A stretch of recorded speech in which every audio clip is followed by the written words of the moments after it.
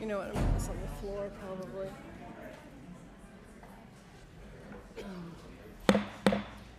Good afternoon. Welcome to Assembly Local Government hearing, April 24th at about 1:35. Calling for members. This is the committee. Sergeants, please call the absent members. First of all, welcome to our last local government hearing on fiscal assembly bills. Just keep a few housekeeping items to go over before we start. We have 28 items on the agenda today. 5 items are proposed for consent. Item number 6, AB 825 Mullen. Item 11, AB 994 Mathis. Item 12, AB 1089 Stone. Item number 14, AB 1220 Garcia. And item number 18, AB 1437 Chen. We'll entertain a motion on the consent calendar once we have a quorum established. We will also have one item that will be heard for testimony only today. Item number 28, AB 1273, Assemblymember Breaux. Local Government Committee hears bills in sign-in order. A couple of things also. You can have 2 main witnesses in support, 2 in opposition, and brevity is appreciated today. We will start with item number 7, AB 849, Assemblymember Bonta, and we are going to be as a subcommittee until we get our quorum. Okay. Welcome, Assemblymember. Thank you, Madam Chair. With the Chair's permission, would it be possible to start with AB 1191, my second bill? That would be fine. Thank you. That will be item number 13, AB 1191. We'll start with. Thank you, Madam Chair. Colleagues and staff for the opportunity to present AB 1191. As many of you know, the City of Oakland and the Oakland A's have been working together on a plan for a privately financed ballpark that will ensure the A's stay in Oakland. We're proud that they've been in Oakland for 50 years. We want them to stay for 50 years and more. And AB 1191 is intended to support the development of the Howard Terminal site in Oakland to include a baseball park for the Oakland Athletics, as well as much needed housing, including affordable housing and retail. Many of you may know that this project is required to meet significant environmental standards. And this bill is necessary because the Howard Terminal site consists of a patchwork of historic uplands and filled former tidelands, as well as submerged lands that are subject to oversight by the Port of Oakland, the State Lands Commission, and the San Francisco Bay Conservation Development Commission, or BCDC. 1191 provides authorization to the State Lands Commission to determine the title and boundary uncertainties as it relates to the Howard Terminal site and to approve a trust exchange. The bill does not remove the State Land Commission's authority or BCDC's authority. They retain all their full authority. We'll continue to work cooperatively with this multi-party group that includes the port and the city, the commission, and BCDC. And this is just a really important project for Oakland and for the East Bay, for my district. It's not just about baseball, it's about jobs, 2,000 good construction jobs, 3,000 additional jobs after that, a huge economic stimulus, affordable housing, a number of other really important community benefits. And it's really vital to keep our Oakland A's rooted in Oakland. I respectfully ask for your aye vote. I appreciate the opportunity to present today. And with me in support, I have Dave Cavil, the president of the Oakland A's, Molly Mayburn, the City of Oakland project manager, and Cesar Diaz with the California State Building Trades. Welcome. Thank you. Yes, Dave Cavil here with the Oakland A's. I would respectfully like to ask for an aye vote. This is a really important step for us to build a privately financed ballpark in Oakland to retain the last professional sports team in the East Bay. We have 51 years of history in this community. We want to do everything we can to have a vibrant, exciting project at the waterfront. 3,000 jobs, $3 billion in economic impact, a variety of benefits that will help with things like environmental justice, air quality. And so we're very excited about the project. It's one that we're spending time, energy, resources to make sure it happens, to ensure we're here for many generations to come. So thank you very much for your consideration, and we appreciate it. Thank you. Thank you, Madam Chair. Members, Cesar Diaz on behalf of the State Building and Construction Trades Council. honored to be here to support this bill. Many times what you have in front of you, different proposals that look at upending local control. This bill is opposite to that. It's very carefully written. It's complementary to the local approval process. It's a business, labor, community type agreement where there's going to be a lot of community benefits, especially on the affordable housing side. Oftentimes you're looking at projects where they could displace certain communities. This project side does not. So it's very carefully selected, but it does need the provisions of this bill so it could allow it to move forward. For those reasons, we ask for your support.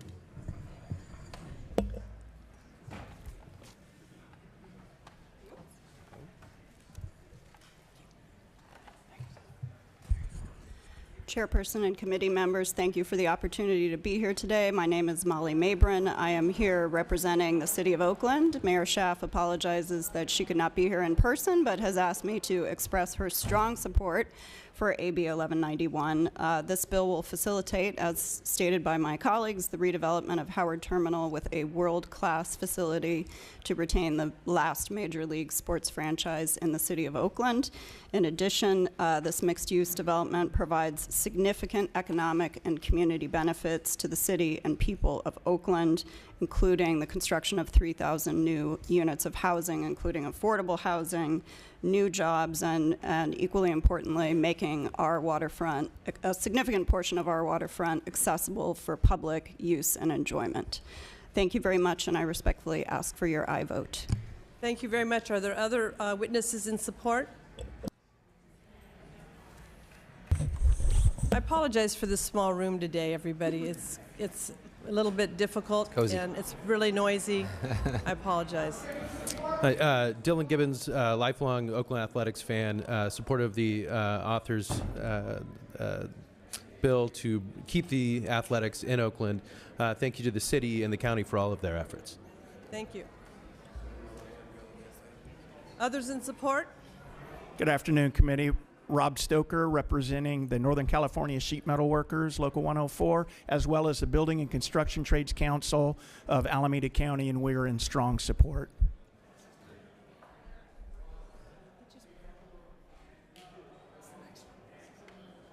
Are there others in support?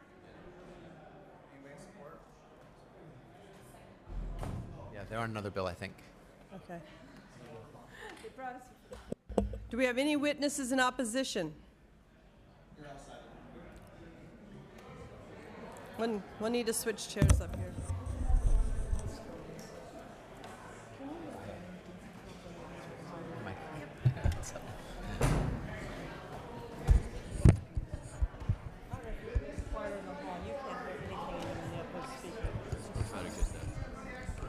Great. Thank you. Good afternoon, Madam Chair. Mike Jacob with the Pacific Merchant Shipping Association. Could you bring that a little bit closer because Sure can. it's so noisy. We're not getting this all on tape. Mike Jacob with Pacific Merchant Shipping Association. Thank you for having us. We're in opposition to this bill this afternoon, representing a broad coalition, including Lee Sandals here from the ILWU. We have a number of organizations like ours that are concerned about the viability of the Port of Oakland, issues ranging from congestion on the water to congestion with trucks coming in and out of our facilities, and basic incompatibility of land use issues, which we know this community, this committee is interested in making sure that we don't have a situation where we're sacrificing our ability to use our dedicated Tidelands Trust resources that are dedicated to waterfront uses and surrendered to uses which are purely municipal or local or regional in nature, but don't need to be water dependent.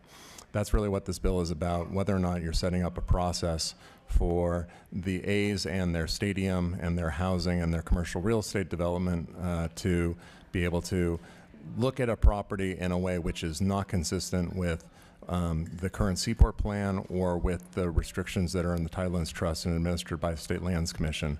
We would like to really thank the author for putting in the clarifying amendments that he put in his author's amendment several weeks ago that clarify that that's not the intent of the bill with respect to BCDC. But with respect to the project that's moving forward, the intent that you heard today from the A's and from the city is that they do intend to have housing on the site. That isn't currently lawful and consistent with the Tidelands Trust restrictions. So that's a process that we're going to be looking at, as this moves forward, making sure that those restrictions remain on site, and if they are removed, that when they're removed, they're done in a way which is consistent with our vision for making sure that the waterfront is primary use for the site, and making the Port of Oakland a seaport that's working at its highest optimal level. Thank you. Welcome. Thank you. Thank you, Madam Chairman, and good afternoon to you and all the members of the committee. My name is Lee Sandahl, and I am the legislative advocate for the International Longshore and Warehouse Union's Northern California District Council, which represents 17 locals from Eureka down to Fresno. We are opposed to AB 1191 because the bill will eliminate current public trust protections at Howard Terminal for the A's Ballpark plan. The public trust protections reserve waterways for natural habitat protection and maritime activities. This has allowed the Port of Oakland to be one of the most successful in the West Coast. Oakland's port is a $130 billion industry, and seaport activity at the port supports more than $500 million in direct wages and salary for industrial jobs that support the livelihoods of many Bay Area residents.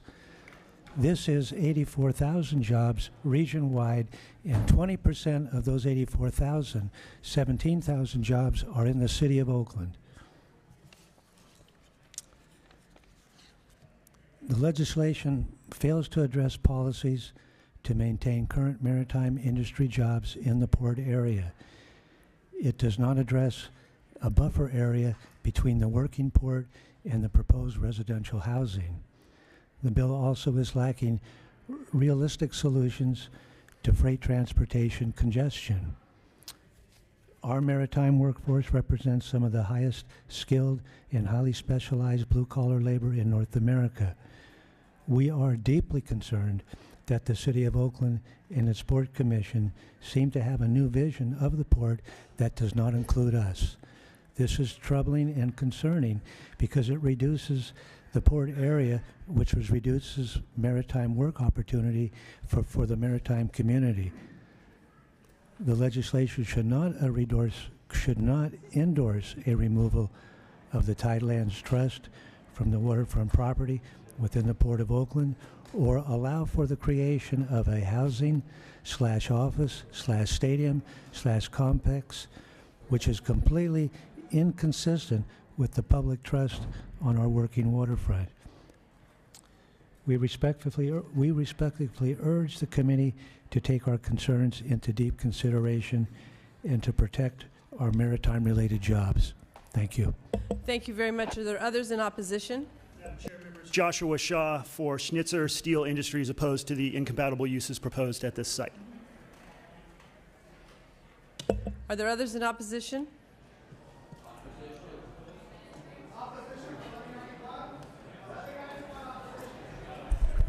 Martin Pineda on behalf of the IOWU in opposition. We have about 30 workers outside the Capitol that can't make it in to testify, but what we have is people of color that are going to lose their jobs, jobs that can't be replaced. We can't have these workers find jobs anywhere else. We ask for a no vote.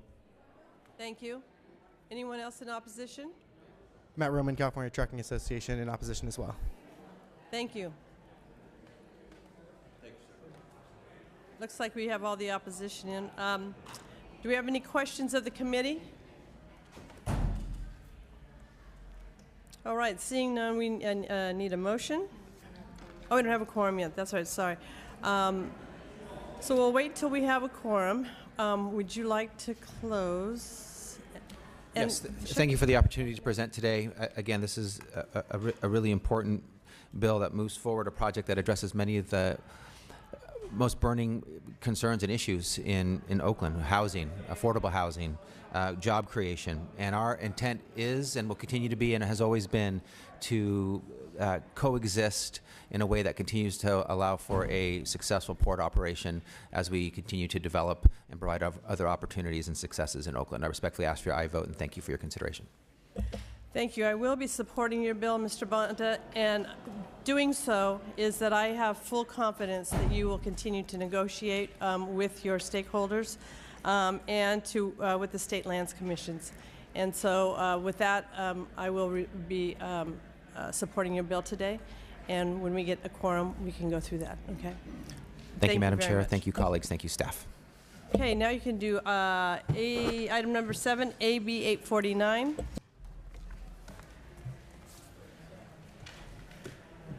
And Mr. Thank you. Bonta, if you could just hold just so we can get the next crew out. I'm sorry.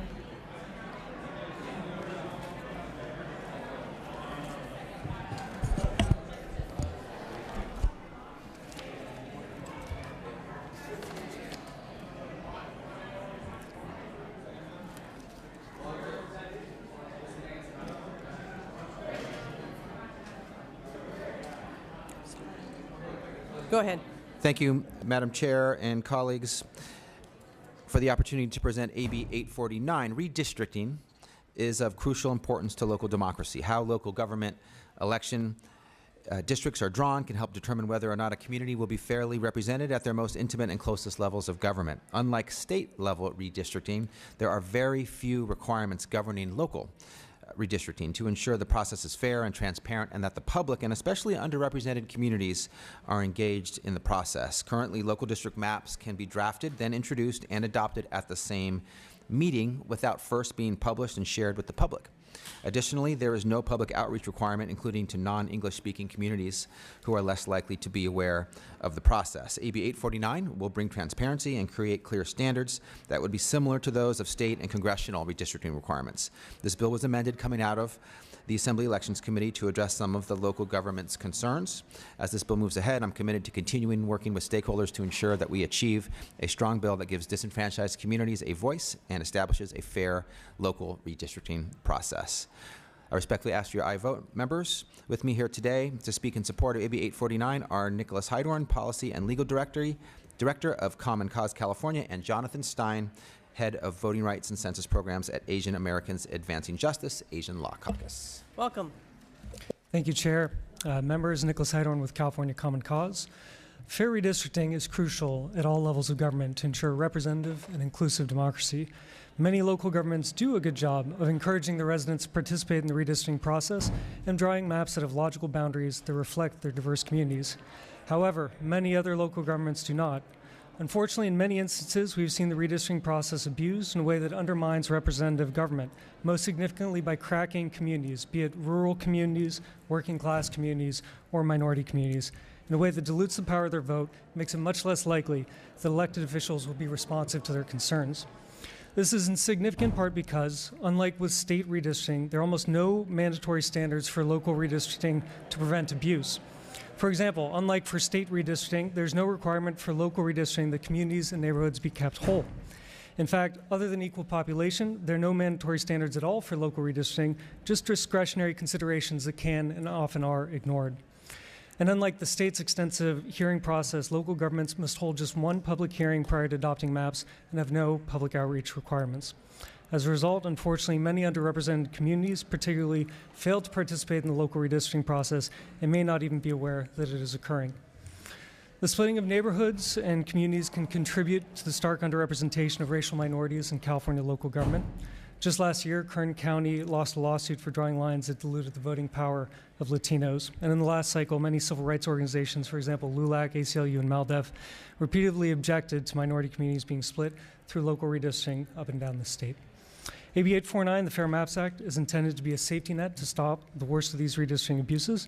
It does so by establishing mandatory ranked redistricting criteria that are closely modeled off of the state criteria, so that keeping neighborhoods and communities will be prioritized in the process. The bill also bans for the first time partisan gerrymandering at the local level. AB 849 also requires more opportunities for public participation, including a minimum of 4 hearings, and a requirement that local governments engage in basic community outreach so that diverse constituencies, including non-English speaking ones, are aware of the process and can advocate for lines that best reflect their communities. Together, these changes, we think, will contribute to more representative, inclusive, and accountable local democracy. For all these reasons, we urge an aye vote. Thank you. Thank you very much. And before you move on, with hope respectfully, we have a quorum, so I just want to have our secretary take the roll so we can move on today. Aguiar Curry. Here. Aguiar Curry here. Lackey. Here. Lackey here. Bloom. Berner Horvath. Here. Berner Horvath here. Ramos. Here. Ramos here. Luz Rivas. Robert Rivas. Here. Robert Rivas here. Vopel. Thank you very much. Okay, you can continue. Thank you for your patience. Thank you. My name is Jonathan Stein. I'm with Asian Americans Advancing Justice Asian Law Caucus, one of several civil rights organizations in support of AB 849. I'm here to share a story with you of what it looks like a story of a city that tried to do everything right in a districting process, but still exemplified why this bill is necessary. So in a city's shift from at-large to district elections, it has to hold 4 hearings. The city of Fremont got a notice letter under the CVRA and began its shift to districts. We found out about it after 2 hearings had been completed and draft maps had already been published. The draft maps split the city's Afghan community into 2 or 3 different districts depending on the map. You may know that Fremont is home to the world's largest Afghan population outside of Afghanistan. And yet, because the Afghan community has no voice in the city's politics, no Afghans had been consulted in the process, and the draft maps had ended up gerrymandering them into multiple districts. We immediately dropped our other projects. We burrowed into the Afghan community. We began educating the community about districts, about how they could get involved in the process, and we prepared them to step forward and give testimony. In the first 2 districting hearings, there were 0 Afghans present. In the last 2, Afghans were over half of the speakers. None of them have ever spoken to their city council before. They spoke passionately, sometimes through a translator, about how important Fremont was to the Afghan community and how important the Afghan community was to Fremont. They spoke about finding a new home after leaving one torn by war, and they spoke about feeling listened to in their new home. The long story short is the maps were redrawn, and the Afghan cultural and commercial hub was kept together into one district. It was a victory for representation and a fair democracy. But here's the thing. No one other than us reached out to the Afghan community and told them that this process was even happening. If we hadn't decided to do that, that victory wouldn't have happened. These are working folks. They can't take time off during the day. If those meetings hadn't been at night, this victory wouldn't have happened. There were no translators on hand other than community members who were willing to help their fellow neighbors. If that wasn't true, this victory wouldn't have happened. And it took us time to organize and to educate and to mobilize. If there had been just one hearing, as under current law and redistricting, that victory wouldn't have happened. In Fremont, literally everything went right. But if one thing hadn't, that community would have been sliced and diced and silenced for the remainder of that district map being in place. The purpose of this bill is to create local redistricting processes where that doesn't happen, where communities have a fighting chance to make themselves heard in the drawing of draft maps. We understand that a number of the local government associations feel as though that there's a compliance burden involved with this bill, and I'm hopeful that we can continue to work with those to address those concerns. I also want to acknowledge, however, the burdens to voters. Living under democratic systems that don't fully represent them, that don't understand their needs, that don't look like the communities they're meant to serve, that itself is a form of burden as well. With that, I respectfully request an aye vote on AB 849. Thank you. Thank you very much. Are other witnesses in support?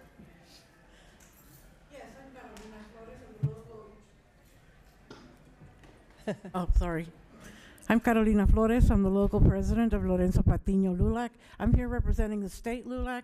We are in support of AB 849. We're very happy about having something finally, perhaps the Latino population will have equal representation in the government at all levels. We're going to have things written in our language. We're going to be able to be involved in civic engagement.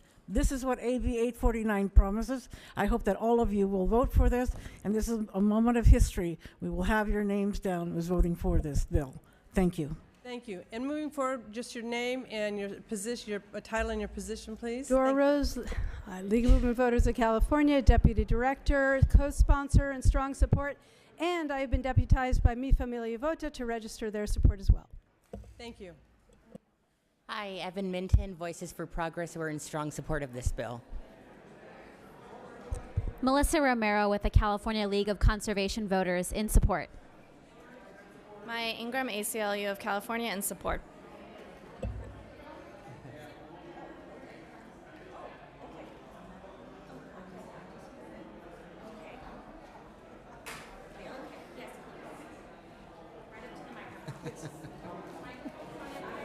Kat Carell on behalf of the California Clean Money Campaign and the South Sacramento Senior Citizens Alliance, in strong support of this bill. Thank you. Hi, Andrea Herrera, resident of Stockton, in support. Thank you.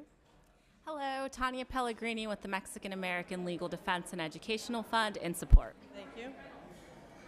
Noé Paramo, representing California Rural Legal Assistance Foundation, in support.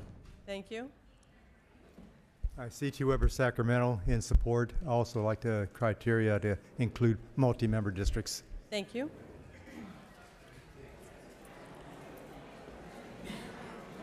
All right, any witnesses in opposition?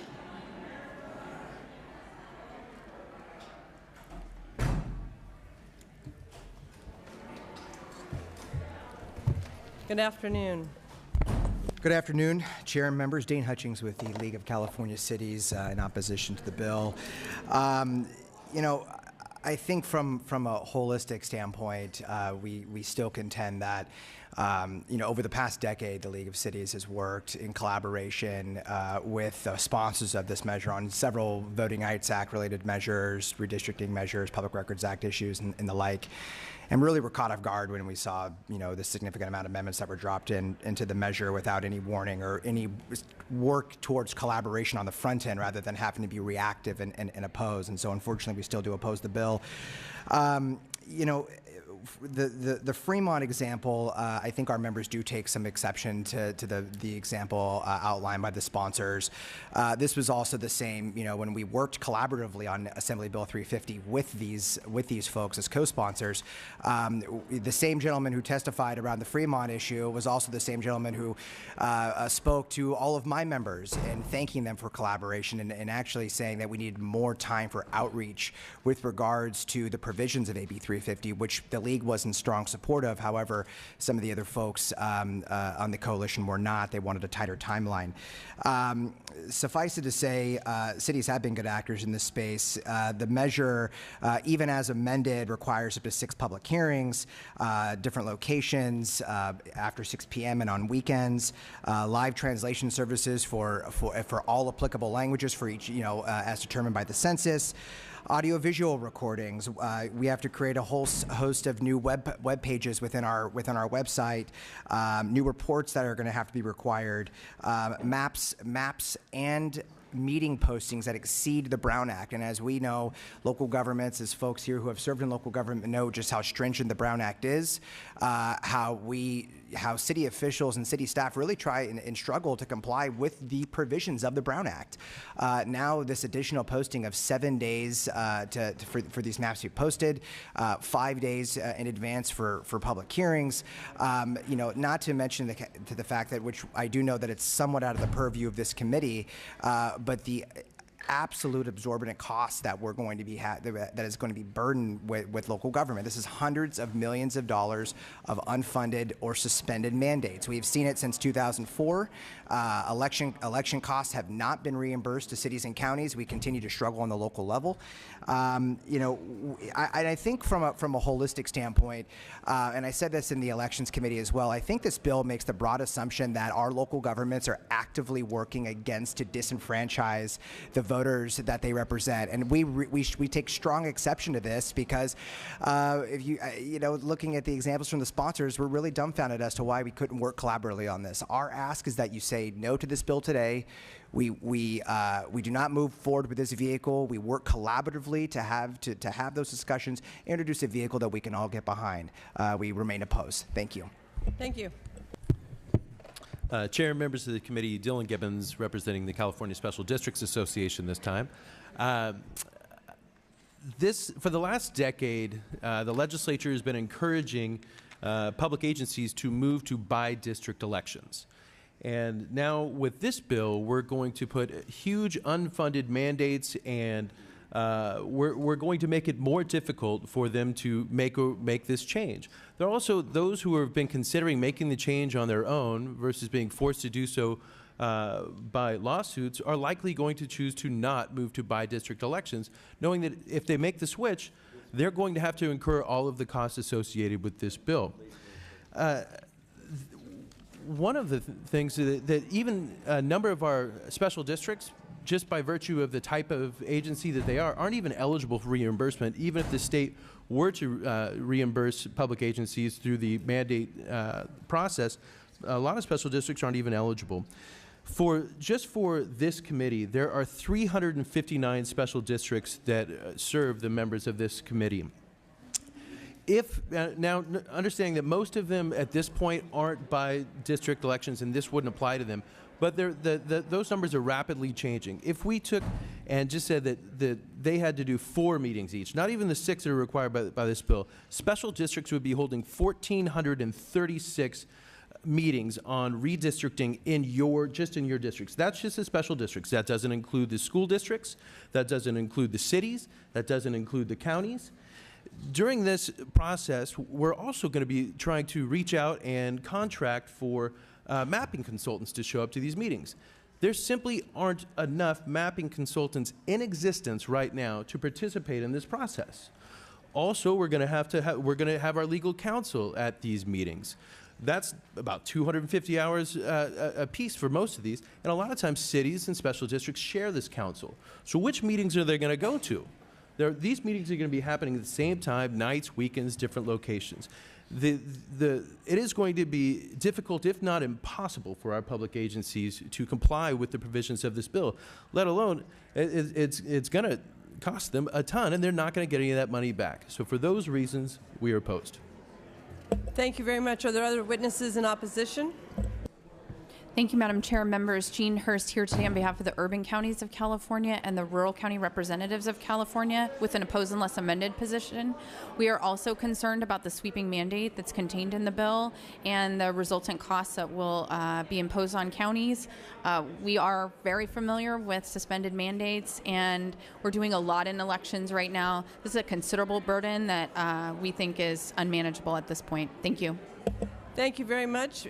Name and position, and that'll be good. Jeff Neal with the California State Association of Counties. Associate my comments with Jean's. Thank you. Thank you.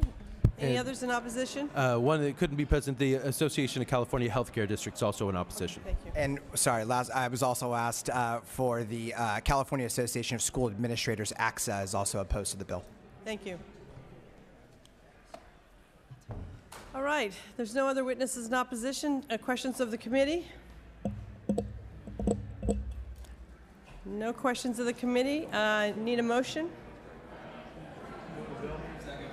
We have a motion and a second.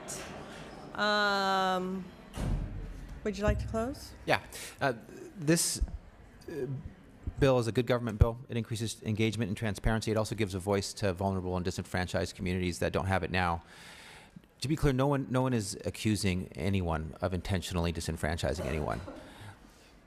We are saying the process now for redistricting is not sufficient to get all voices in the room to provide fair representation. So we're trying to improve the process, and a fair process will lead to fair maps. So I think this is a bill that really will uplift communities that are being left out right now, and will provide more fairness and more good government. I respectfully ask for your aye vote. Thank you. Thank you very much, Assembly Member. I'm very sympathetic to the cost concerns that have been raised today. Trust me, been there, done that. Cost is a big issue. But I'm also fully supportive of the intent behind this bill to increase community engagement in the redistricting process and improve representation for our local governing bodies. I feel very confident that working with Mr. Bonta, he'll help you get over some of the hurdles that we have and that you have. And I hope that that conversation continues, and I feel that you will follow up with that as well. So thank you very much for today. And Dixie, would you call the roll, please? The motion is due pass, and we refer to the Committee on Appropriations. Aguilar Curry. Aye. Aguilar Curry, aye. Lackey. No. Lackey, no. Bloom. Bloom, aye. Berner Horvath. Ramos. Aye. Ramos, aye. Luz Rivas. Robert Rivas. Robert Rivas, aye. Vopel. No. Vopel, no. The bill needs. We still need one vote, and so we'll find out. Thank you. Thank you, Madam Chair. Thank you, colleagues. Thank you, staff. Mr. Bonta?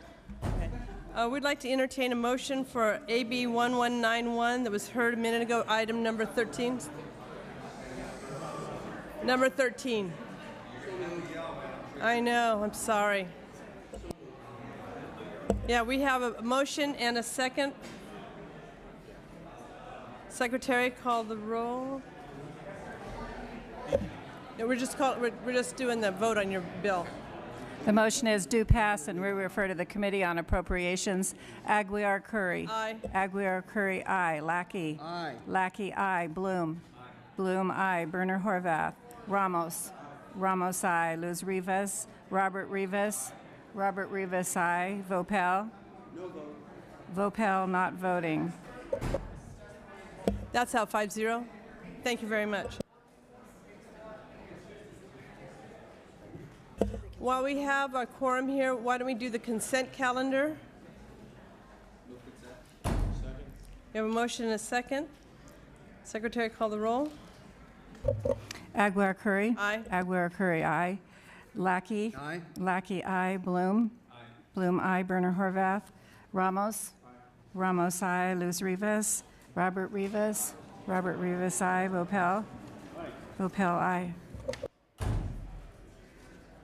Consent calendar's out. Item number 20, AB 1483. Assemblymember Grayson, you have two bills. Is there any particular order that you'd like to take those? May I take 1484 first, please? That would be great. 1484 it will be. Item number 21. May I? Yeah. Good afternoon, Madam Chair and members. I am pleased to present Assembly Bill 1484. A 2018 report by UC Berkeley's Turner Center found that development fees can be difficult to estimate, are highly variable across jurisdictions, and that projects are often subject to additional exactions not codified in any fee schedule. All of these factors combine to make development riskier, more costly, and ultimately serve to reduce the amount of housing that gets built in our state.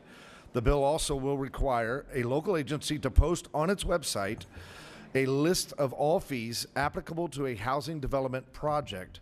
This simple change to existing law will add much needed transparency to the housing development process, and I have two witnesses today that I will ask to self-introduce. Great. Thank you very much. Welcome. Thank you. Good afternoon, Chair and members. My name is Andrew Kozidar. I am the scientist and legislative advocate for the California Building Industry Association. CBIA is pleased to co-sponsor AB 1484 by the Honorable Assemblymember Grayson, a bill that requires cities and counties to post on the internet the type and amount of development fees imposed on a housing development. Many local jurisdictions do not publish fee schedules or provide estimates of those fees, and the effect of these fees on housing development is hard to overstate. AB 1484 seeks to address this problem by bringing a level of transparency to the process. For this reason, CBIA supports 1484, and we respectfully ask for your aye vote. Thank you. Welcome. Good afternoon, Chair and members. Marina White with the California Housing Consortium. We're an affordable housing advocacy organization focused on production and preservation of low and moderate income housing. Pleased to be a co-sponsor of this bill. And as you know, we're in the depths of a continuing housing affordability crisis. And bills like this one and the one we'll talk about next help ensure that the solutions that we put forward to address the crisis are narrowly tailored and specific to deal with the actual problems. So urge your aye vote today. Thank you. Are there other witnesses in support? Good afternoon, Yeli Govrich with the California Association of Realtors. Also happy to be a co-sponsor of this bill and urge your aye vote. Thank you. Thank you. Luis Morante with California IMBY and strong support. Thank you. Thank you. Thank you. Yeah. Chris Mao on behalf of Facebook in support. Thank you. Matt Regan from the Bay Area Council and our 350 employer members in strong support. Thank you. Michael Lane with Silicon Valley at Home in support. Thank you. Holly Fermini with Lighthouse Public Affairs on behalf of Habitat for Humanity in support. Thank you. Pedro Galvão on behalf of the Nonprofit Housing Association of Northern California in support. Geetha Rao with Enterprise Community Partners in support. Thank you. Nick Josefowicz, MTC Commissioner here in my personal capacity in support. Thank you. Todd David on behalf of the Bay Area Housing Advocacy Coalition in support. Thank you. Tony Bui with the California Apartment Association here in support. Thank you. Are there any?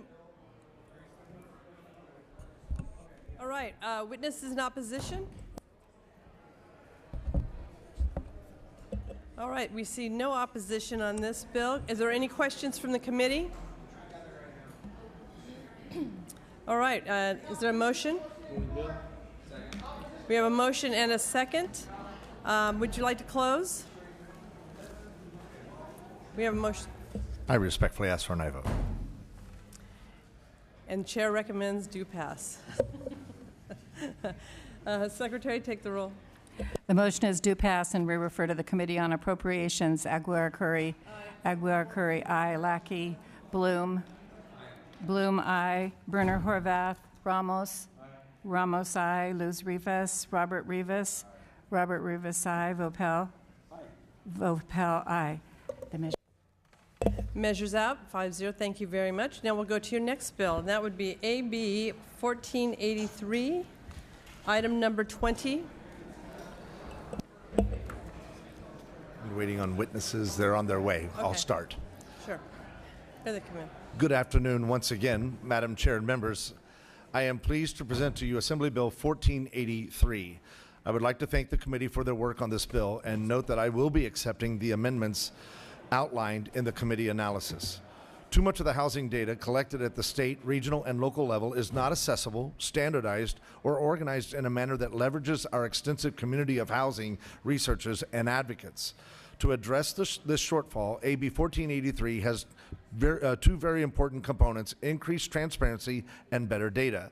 On the transparency side, the bill requires cities and counties to publish a variety of housing development pipeline data, including fees applicable to housing development projects. It also requires local agencies to report on information that will help us understand the progress they are making on approving housing, including the number of discretionary permits, building permits, and certificates of occupancy they have issued. On the data side, AB 1483 requires the Department of Housing and Community Development to develop a statewide parcel database that will provide an open and flexible framework for organizing the state's housing data. Finally, this bill will require HCD to develop a 10-year data strategy in the state housing plan to ensure that all future data requirements are coordinated and that jurisdictions are supported in their roles. To explain the impact of these policy changes, I have two witnesses with me today, MTC Commissioner Nick Josefowicz and Andrew Kosidar with CBI. Welcome. Good afternoon, Chair and members. Once again, my name is Andrew Kosidar. I'm the scientist and legislative advocate for CBIA. CBIA is pleased to sponsor AB 1483, a bill that would provide valuable information about fees, special taxes, and property assessments associated with housing developments. It's hard to overstate how much fees, taxes, and assessment affect the cost of a new home. As was mentioned earlier, a recent study by UC Berkeley Turner Center found developer fees cost upward of $157,000 per housing unit, and that determining the actual fees frequently lacks transparency. Clearly, not knowing about a $157,000 price tag creates troublesome uncertainty for the home builder and also the future homeowner. AB 1483 helps to address this issue of transparency by requiring local jurisdictions to report the fees and taxes that they assess and nothing more. By posting this information publicly, academics can study the correlation between fees, taxes, and home building. Cities can compare their fees and home building to their peers. Elected officials can make more informed decisions, and a discussion about housing construction can be had based upon clear data.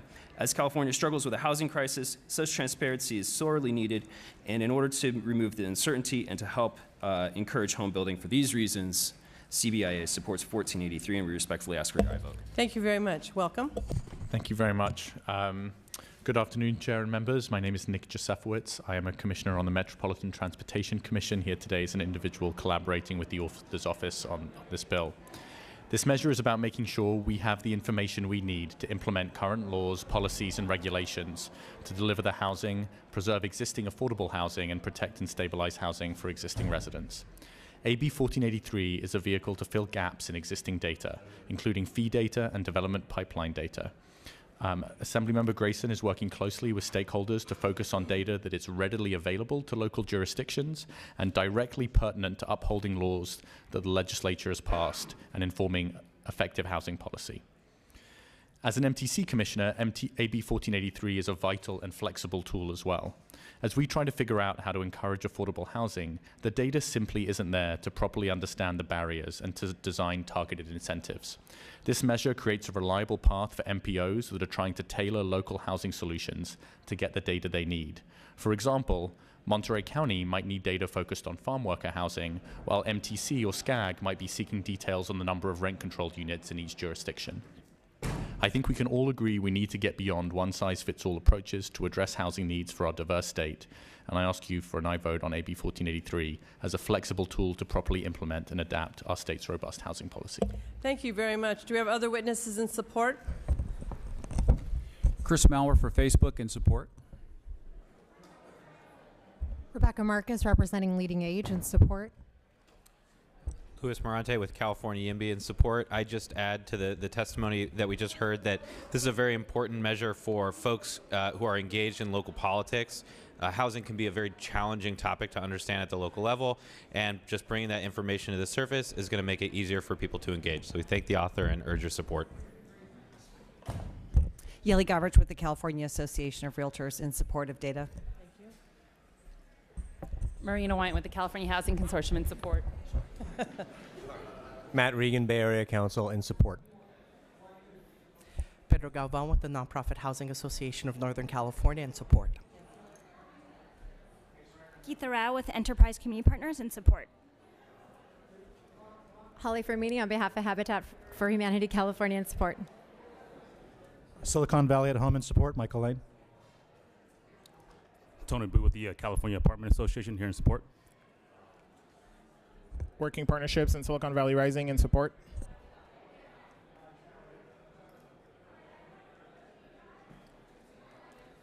Todd Dave on behalf of the Bay Area Housing Advocacy Coalition in support. Are there any other witnesses in support? Seeing none. Witnesses in opposition?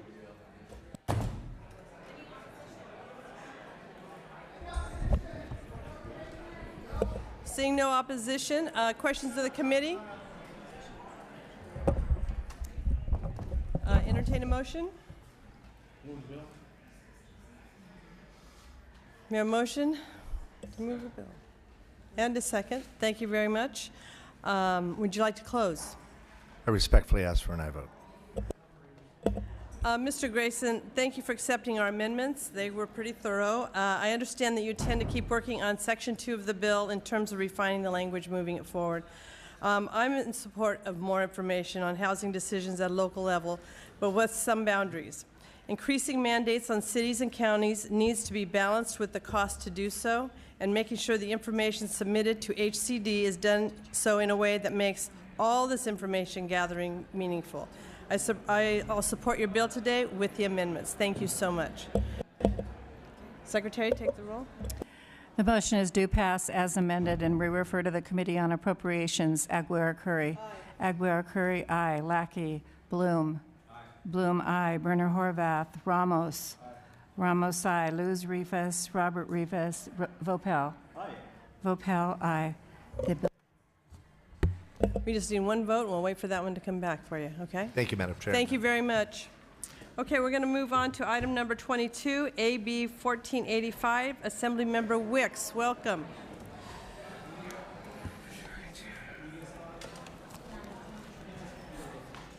Nice and cozy in here. Yeah. If you want to just wait a second, just so she closes the door. Sure. And if the witnesses could talk close into the microphone.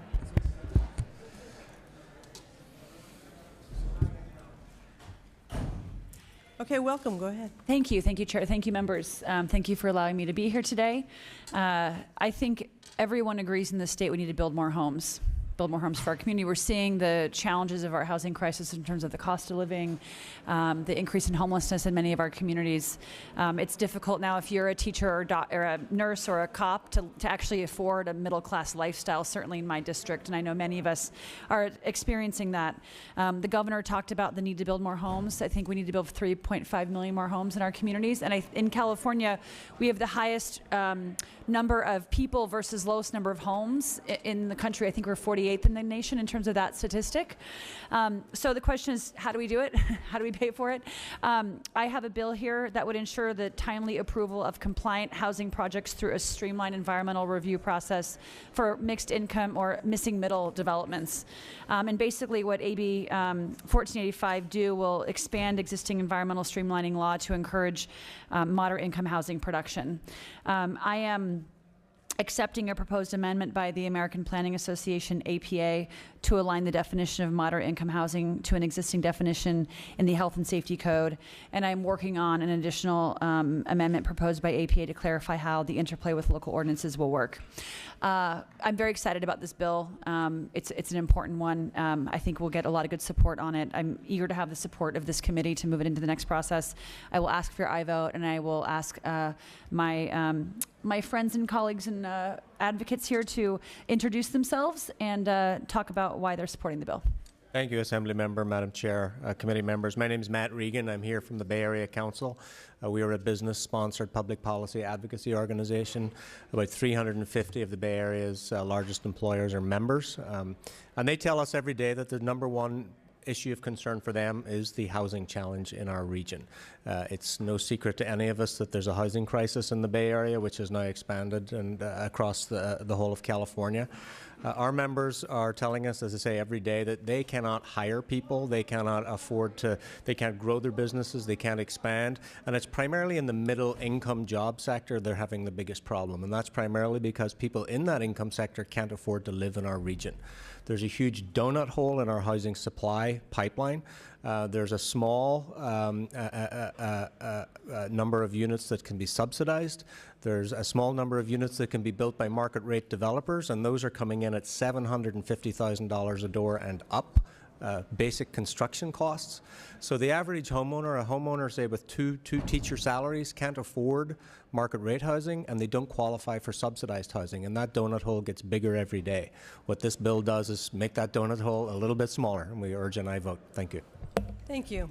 Chair Aguirre and members, Michael Lane with the Silicon Valley at Home in strong support of the bill.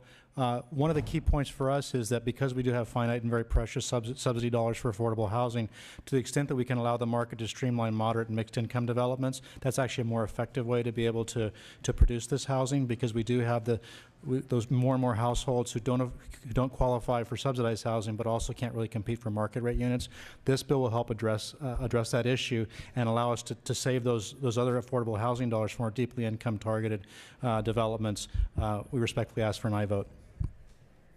Thank you. Are there other witnesses in support?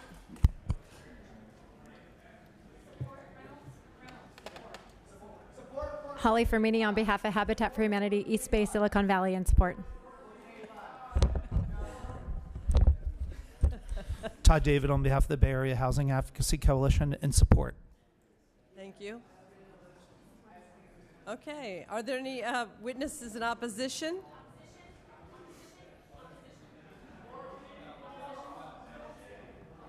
Seeing none, are there any questions of the committee? All righty, entertain a motion. We have a motion and a second. Would you like to close? We just would respectfully ask for your aye vote. I'll be supporting your bill today, Assemblymember Wicks. I understand you'll be narrowing the scope to the Bay Area in future amendments. I don't think we're narrowing the scope of the bill to Bay Area. Okay, that's fine. Okay, yeah. Okay. Be fine then. Yeah, okay, great. It's on tape. Thank you very much. Thank you for clarifying. Secretary, take the roll. The motion is due pass. Aguirre Curry. Aye. Aguirre Curry, aye. Lackey. Bloom. Aye. Bloom, aye. Berner Horvath. Ramos. Aye. Ramos, aye. Luz Rivas. Robert Rivas. Vopel. Aye. Vopel, aye. Thank you. Measure needs one vote. Thank you very much. Thank you very much. Let's see. Is Cooper here? Okay, Mr. Mays is here. Good afternoon. Item number 8, AB 854.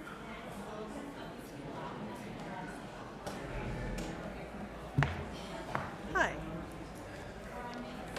We've got a couple of folks coming too. Oh. It's up to you, Madam Chair. He wasn't here on time. You get to go. Madam Chair and members of the committee, I appreciate the opportunity to testify before you today on AB 854.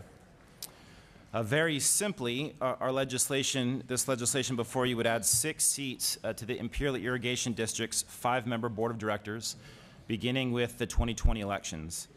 Each new seat would represent a Riverside County district that is served by IID. As an alternative solution, this bill would allow a separate public utility district to be formed that would provide electrical services to the people of Riverside and Imperial counties with a duly elected board of directors accountable to the people that they serve. Like other government entities, IID's board of directors are elected into office by voters. In this instance, eligible voters are only those living within Imperial County. Stated differently, IID's Riverside County voters are denied the ability to pick their representative to their publicly owned utility, even though they receive the same service from IID as Imperial County does. This body rightfully gives its unequivocal support when protecting voting rights, and we must continue to do so for the 92,000 disenfranchised voters who are impacted by IID but have no say who sits on the board. The right to vote for those who represent you is fundamental to our democratic process. Each of us who has the pleasure of serving our constituents knows this, and it is our duty to uphold that right with every fiber in our body. And with that, I'd like to introduce my 2 witnesses, the mayor of the city of Indio, Lupe Ramos. Is it Amith? Amith, please. You want to move the microphone closer? Yes. Get it close to your, because it's loud out there. Good afternoon, Chair Aguiar Curi and members of the committee. My name is Lupe Ramos Amit.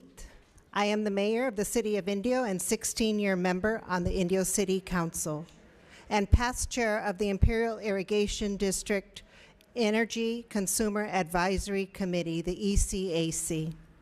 My city of 89,880,000 population is within IID energy service area, but has no say in who represent them on IID's board of directors. We simply do not get a vote on who sits on the IID board. IID claims my city is represented on the ECAC board. This simply is not the case. Anyone sitting on the ECAC must have IID board approval, meaning that IID must first approve the appointment and then can remove any opposition from ECAC without cause. This recently happened to my neighboring city's representative, Mayor Pro Tem Steve Sanchez. My colleague, Mayor Pro Tem Sanchez, simply raised a question as to why the Coachella Valley cities did not have equal representation on the IID board, and for that reason was promptly rejected at the time of reappointment without cause or explanation. And for this reason, I and my colleague Mayor Pro Tem Miller of the City of Indio have protested by not participating in the ECAC meetings. As an elected official and former Marine, Steve's commitment to the people he represents is unquestionable, which is why it is so inappropriate to remove him from the ECAC simply for voicing dissenting views. IID is apathetic at best and downright vengeful at worst when it comes to handling disputes with local officials, businesses, and ratepayers. The only way to ensure opinion is heard is through the right to vote, which is why my city and the cities of Indian Wells, Rancho Mirage, Palm Desert, and La Quinta support this bill. I appreciate to testify before the committee and would be happy to answer any questions you may have. Thank you. Welcome. Thank you, Madam Chair and honorable members of the committee. My name is Megan Beeman Jacinto. I'm a Coachella resident, a civil rights attorney, and a longtime advocate for community health and community well-being in the Eastern Coachella Valley. I was also recently elected to the Coachella City Council. I also represent the communities of Coachella, Blythe, La Quinta, and Indio in the SCAG Regional Council. I'm here today in representation of thousands of disenfranchised Eastern Coachella Valley residents in support of AB 854, which will for the first time provide us with the right to vote and with representation in the Imperial Irrigation District elections. To give you a picture of Coachella and the unincorporated Eastern Coachella Valley, we are 97% Latino, 85% Spanish-speaking at home, medium household income around $28,000 or lower, and we face high rent, poverty, and pollution burdens. We are farm, home care, construction, hotel, and restaurant workforce for the rest of the valley. Coachella is about 70% undeveloped and rural, and the unincorporated Eastern Coachella Valley is largely undeveloped and predominantly rural, and often the communities are unpermitted by building and safety codes and standards. We are a region where infrastructure is a daily issue. We're also a region where political representation has been historically deficient. The issue of IID representation is one that we have discussed for years in the Eastern Coachella Valley, parallel with our struggles to implement basic infrastructure for especially the unincorporated communities, where the electricity often is unpermitted, illegal, and unsafe, having been designed sort of outside the realms of normal infrastructure processes. In those struggles, rather than having elected representatives to turn to, we're left to depend on IID staff and only Imperial Valley elected officials whose interest in our communities is largely about their investment and what makes sense for the business model. In fact, it is with a certain degree of risk that I come to testify here today, because we in Coachella are actively seeking the energization of a new development in the city, and without IID's voluntary energy provision, we lose that development. And so we recognize that that's a risk, and the potential retaliation and withdrawal is real to us. But I come here and stand for this issue because it's important and it's the right thing to do. I'm joined by my counterparts, which are nonprofit organizations in the Eastern Coachella Valley, such as Pueblo Unido, CDC, Líderes Campesinas, Alianza Coachella Valley, the California Institute for Rural Studies, and many others who have submitted written support for AB 854. We deserve representation and the right to vote. We deserve accountable elected leaders, and I urge you to move forward AB 854 for the well-being of our communities. Thank you. Thank you very much. Are there other witnesses in support? Go ahead. Madam Chair. Madam Chair, members of the committee, Anthony Gonsalves. I represent the cities of Palm Desert, La Quinta, and Indian Wells. We're strongly in support and want to thank the author for bringing this forward. We ask for an aye vote. Thank you. Are there other witnesses in support? Seeing none, are there any witnesses in opposition?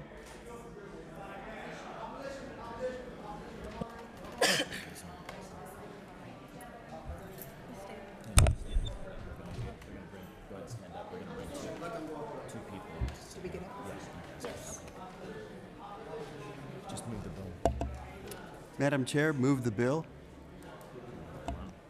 We have a motion.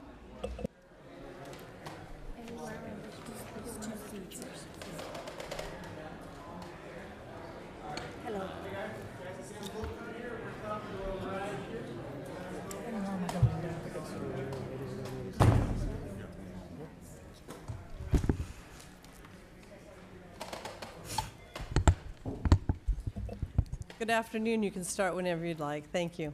Thank you very much. Thank you for indulging me these few minutes. Chairwoman Aguiar-Curry and members of this esteemed committee, my name is Norma Sierra Galindo.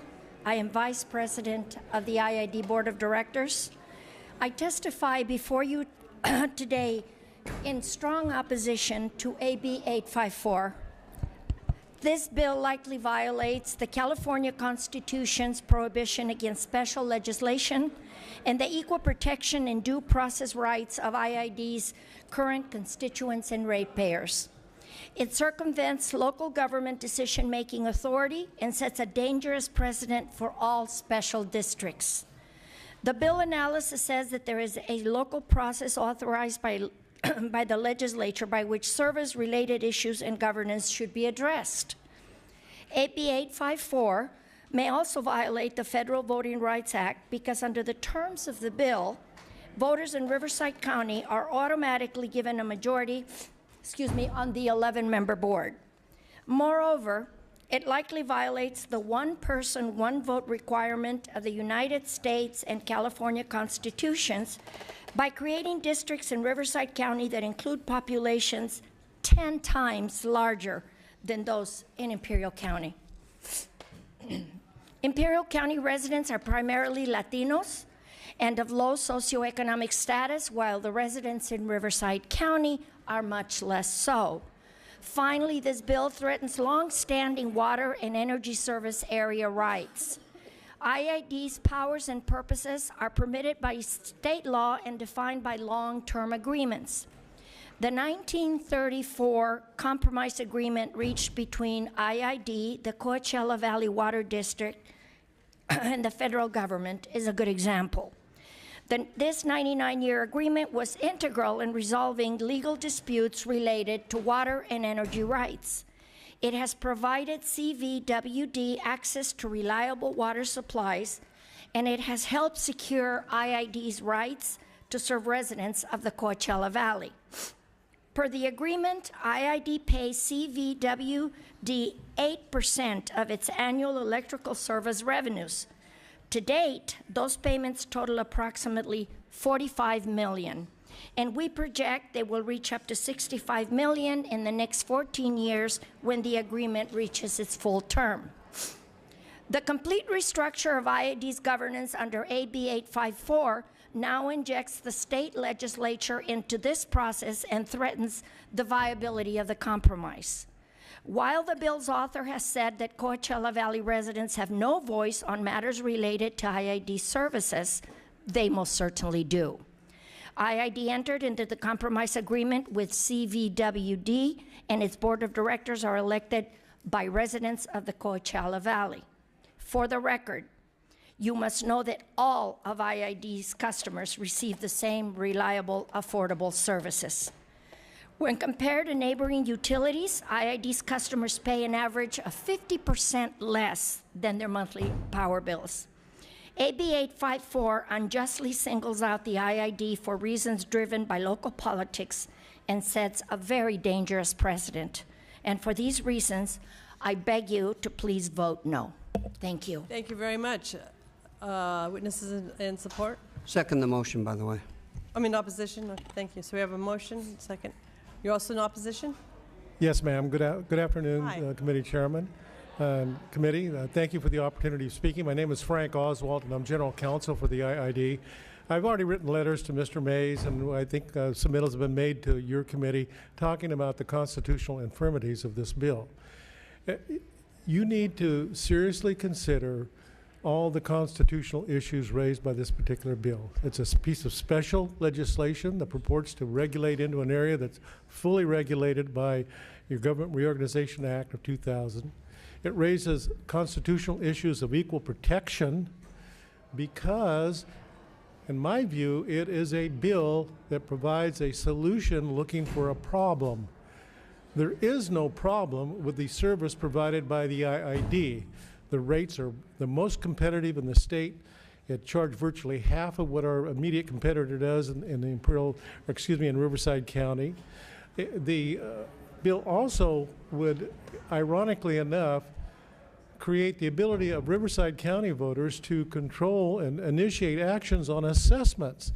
And assessments are primarily and almost always constitutionally required or imposed on those who own land within the district. Well, the IID's land is located in Imperial County, not Riverside County.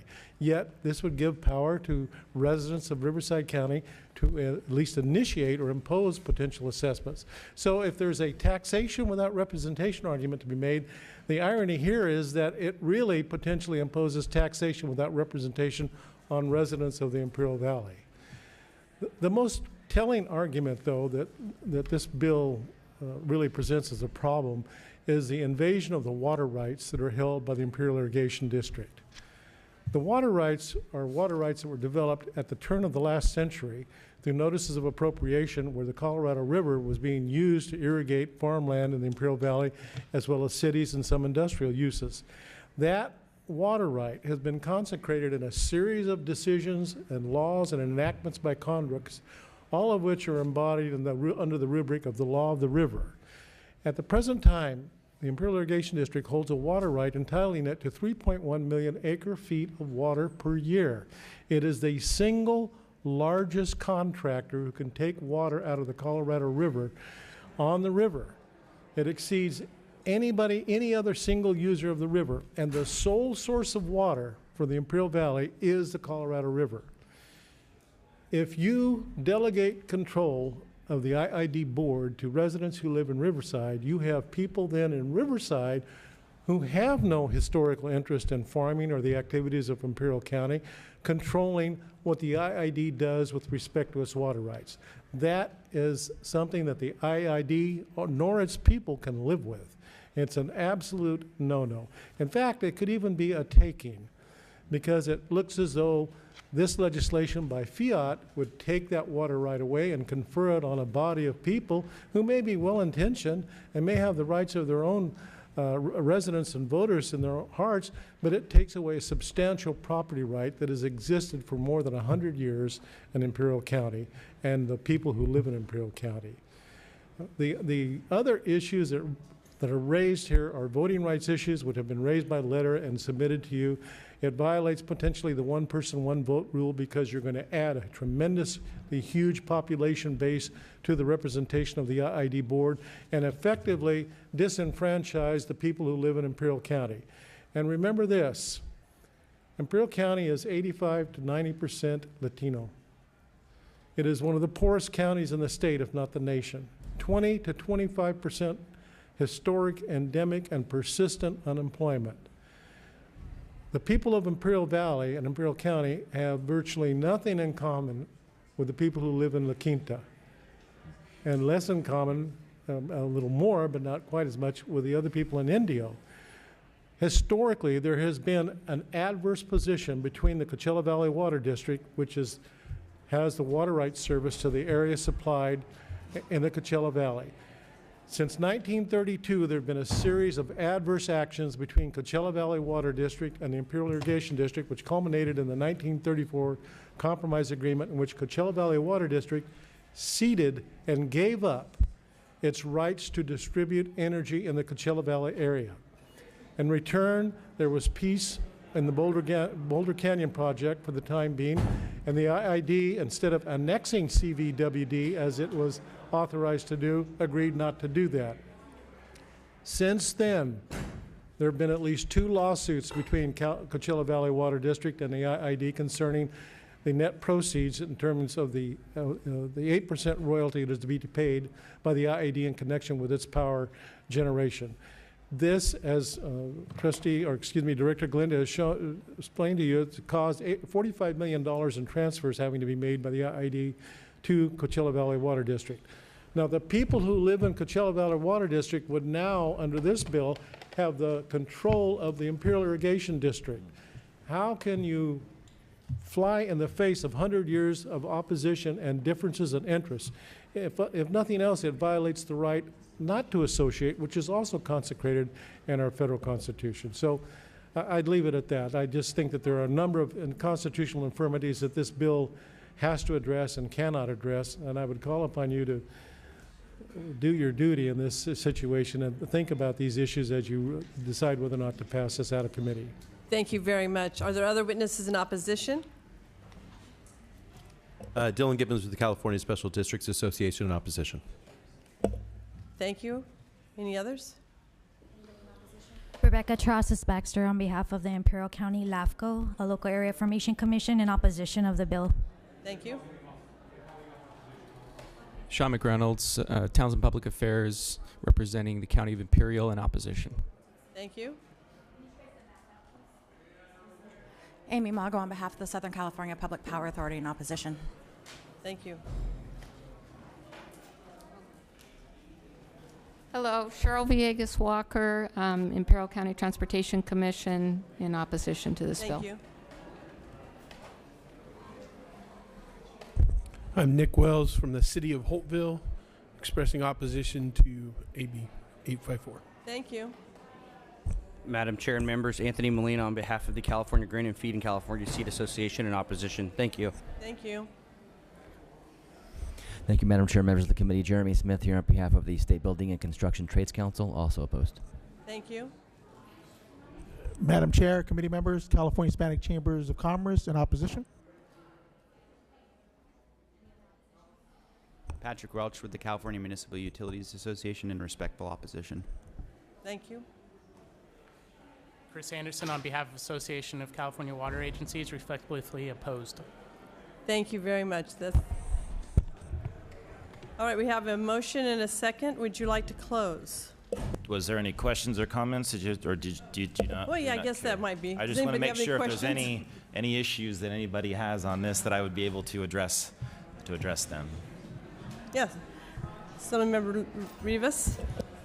Thank you. I'm very sympathetic to the concerns brought up regarding representation in Riverside County residents' ability to have representation on the services that they receive. But it's my understanding that usually these types of questions go through a local process first. And I believe these conversations have not happened at the local level. So that's my concern, and I feel like until those conversations have taken place, I feel this bill is a little bit premature and I cannot support it. Well, thank you, Assemblymember. I would hope that you would reconsider not supporting it today, and I'll tell you why. I would have hoped that we would have had more conversations in regards to this bill, and in fact, although it seems as though for some that think that IID is one of my foes, it is not. They do provide fantastic service, as they both had talked about. And I would have loved to have continued this conversation. I also come from local government. I spent 8 years on a city council, and I spent 4 years as chief of staff to a member of the county board of supervisors. And I understand LAFCO. In fact, I would have hoped that there would be a mechanism in place for the LAFCOs to address this. In fact, they have. In 2007, and I think we've handed out copies, in 2007, in a review that was done by the Riverside County LAFCO, dated February 22nd, 2007, if I can just read this, Madam Chair. Since the majority of IID's service population for electricity is within the County of Riverside, staff recommends the district's sphere of influence be established to include its service area as depicted in the attached exhibit.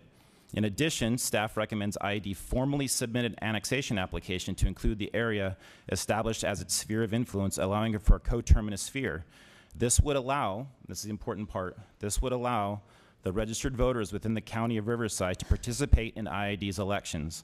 Currently, customers within Riverside County are not represented by IID's board of directors. Each board member is responsible for a division, none of which includes registered voters within the County of Riverside.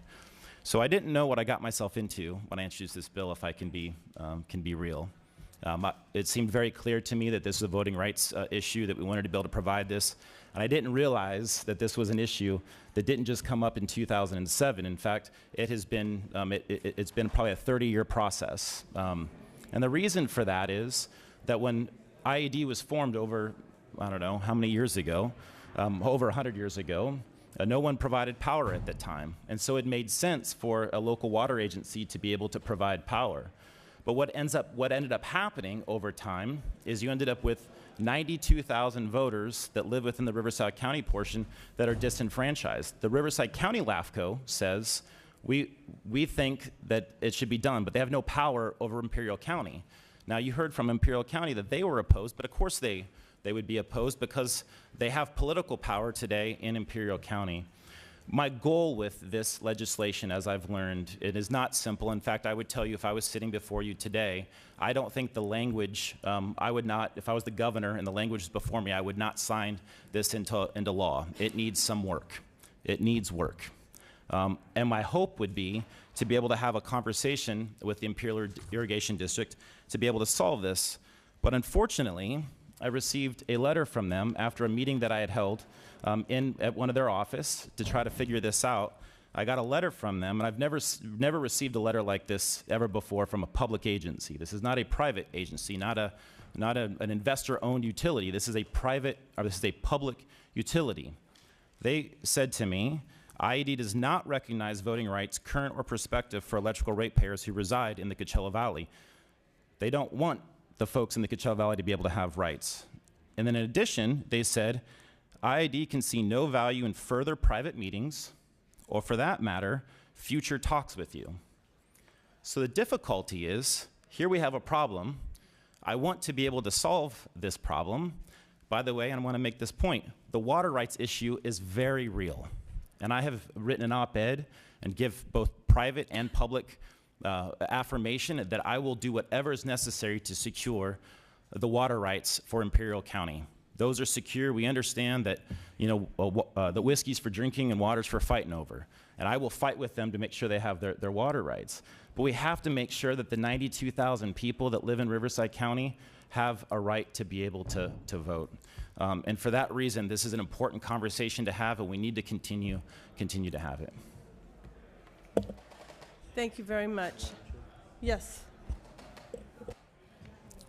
Well, thank you for those comments, and thank you, Assemblymember Rivas, for bringing up those very important issues. And hearing Imperial County LAFCO, and now with reading of that letter and going back into some history, seeing that Riverside County LAFCO was also engaged in your experience as a city elected and working for a chief of staff on the County Board of Supervisors.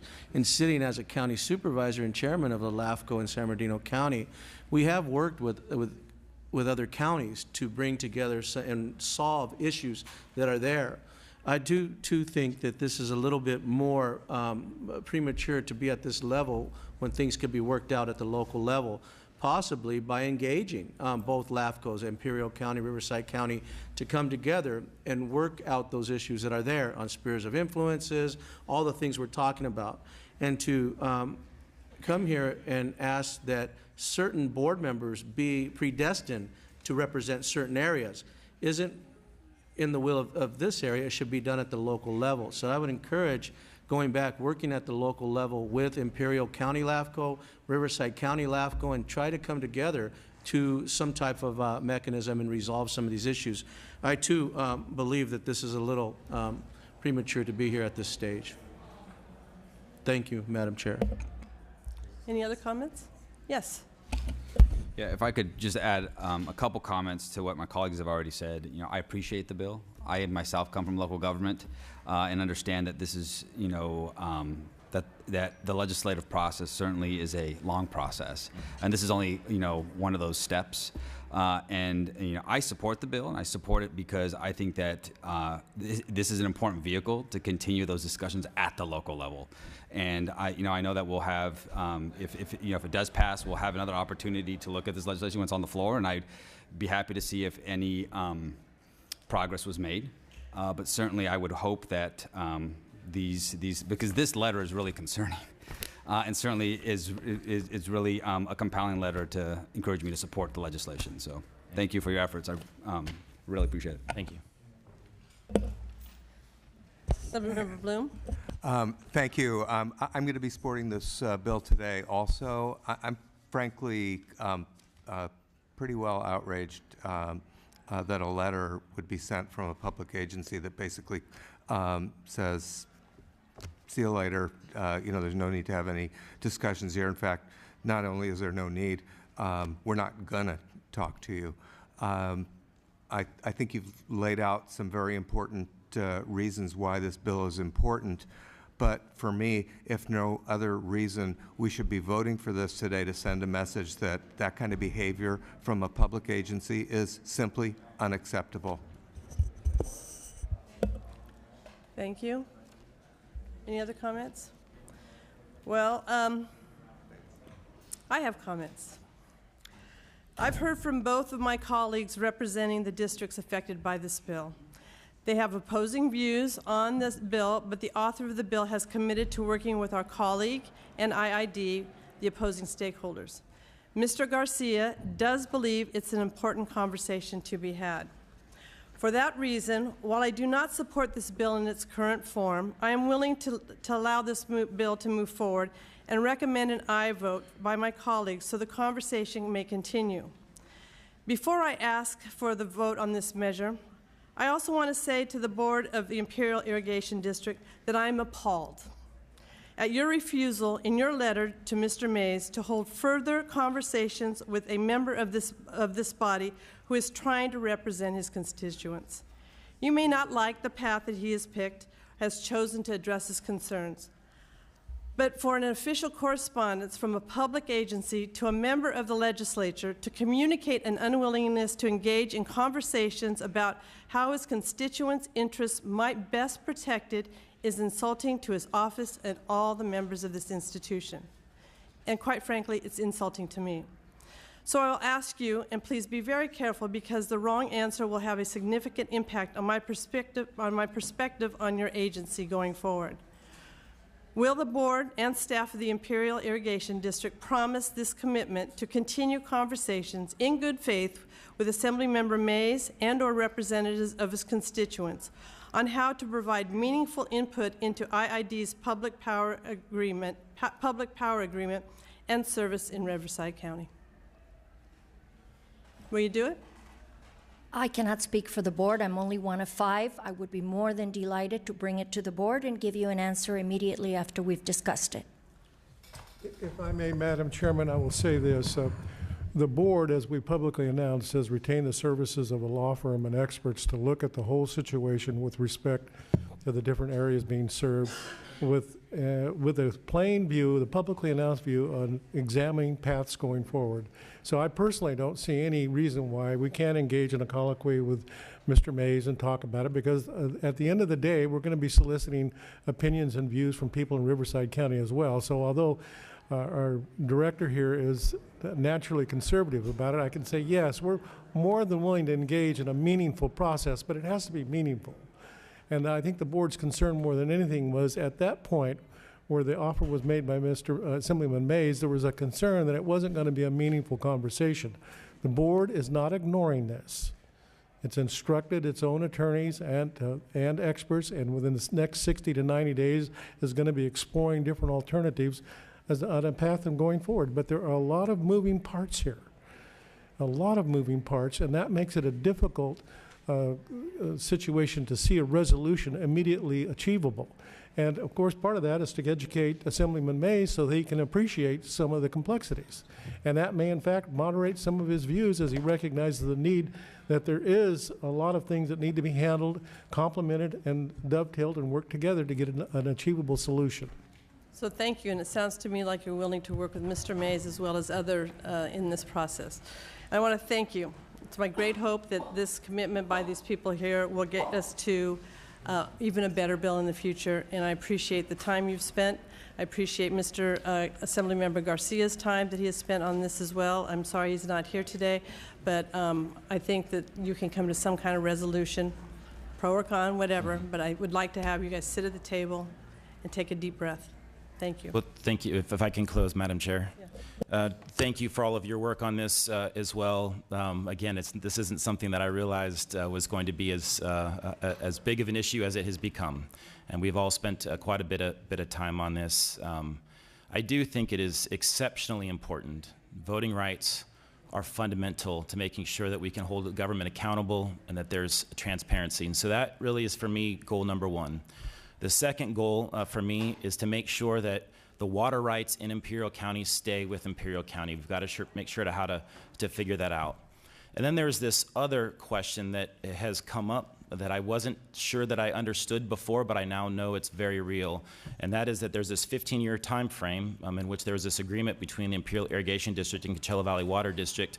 And there's a question about who's going to provide power in that territory in perpetuity.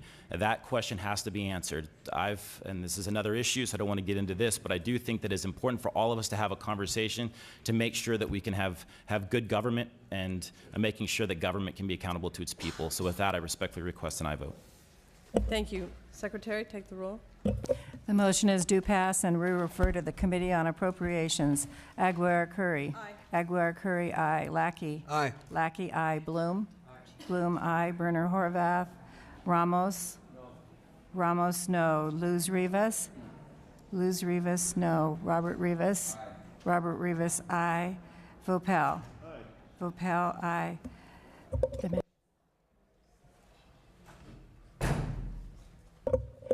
The measure is out, 5-2.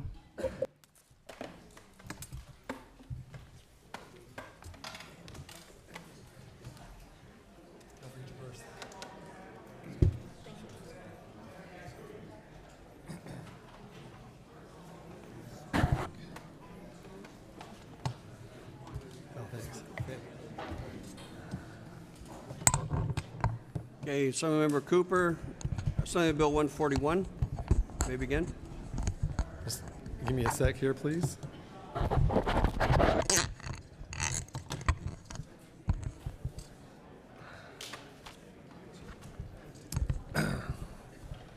Thank you, Mr. Chair and members. Over a span of 14 years, the Golden State Killer was suspected of committing multiple murders, rapes, kidnappings, robberies, and burglaries throughout California.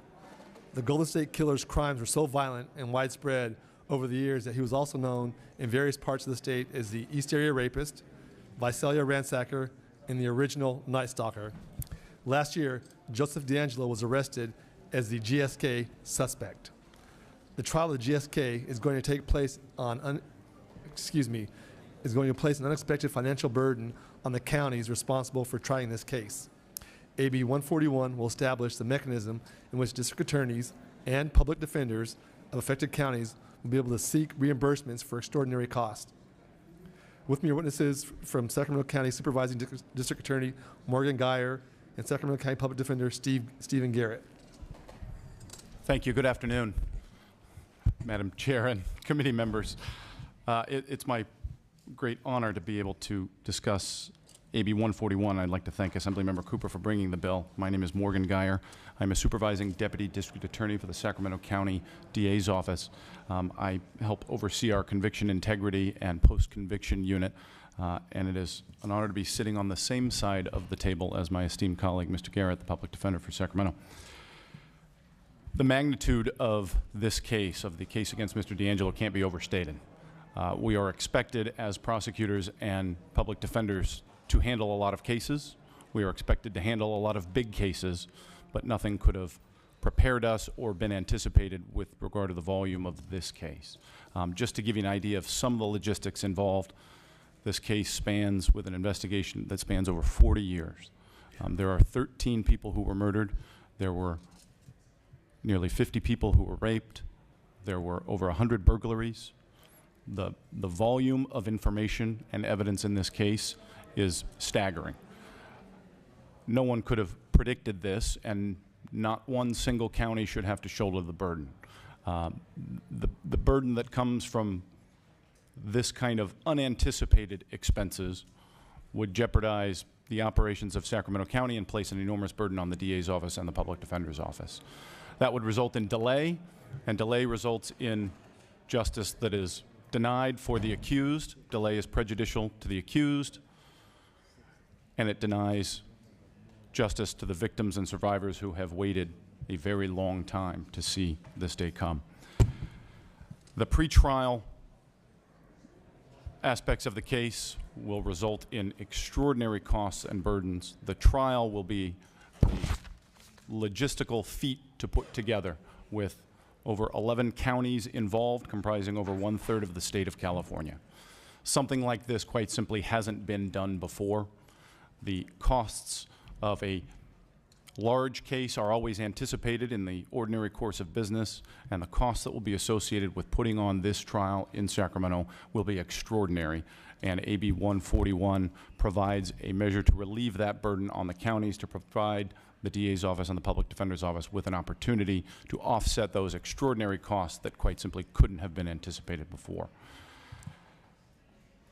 The process shouldn't be delayed because there aren't sufficient funds, and this is something that one county simply cannot bear on its own. So with that, I will be happy to answer any questions or turn it over to my colleague, Mr. Garrett, but we respectfully ask for an aye vote. Thank you. Thank you, Honorable Chair, honorable members. I'm Steve Garrett. I'm the Sacramento County Public Defender, and I appreciate the opportunity to address you. And I'm speaking on behalf of the bill which the County of Sacramento has put forward. You know, it's not often that district attorney and the public defender are in agreement, but we are in agreement on the size and the magnitude of what we are facing here.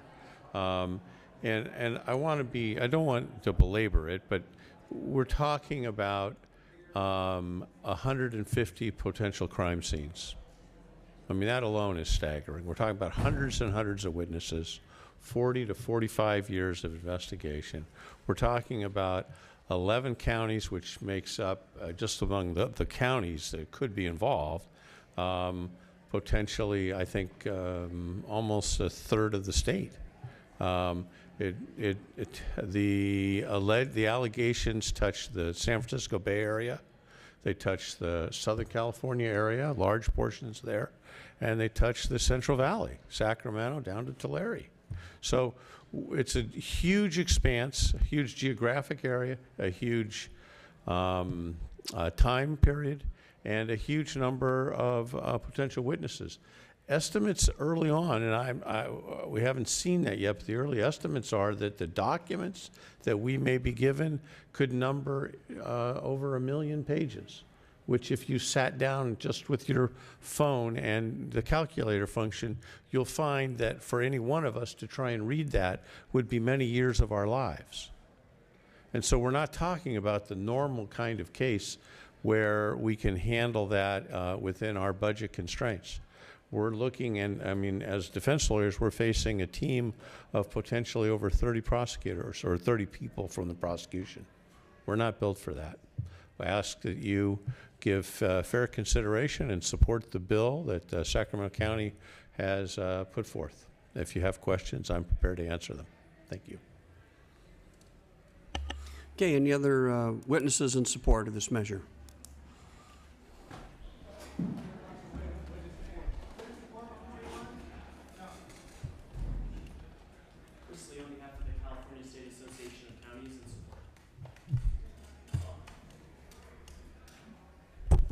Jean Hurst here today on behalf of the Ventura County Board of Supervisors and the Urban Counties of California in support. Nicole Wertelman on behalf of the Orange County Board of Supervisors in support.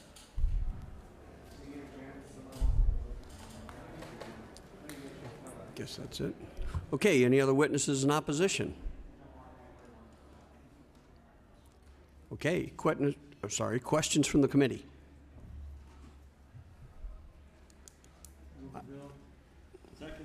Okay, we have a motion and a second. Just real quickly, how close is this investigation close to completed? Steve Garrett, if you're addressing that to me, whoever will answer. Well, I'll give you, I think I can give you a fair answer. So I believe that the number 2 in the Sacramento District Attorney's Office was once asked a question at the Board of Supervisors about that, and the answer was something along the lines of, we've been working on this case for almost 40 years. The defense needs some time to catch up. And you know, our investigation will be independent of what law enforcement does. And we don't even know what law enforcement has done at this point, and I've got people working full time on this. So my question to you would be, do you have any prediction of how long, we're talking many, many more years before that you're prepared to go to trial? Well, it's difficult to predict that. All I can say is that we want to deal with this case professionally and expeditiously, but without the resources, that's not likely to. But with resources, let's say you get resources, is there any kind of finite answer you can give to this case? Well, without having an opportunity to read the discovery, which we have not yet been able to do, I can't answer that. But these cases are not short. They're difficult cases. They're hard cases. People who work on them. The understatement on this. Yeah, people get sick working on these cases. So these are real struggles that we have. I'm not trying to avoid your question. I'm just not trying to give an answer which is false precision. Fair enough. Yeah. And just to clarify, the investigation doesn't stop at the filing of charges. The investigation for purposes of prosecuting the charges that are enumerated in the current charging document are obviously sufficient for proceeding through the criminal justice system at this point.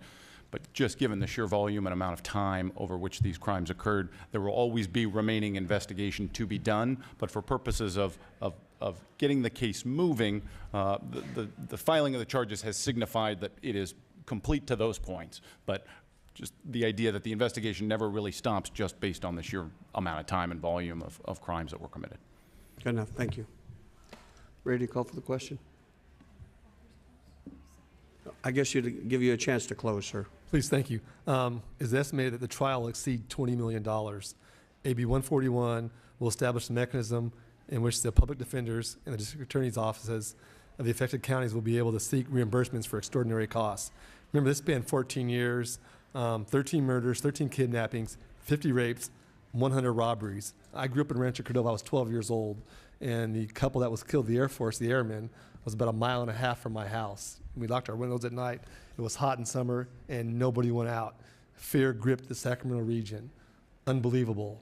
And these gentlemen are, I think, being very cautious, but on high-profile murder cases, sometimes it might be 2 or 3 years before it goes to trial. That's what we're looking at, and just the amount of evidence is astronomical. And this is really the biggest case in the state of California, in California's history, and probably the country. To have something like this, it's just one suspect. So these counties are going to be in the red significantly just because of this case. And there's a long way to go. So I think it's important that we as a state try and assist them. These are unprecedented times, uncharted waters. So I respectfully ask for your aye vote. And I should announce that the chair has offered this as support.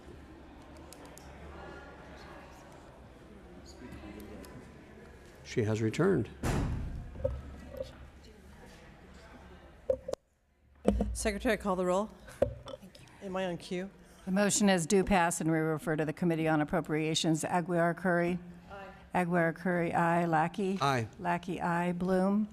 Bloom, aye. Brunner Horvath. Ramos. Ramos, aye. Luz Rivas. Luz Rivas, aye. Robert Rivas. Robert Rivas, aye. Vopel. Aye. Vopel, aye. Measures out 7-0. Congratulations. Thank you very much. Thank you. Sorry I wasn't here.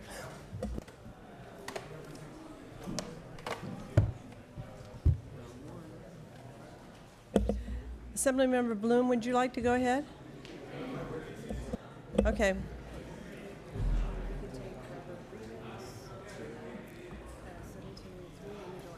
Yeah.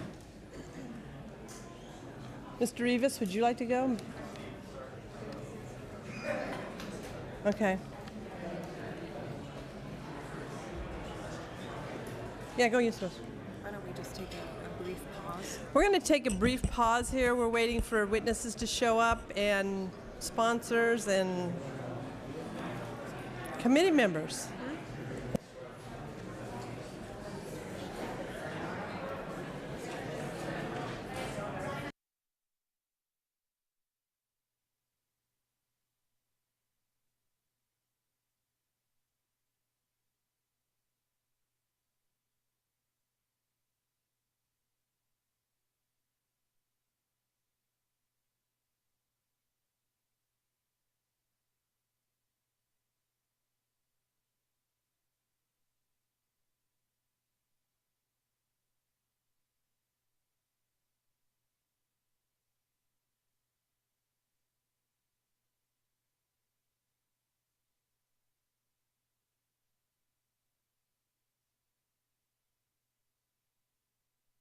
All right, we're going to reconvene here.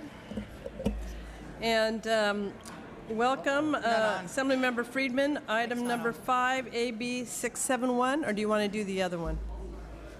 Yeah, 671's fine. Great. It's good? Good. I'm good if you're good. Okay. We're good. Go ahead. Thank you, Madam Chair and members. I'm proud to present AB 671 to encourage property owners to build and affordable offer ADUs for rent. Of course, this is an important part of solving California's housing crisis. Many localities are turning to ADUs as a really cost-effective way to address the housing lack of affordable housing.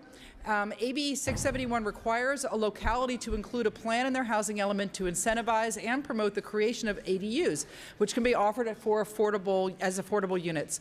The bill also requires the Department of Housing and Community Development to develop a list of existing state grant and financial incentives and to post it on the department's website to make it easier for our localities. AB 671 creates a workable resource for the construction and operation of affordable ADUs. With me today is nobody. I'm here all by myself. And we love brevity, so thank you very much. You're welcome. Are there any other witnesses in support? Seeing none, are there any witnesses in opposition? There are witnesses in support. Okay. You can just take my word for it, but they're outside somewhere. Are there any witnesses in opposition? Okay, seeing none, are there any questions of the committee? Okay, we have a motion and a second. Would you like to close? Just now that we're trying to encourage ADUs across the state, this is a way that we should now start to help shift financial dollars. This is a great public-private partnership potential. We can partner with our private homeowners to do ADUs that have a small amount of subsidy, and for pennies on the dollar of what we could build a new unit for. If we were to build an apartment building, we could have a new affordable unit that could be have a covenant with the homeowner, and it's a win-win for everybody. Well, thank you very much. So we have a motion. I just want to say, so we have a little term in local government, all ADUs all the time. Or that's what it feels like, right? Thank you for bringing the bill forward. Planning for affordable housing options like ADUs is an important part of our housing conversation. I'll be supporting your bill today. Secretary, take the roll. The motion is due pass and re-refer to the Committee on Appropriations. Aguiar-Curry. Aye. Aguiar-Curry, aye. Lackey. Aye. Lackey, aye. Bloom. Aye. Bloom, aye. Berner-Horvath. Aye. Berner-Horvath, aye. Ramos. Aye. Ramos, aye. Luz Rivas. Luz Rivas, aye. Robert Rivas. Aye. Robert Rivas, aye. Vopel. Aye. Vopel, aye. Measures out 8-0. Thank you. We'll move on to your next item, Ms. Friedman. That would be item number 25, AB 1515. Yeah, Welcome. sorry, this won't be quite as brief. Thank you, and Chair members. I accept the committee amendments on the bottom of page 4 of the analysis, and I'll be taking it in the next committee should the bill pass today. AB 1515 assists the community plan update process and provides clarity to our local governments, residents, and developers on how to implement an updated community plan should its environmental document be challenged in court.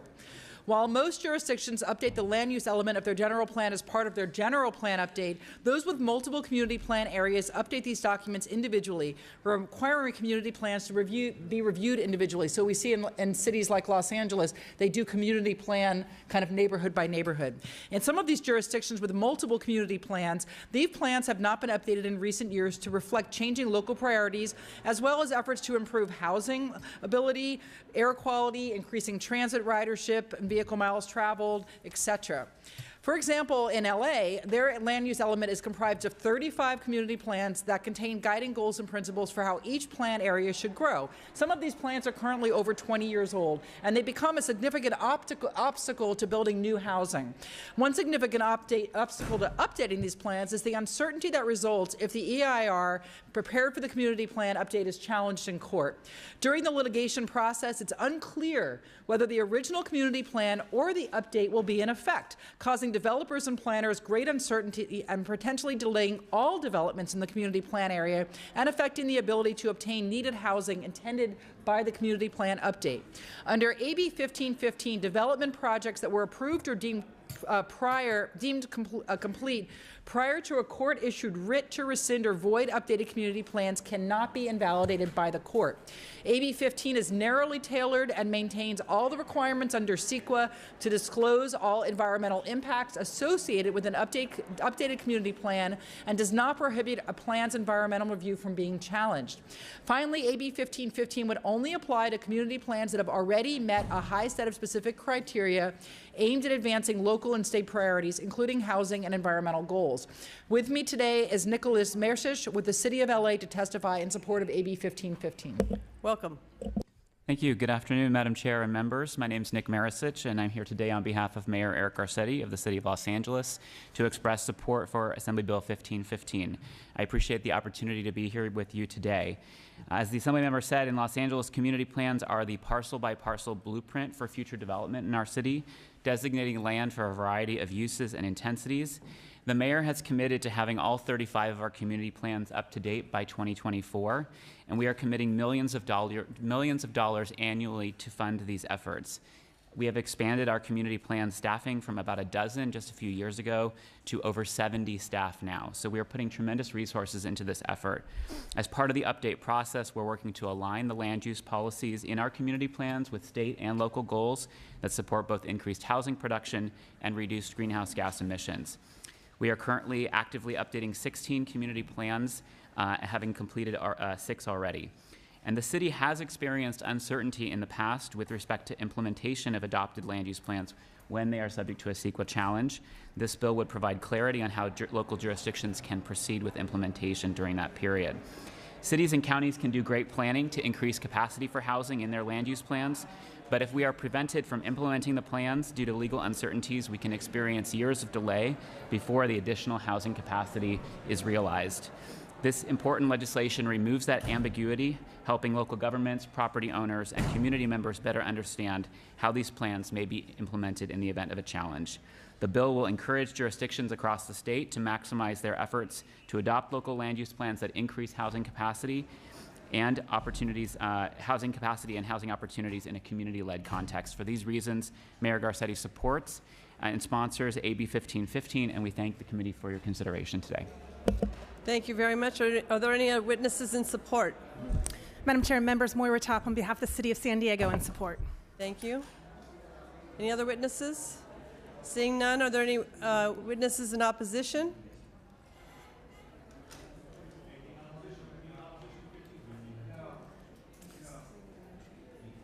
We need a motion.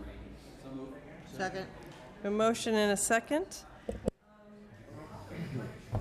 So I respectfully request an aye vote. This is very important to many of our cities.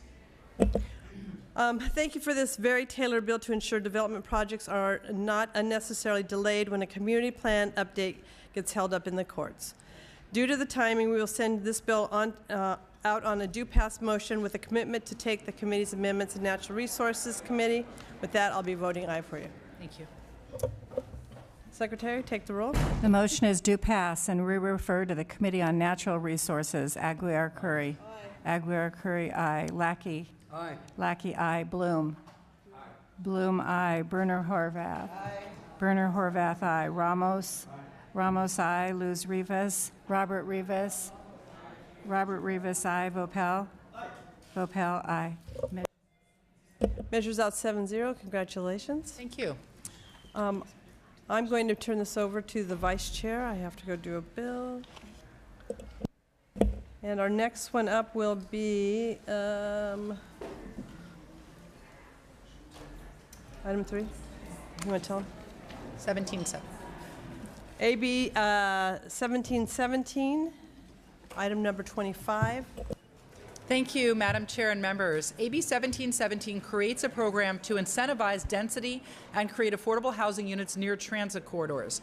This program provides funding to support higher density development that was within half a mile of major transit stops and a quarter mile of bus service on land that is zoned for multifamily housing. Cities could decide to use this program, so it's an opt-in program, and they themselves would designate the areas that are eligible for this financial support. To determine if a project is eligible, the proposed development must be inside the city-designated program area, and at least 2/3 of the total square footage must be multifamily. These developments must also provide affordable housing units based on the set-aside requirement of the program. Individual developments would receive financial support in the form of a bond from California Housing Finance Authority in exchange for providing high-density development with income-restricted units for 55 years. The amount of the bond is determined by the duration of the tax abatement. We're working with Cal HFA and consulting with bond counsel regarding on how to enforce compliance with the bond covenants and other issues with bonding against tax increment.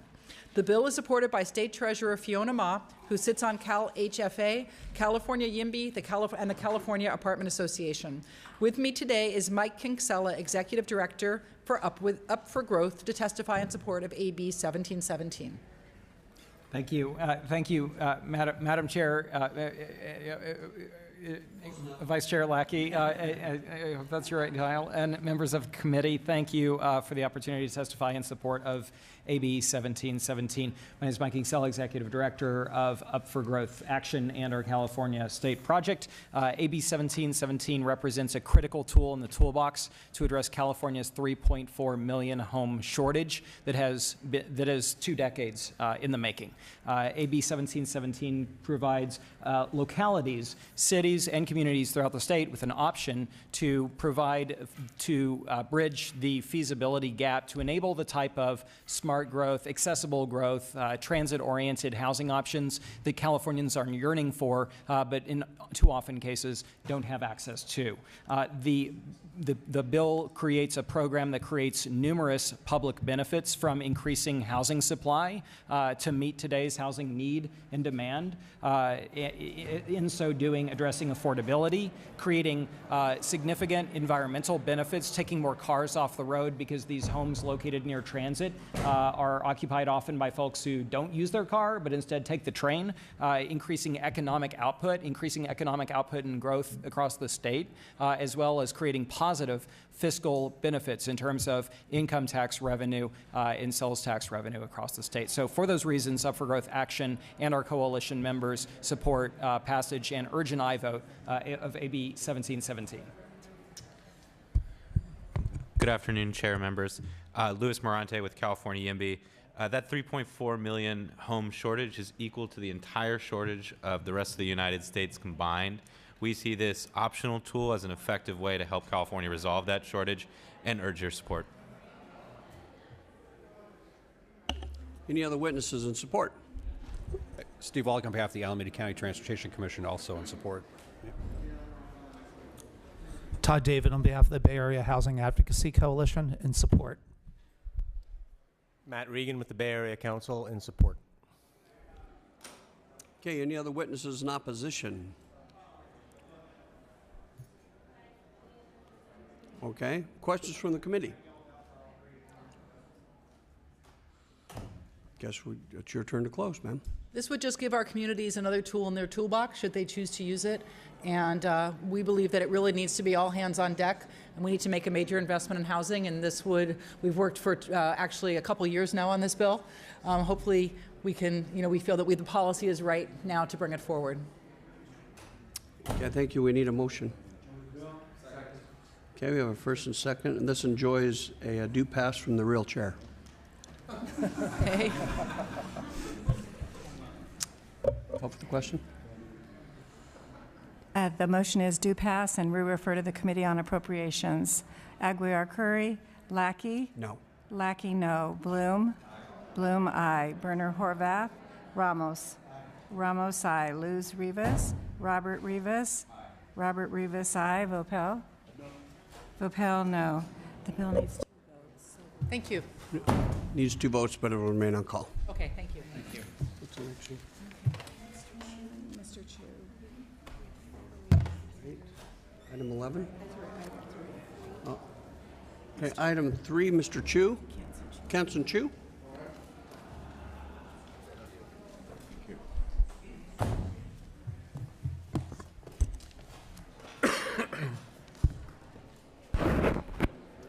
Witnesses may be out there, but wait a second. I'll go start it. All right. Thank you, Mr. Chair and members, real chair. Good afternoon. I like presenting the AB 508 first. 508. Okay. Thank you very much. And first of all, I'd like to accept the committee's amendment and thanks their staff for their work on this bill. AB 508 improved the existing water board process created under AB 2501 to deliver safe water to small communities who rely on domestic wells and small water systems. This bill builds on California's ongoing effort to provide safe and affordable drinking water to all Californians. The bill requires that during public outreach and consideration of consolidation or extension of services, the water board informed residents if the owner of the domestic well or dwelling is withholding consent to the state-funded consolidation or extension of services. Committee amendment removed the section of the bill that prohibit receiving water system from illegally charging the state fee, a fee that meant for the new development when projects are meant to provide safe drinking water to the existing community. And last week, my office and the committee, as well as the Association of California Water Agency, were working on narrowing the section and to ensure there would be no unintended consequences.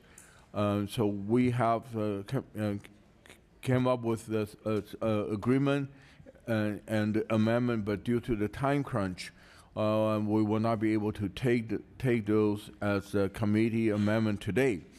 But I would taking those agreed upon amendment as author's amendment if my bill make it out of this committee today. Clarifying this will make sure those fees do not take away the state resources that could go directly into providing clean drinking water or raise the cost of project too high for the state to pursue. AB 50A is sponsored by the Leadership Council for Justice and Accountability and is supported by the California Environmental Justice Alliance, Policy Link, Clean Water Action Community, Water Center, and others. With me today are Michael Claiborne from the Leadership Council for Justice and Accountability and Enrique Diaz, who grew up in Contra Creek, California, to speak in support. Thank you. My name is Mike Claiborne with Leadership Council for Justice and Accountability, and I'd like to start by thanking the author for continuing to champion efforts to improve access to safe drinking water in this state. I'd also like to thank the committee, the Association of California Water Agencies, and the Regional Water Authority for working with the author on draft amendments regarding the capacity charge provision, which has been removed in the amendments as was just explained. Those conversations to date appear to have arrived at a resolution that is acceptable to all stakeholders, but as was explained, too late for today's hearing. Turning to the need for the bill, there is a drinking water crisis in the state of California. More than 1 million people lack access to safe drinking water in their homes. A significant portion of this crisis involves those reliant on domestic wells, which provide drinking water to nearly 2 million people in this state. Progress has been made in recent years, spurred by the passage of SB 88 and AB 2501 last year, which granted the State Water Board authority to mandate drinking water system consolidation as well as extension of drinking water service. However, there are several ways in which AB 508 will make the mandatory consolidation and extension of service process more efficient and transparent. An example for the need of the process improvements provided by the bill is provided by Tombstone Territory, which is a disadvantaged community in Fresno County with 39 homes served by domestic wells, which are contaminated with 1,2,3 TCP and nitrates. Like many communities that lack access to safe drinking water, Tombstone is less than a mile from the city of Sanger, which provides safe drinking water through a public system. However, the way that the relevant statute is currently written, the State Water Board must obtain written consent from owners of households served by domestic wells before it completes a feasibility analysis. This bill would move that process, change that process, so written consent is considered when the feasibility analysis is completed. And the idea behind that change is that it's often difficult when we're working with communities to get consent while the details of the project are unknown prior to a feasibility analysis. So the bill would move that process of analyzing consent down to later in the process and hopefully build more support for the project in the community. And then the second thing the bill would do is it would require the state board to notify both homeowners and current occupants of dwellings within a community served by failing domestic wells of the water quality problems, of the potential health impacts, and that there's a potential solution here in extension of drinking water service. In whole, the bill would make the process for extension of drinking water service more efficient and more transparent, and continue the recent progress that has been made in improving access to safe drinking water, and we respectfully ask for the committee's support. Thank you. Okay, any other witnesses in support? So my name is Enrique Diaz. Melissa Romero with the California League of Conservation Voters in support. I was also asked to voice the support of the California Environmental Justice Alliance. Thank you. My name is Enrique. Thank you, Chair, Vice Chair, and committee members for being here, for listening to us for what is really a basic need of human beings and this world. This world is, fact, made up of 70% water. Our body is made up of 65% water. As infants, we make up to 65 or 75% water. And it's really poignant that we're here on the day of the death after Cesar Chavez, who was really known for his fasting that he did, but he survived by water, clean drinking water. And although I live in Gilroy, California now, I didn't wake up today thinking that I would be here, but my mom texted me this morning that she would be here. That in itself is a big accomplishment for her. And there was nothing more important that I could think of that I could do in my home or at my work that was more important than water. So I got my butt up in my car and came over and drove over to speak to you guys, and thank you for having me be here. Our community that I grew up in, really hot in the summertime, made up of water, made up of Indian people, Italian people, Latin American people. All our staples need water, need that water to cook. There's nothing else that we could use to make it cook except that. I support AB 508 and anything that provides clean drinking water to people. Thank you.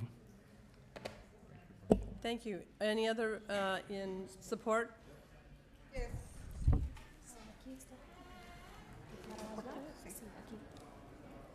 Good afternoon. Yes, I'm agreed to support the 508. Thank you. Buenas tardes, mi nombre es Celia. Vengo también a apoyar la propuesta de nuestra comunidad. Thank you. Hi, my name is Celia. I've come here to support the proposal AB 508 is what she said. My name is Madeline Harris. I'm here with Leadership Council for Justice and Accountability, and I also support AB 508 because we have an urgent drinking water crisis here in California, and I think it's great that this proposal makes the process of connecting folks to reliable drinking water services faster. Thank you. Buenas tardes, mi nombre es Julia Mendoza y pertenezco al condado de Fresno. Vengo de la pequeña comunidad de Cantua Creek a pedirles de su apoyo a esta propuesta por las necesidades que tienen nuestras comunidades no incorporadas. Hi, my name is Julia. I also support this bill. I'm asking for your support on us on behalf of unincorporated communities. Thank you. Gracias por su atención. You're welcome. Thanks for your attention. Brandon Dawson with Sierra Club California in support. Shioni Flegel with Policy Link in support. Debbie Orrs with Community Water Center, and also on behalf of Clean Water Action in support. Anya Lawler with the Western Center on Law and Poverty in support.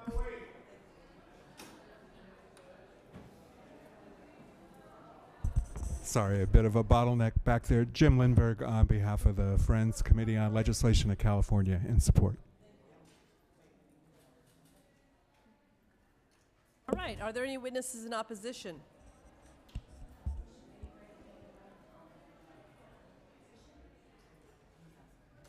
Any questions of the committee? No questions of the committee. Entertain a motion? A motion and a second. Would you like to close?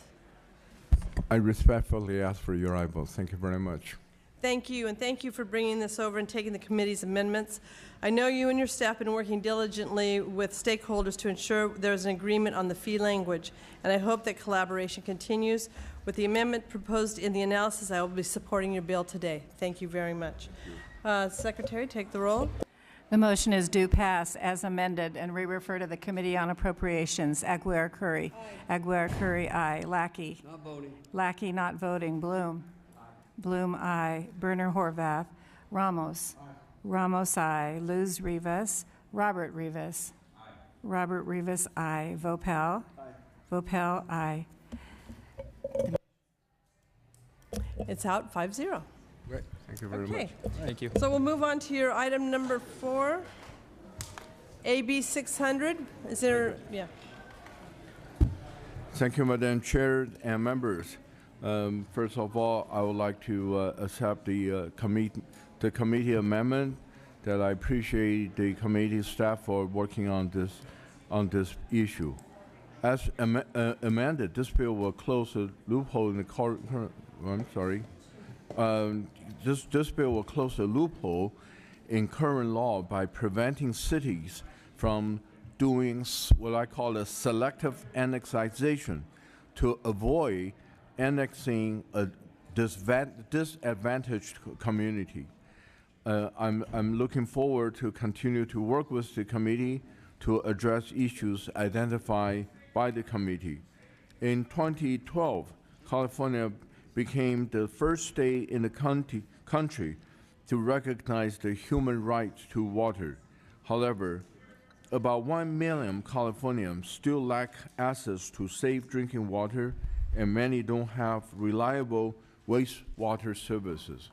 So currently, the cities and counties are required to include in their planning documents an assessment of the area where there's a lack of accessibility to safe drinking water and wastewater services. However, the city and the county, they are not required to develop a plan to provide services to those areas. So in order to address this gap in drinking water and wastewater services in disadvantaged, unincorporated communities, AB 600 will build on the existing plans that focus on the need and deficiency of those communities and find ways to implement those plans locally. I will continue to work with the stakeholders on the appropriate approaches. And here with me today to testify in support is Phoebe Seaton from Leadership Council for Justice and Accountability, a co-sponsor of the bill, and Maria Dolores Diaz from Contra Creek and unincorporated community in Fresno County. Welcome. Thanks so much. Phoebe Seaton with Leadership Council for Justice and Accountability.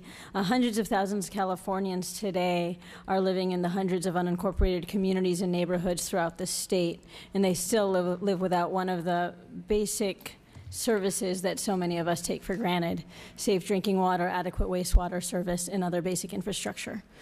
Many communities live within a stone's throw of nearby cities and special districts, living, as one of my colleagues from Kern County calls, ni de aquí ni de allá, neither from here nor from there, just outside the scope of responsibility of anyone. For decades, communities persisted in the shadows, not only with inadequate services, but entirely outside the consciousness of almost all Californians, and literally invisible on local and state maps. We have begun to address this blind spot, but not nearly quickly enough. In 2011, the legislature passed SB 244, which required cities and counties to identify all disadvantaged unincorporated areas in its planning area, and it required LAFCOs to consider disadvantaged unincorporated communities in municipal service reviews, sphere of influence updates, and annexation approvals. It is now time to address the deficiencies identified in those analyses and work cooperatively to ensure that all Californians have access to the fundamental building blocks of a safe and thriving neighborhood. One provision of SB 244 in particular required cities applying for an annexation of 10 or more acres to simultaneously apply to annex a neighboring disadvantaged community if the community itself wanted to be annexed. We are concerned that cities can piecemeal annexations, for example, do kind of small annexations to add up to more than 10 acres, in order to get around this requirement. It's important to close that loophole today as part of our broader efforts to work collaboratively to support development of a healthy and safe California. Thank you. Welcome. Good afternoon. My name is Maria Dolores Diaz, and thank you for your attention. I came from Cantua Creek, an unincorporated community 60 miles west of Fresno. I came to represent my small town, Cantua Creek, and other unincorporated communities who face similar problems related to access to clean water and lack of infrastructure. For that reason, I support AB 600 by Assemblyman Chu. Thank you so much. Thank you. Are there other witnesses in support?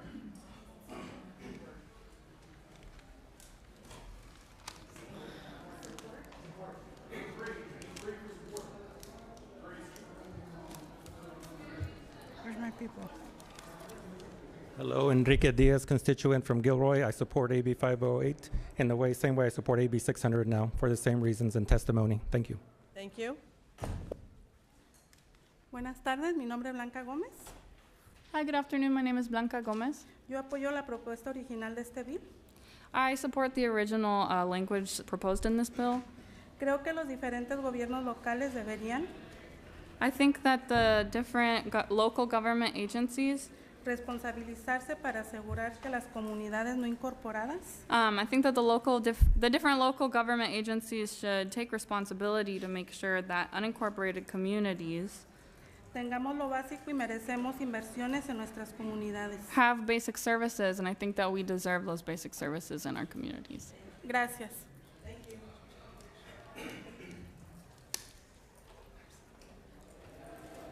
Buenas tardes nuevamente. Mi nombre es Julia Mendoza Hi, good afternoon once again. My name is Julia Mendoza. y vengo de la pequeña comunidad de Cantua Creek que pertenece al condado de Fresno. I come from the small community of Cantua Creek in the county of Fresno. Pidiendo de su apoyo a la propuesta 600, en la cual nuestra comunidad es no incorporada, con necesidades de agua limpia, necesidades de drenaje, necesidades de estación de bomberos y I'm asking for your support on AB 600 because I come from a small community that has needs for clean drinking water and drainage and things like a fire station. tenemos como unos 300 habitantes, el 99% trabajadores del campo. Gracias por su atención. We have about 300 people that live in our town, and many of them are farm workers. Thanks so much for your attention. And once again, my name is Madeline Harris. I support AB 600 because I believe that we need to make local jurisdictions accountable to equitable investment in unincorporated communities, and I think that this bill would achieve that if implemented. Thank you. Nuevamente, mi nombre es Celia. Vengo a apoyar la propuesta 600, igual compañera de ellos de Cantua. Gracias por su atención. Hi, my name is Celia. I'm also here to support AB 600. I'm also with the group from Cantua Creek. Thank you. Debbie Orrs with Community Water Center in support of this bill. Good afternoon. My name is Shioni Flegel. I'm here representing Policy Link. We're a co-sponsor of this bill and respectfully ask for your support. Anya Lawler with the Western Center on Law and Poverty and the California Rural Legal Assistance Foundation in support. Hello, thank you for having me. Pilar Manriquez with Leadership Council. I was raised in an unincorporated community called Helm, California in Fresno County. And just to say that I am a person who was raised in an unincorporated community, having to constantly being showered with Clorox in my water. I'm fortunate enough that my family has moved, but this is definitely a bill that will support unincorporated communities moving forward. Thank you.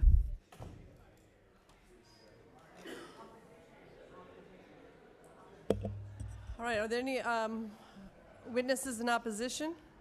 Danielle Blassett-Hayden with the California Municipal Utilities Association. We were significantly concerned with the bill as it came into committee, but we really appreciate the work of the committee and staff and the sponsors and the author to try and address our concerns. We look forward to seeing the amendments in print and continuing to work on this important issue. Thank you. Any others? Madam Chair, members of the committee, Pamela Miller with the California Association of Local Agency Formation Commissions. And like my colleague, we did have significant issues with the bill going into committee. I want to thank Assemblymember Chu, your staff, and the sponsor for, first of all, taking up this significant issue. We certainly agree and support the efforts to ensure that all Californians have safe and adequate drinking water. And we look forward to continuing to work with you on finding the right policies to make that work. Thank you. Thank you. Hi, Anthony Tannehill, California Special Districts Association, and as my predecessors just shared, thank you so much for being open to the dialogue and the discussion, and I look forward to continuing that and revisiting our position. Thank you. Thank you. Good afternoon. Steve Cruz on behalf of the California Building Industry Association. And similarly, we had submitted a letter of opposition, but subsequently sat down with the author's office and sponsored and worked out some issues. And based upon the commitment on the amendments that we've seen to remove, there was a linkage to new development, to the provision of service to unrelated areas without necessarily funding that as well. That would obviously shift costs on new home buyers. And so with that commitment, we are going to remove our opposition today. Great, thank you very much. Anyone else in opposition? Okay, we have any questions of the committee? Seeing none, I need a motion. We have a motion and a second. Mr. Lackey, would you like to close? I respectfully ask for your aye vote. Thank you, Assemblymember Chu, for working with me and the committee staff on this bill. I'm very sensitive to the problems AB 600 is trying to solve. Ensuring that every resident in California has safe, clean drinking water is critical. However, there are a number of tools that already exist to help reduce this problem. We should take a more in-depth look at those tools to see how they can be improved. Additional mandates on local agency budgets that are already stretched thin and adding barriers to growth during current housing crisis are important factors that we should consider. I ask that you work with all the stakeholders to discover where the deficiencies currently are and how to fill those gaps. I look forward to seeing the solutions and the further conversations this will bring. Thank you so much. We realize that this is an issue and we got to do it all right the first time, right? So thank you very much for bringing this forward, and I'll be supporting your bill today. Secretary, take the roll. The motion is due pass as amended, and we refer to the Committee on Appropriations. Aguiar-Curry. Aye. Aguiar-Curry, aye. Lackey. Aye. Lackey, aye. Bloom. Aye. Bloom, aye. Berner-Horvath. Ramos. Aye. Ramos, aye. Luz Rivas. Robert Rivas. Aye. Robert Rivas, aye. Vopel. Aye. Vopel, aye. The bill's out. Bill's out 6-0. Thank you. Thank you for all those that testified on that one. That's a far one. I think Rubio's in it.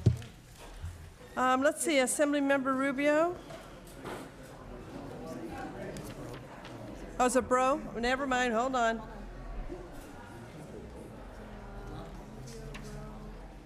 Bro. Where's Rubio at? I don't think she's signed in. Oh. She might be next. So, Okay. yeah, I'll go check. It's a bro, sorry. Okay, next up will be item number 28, AB 1273. This is a testimony only. Let's see here, let me make sure I read it first. Before you start, Mr. Bro. Let me read this first, I think. The packet's so big this time.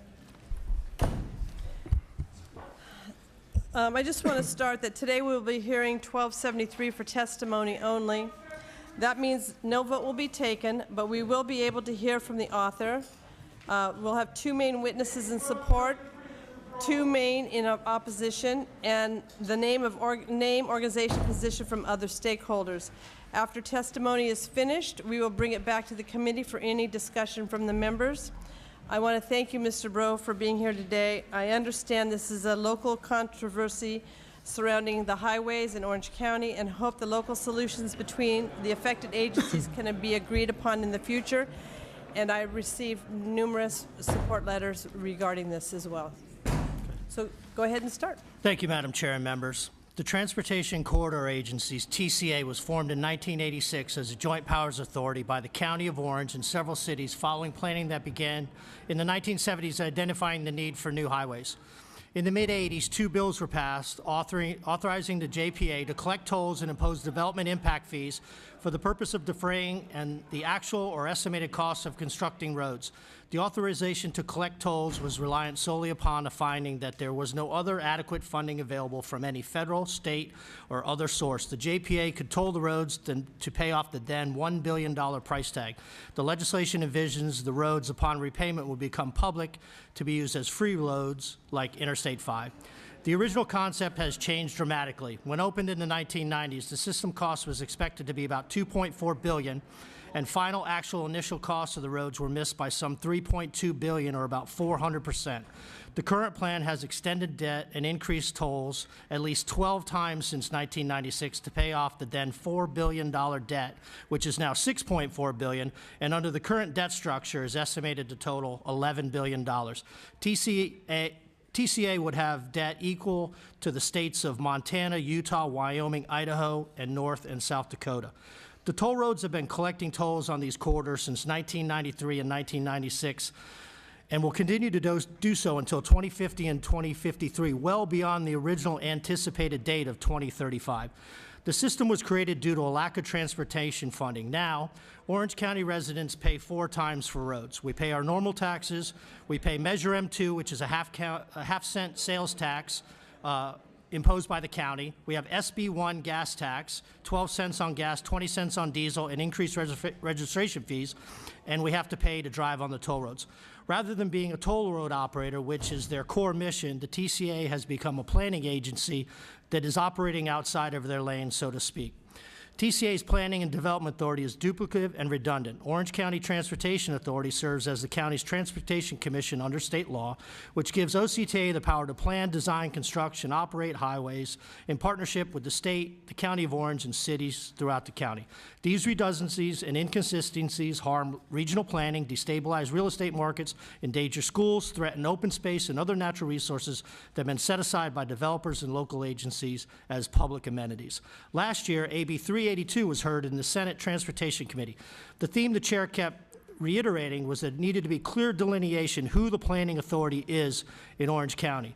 The Public Utilities Code is clear. The planning authority is the Orange County Transportation Authority.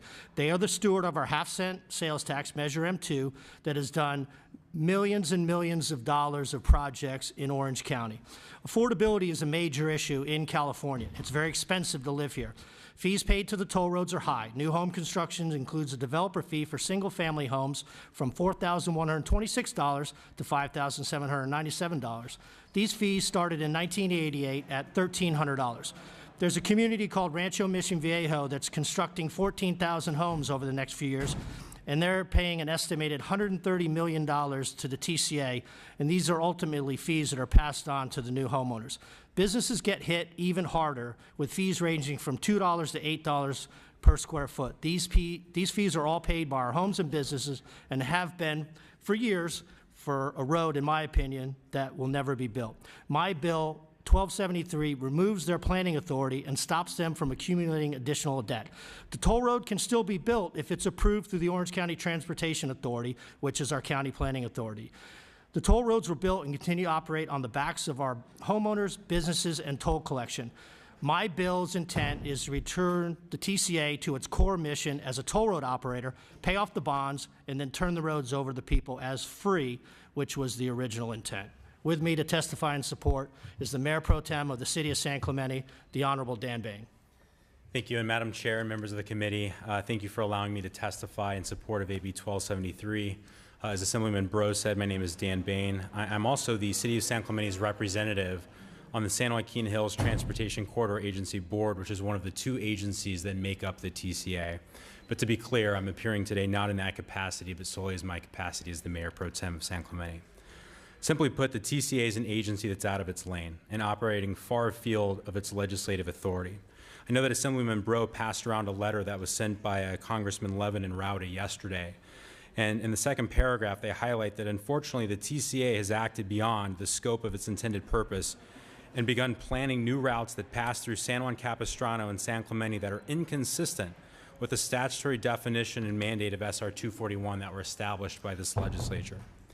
When the TCA was initially formed in 1986, it was a novel idea that worked for a time. The TCA was able to build 51 miles of roads, with that work being completed according to the TCA's own website in 1999. Since that time, the TCA has not built 1 inch of new road or highway. However, in the 20 years, the TCA has accomplished the following. They've engaged in a 20-year fight with environmental groups attempting to build an unnecessary toll road through the state park and habitat reserve. They've collected hundreds of millions of dollars in developer impact fees that have increased the price of every new home and business built in South Orange County by thousands of dollars. It's increased its debt by over $4 billion, a total debt of more than $6.4 billion. Spent tens of millions on consultants and lobbyists to try to build a toll road that no single study to date has shown is necessary, and deferred $1.2 billion in approved road widenings that were supposed to be completed by 2020 to provide infrastructure jobs on projects planned for decades. This legislature has been attempting to fix the TCA since the late 1980s with legislative efforts every few years. There's a reason why we keep coming back to Sacramento. The TCA is incapable of fixing itself. One example of the TCA's mismanagement was seen in the recent Los Angeles Times article. While you sit in traffic, these tollway consultants charge the public $185 an hour for reading the news. When confronted with this information, TCA staff attempted their own internal audit, which they said owed these consultants more money for underbilling. When confronted by this at a recent board meeting, TCA staff said they had already hired an outside consultant without board approval, but did not allow them to do a forensic audit to see if they had really spent $1 million for 7,000 Facebook friends, or if consultants really spent 11 hours a day reading the news. The TCA and its staff, consultants, and perhaps even other board members will say this should be a matter of local control and that the city of San Clemente is here because we don't want a toll road through our open space. That statement is true as far as it goes. The TCA has refused as the local control to protect our miles of protected open space for a toll road that, not one study has shown is necessary. But so long as they keep studying and studying, a sword is hanging over the heads of our city. It has taken political courage for Assemblymember Breaux to introduce this bill and to fight for the residents of his district. It has taken courage for him to resist the Orange County political consultants and lobbyists who have pushed hard to keep the status quo going so long as they continue to profit. Looking at the list of opposition to this bill, it appears that all of these organizations that I see are paid consultants or vendors for the TCA and are receiving some sort of financial compensation in one form or another from the TCA or its consultants. It's clear why so many don't want things to change, and no matter how out of control it has become. And I think as Congressman Levin and Rauda's letter shows, this is a bipartisan issue, and I thank you for your time. Thank you very much. Does anyone from the committee, I don't know where my committee went to, have any questions? Yeah. Oh, yeah. Are there others in support? Is there any opposition? Come on up. Thank you, ma'am. Madam Chair.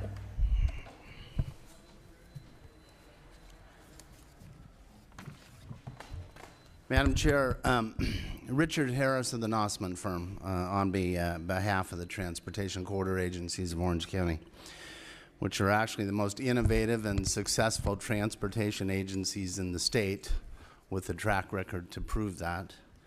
The TCA's built 51 miles of state highways without taxpayer financing. It's roughly $4 billion of state infrastructure that was financed with tax-exempt, non-recourse toll revenue bonds. There's over 320,000 trips a day taken on the toll roads, and they have over 1.5 million account holders. This is not an agency out of control. This is an agency that works, has a track record, and is doing a great job. Let's set the record straight from what we've seen and been presented with.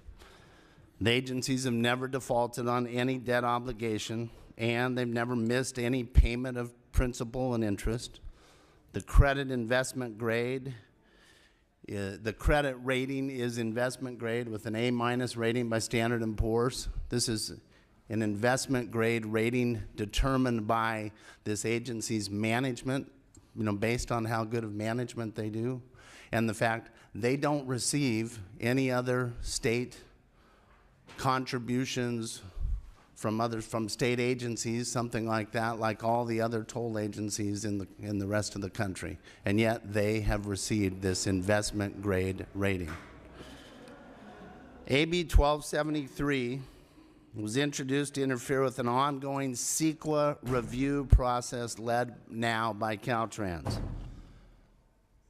They want to interfere by removing TCA, which is the sponsoring agency, which is doing the planning and providing the funding for whatever alternatives, routes, projects are selected to improve South Orange County traffic. It's a clear end around of CEQA. Contrary to the author's assertions, the TCA's statutory authority, its core mission under the JPA law, as cited in the analysis, and we've got the statute numbers, their statutory authority is for the purpose of planning, financing, constructing, maintaining, managing, and operating major thoroughfares and bridges in Orange County. That is not at odds with the role of the other transportation agency in the county. And in fact, and contrary to their assertions, Orange County Transportation Authority and the TCA have worked together, and they work together all the time, hand in glove. In the last 2 decades alone, TCA built and funded, financed and built 17 local traffic improvement projects in coordination with OCTA. And currently, right now as we sit here, they're funding toll revenues and development impact fee credits, which the author claims are mismanaged somehow. That money, that is funding $100 million worth of projects right now, including the Oso Bridge and the Los Padrones Parkway. So besides the obvious track record of success on transportation, I think your committee did a great job of pointing out the analysis and the role this committee has to look at governance. You know, in the 1980s, neither Caltrans nor Orange County had the finances available to complete Orange County's state highway system. Don't forget, these are state highways. They were always on the arterial map. There was no financing for it. Mr. Bro alluded to it. Local government, business leaders came to the legislature to get the authority to control their own destinies. And out of that, the TCA's JPA was created, or JPAs. There's 2 separate ones, one management. And they are now models of local decision making. There's 18 cities and 3 county supervisors that are represented on these boards. This is local decision making at its best. What we have, though, is one city that has a problem with an ongoing CEQA planning process and has decided to come to Sacramento with falsehoods, distortions, a paid political campaign going after the people that serve on these boards in these other cities and turn all of that into a Sacramento problem. Frankly, it's not a Sacramento problem. This is just a local interference in CEQA. The TCA looks forward to sitting down with Assemblyman Bro. The local leaders will correct the record, work with people to engage in meaningful planning discussions under CEQA that hopefully find the best alternatives to address local traffic relief. Thank you, Madam Chair. Thank you very much. Are there other witnesses in opposition? Tracy Verardo Torres on behalf of the California State Parks Foundation in opposition. Thank you. Sean McReynolds, Townsend Public Affairs, representing the cities of Placentia, Santa Ana, Fullerton, and Mission Viejo in opposition. Thank you. Moira Top on behalf of Orange County Business Council in opposition. Thank you. Any other opposition? Seeing none, does the committee have any questions? I have one. It alludes to one of the letters here that the lack of transparency. Why do you think that? Is the community think that it hasn't been transparent process that's been going on with the TCA and so? I mean, this is a local issue. To me, it's no doubt about it. But not to be able to work together and figure this out is driving me nuts, but. It's driving me nuts, too. Yeah. So walk me through this a little bit.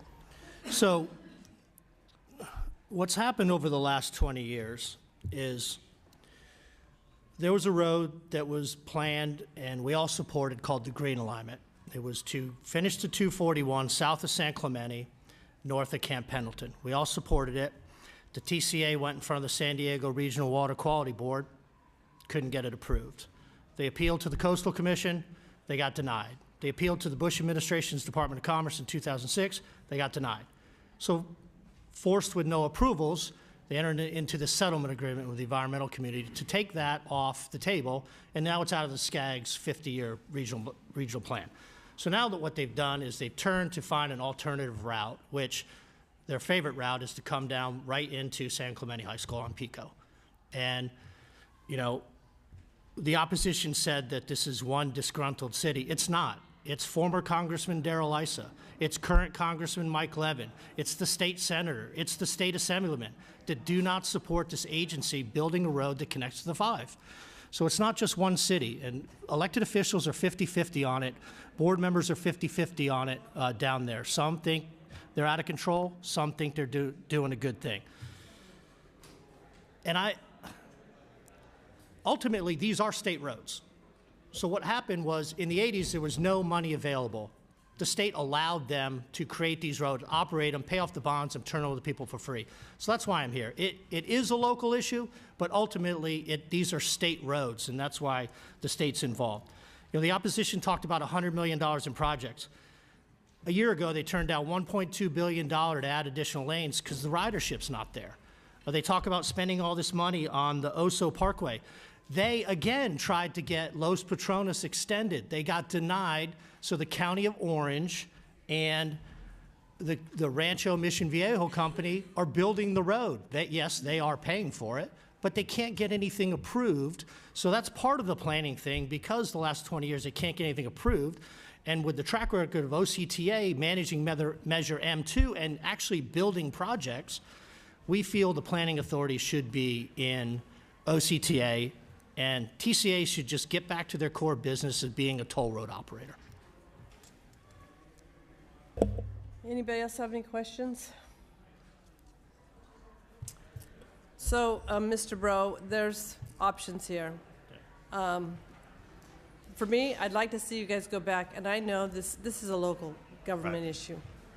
You bring it to the surface so that all of us can hear what's going on, and I'd propose that you show up in the fall, and we run this as a 2-year bill, and see where you stand at that point. That's the plan. And as we spoke on the phone last week, I had 2 weeks of conversation with board members, and the reason I did testimony only and the reason we're going to make this a 2-year bill is because the board members have given me their commitment to work on this. And in the past, so for example, 382 was ran last year. Senator Bates and I sat down with TCA and OCTA in September after session and said, hey guys, what's going on? Nothing's changed. So there's been promises and commitments made, but what we're going to do is we're leaving you with a letter of 4 things that we hope to accomplish this year. So if they don't happen and the parties aren't dealing in good faith, we can come back and consider whether we need additional legislation. I think this is, at least you have a goal and a plan, and I appreciate that, and then we will look forward to hearing the outcome, and hopefully we can get this cleaned up at the local level, and we won't have to run a bill. It's a shame that we're here at this, right? Absolutely. And I know that you had trepidations about doing this in this manner, and I think this at least brought it to the surface, and the conversations, I hope, let's start over.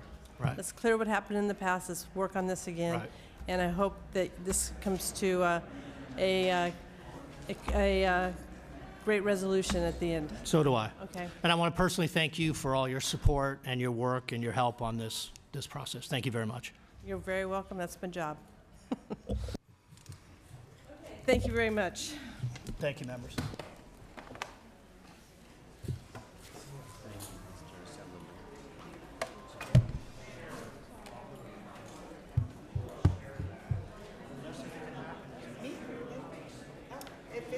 I'll be quick.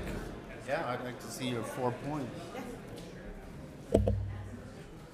All right, next will be item number 19, AB 1471, Assemblymember Gray.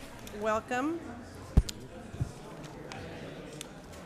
Thank you, Madam Chair, members. In the interest of a lot of business before the committee today, I will be brief. AB 1471 is a bill designed to help disadvantaged, underprivileged communities by allowing them to seek reimbursement from the Commission on State Mandates as it relates to delays in adopting state process. So, for example, things like having a housing element in compliance that has to go for state review. There are instances where the state fails to meet its own statutory obligations, causing delay for cities. Cities are not all on equal footing. For example, the city of Atwater in my district has 80 employees that deal with the city budget. The city of Los Angeles has 33,000 employees, yet both cities are required to undergo the same review process by the state. So this would, in the case of disadvantaged communities, allow them to seek reimbursement where that delay causes lost revenues for those small disadvantaged local governments. And I would respectfully ask your aye vote. We have several folks here with me in support of the bill. Thank you. Welcome. Thank you. Chair, members of the committee, Dylan Gibbons with the California Special Districts Association. Couldn't say it more clearly than the Assembly member did. This would be helpful. Our special districts range in size, and the impacts of mandates impact them differently based on that. This bill would help those smaller districts in the disadvantaged communities. Good afternoon, Chair Members. Dane Hutchings with the League of California Cities. Typically, we don't. It's not our practice to come in on a late position, but we figured the member would be okay with us coming in late support on this bill. We certainly do support this effort, and it highlights an ongoing issue for our rural cities that are struggling to maintain operations. And so, with that, we're proud to support the bill. Thank you. Thank you very much. Are there other witnesses in support? Seeing none, are there any witnesses in opposition?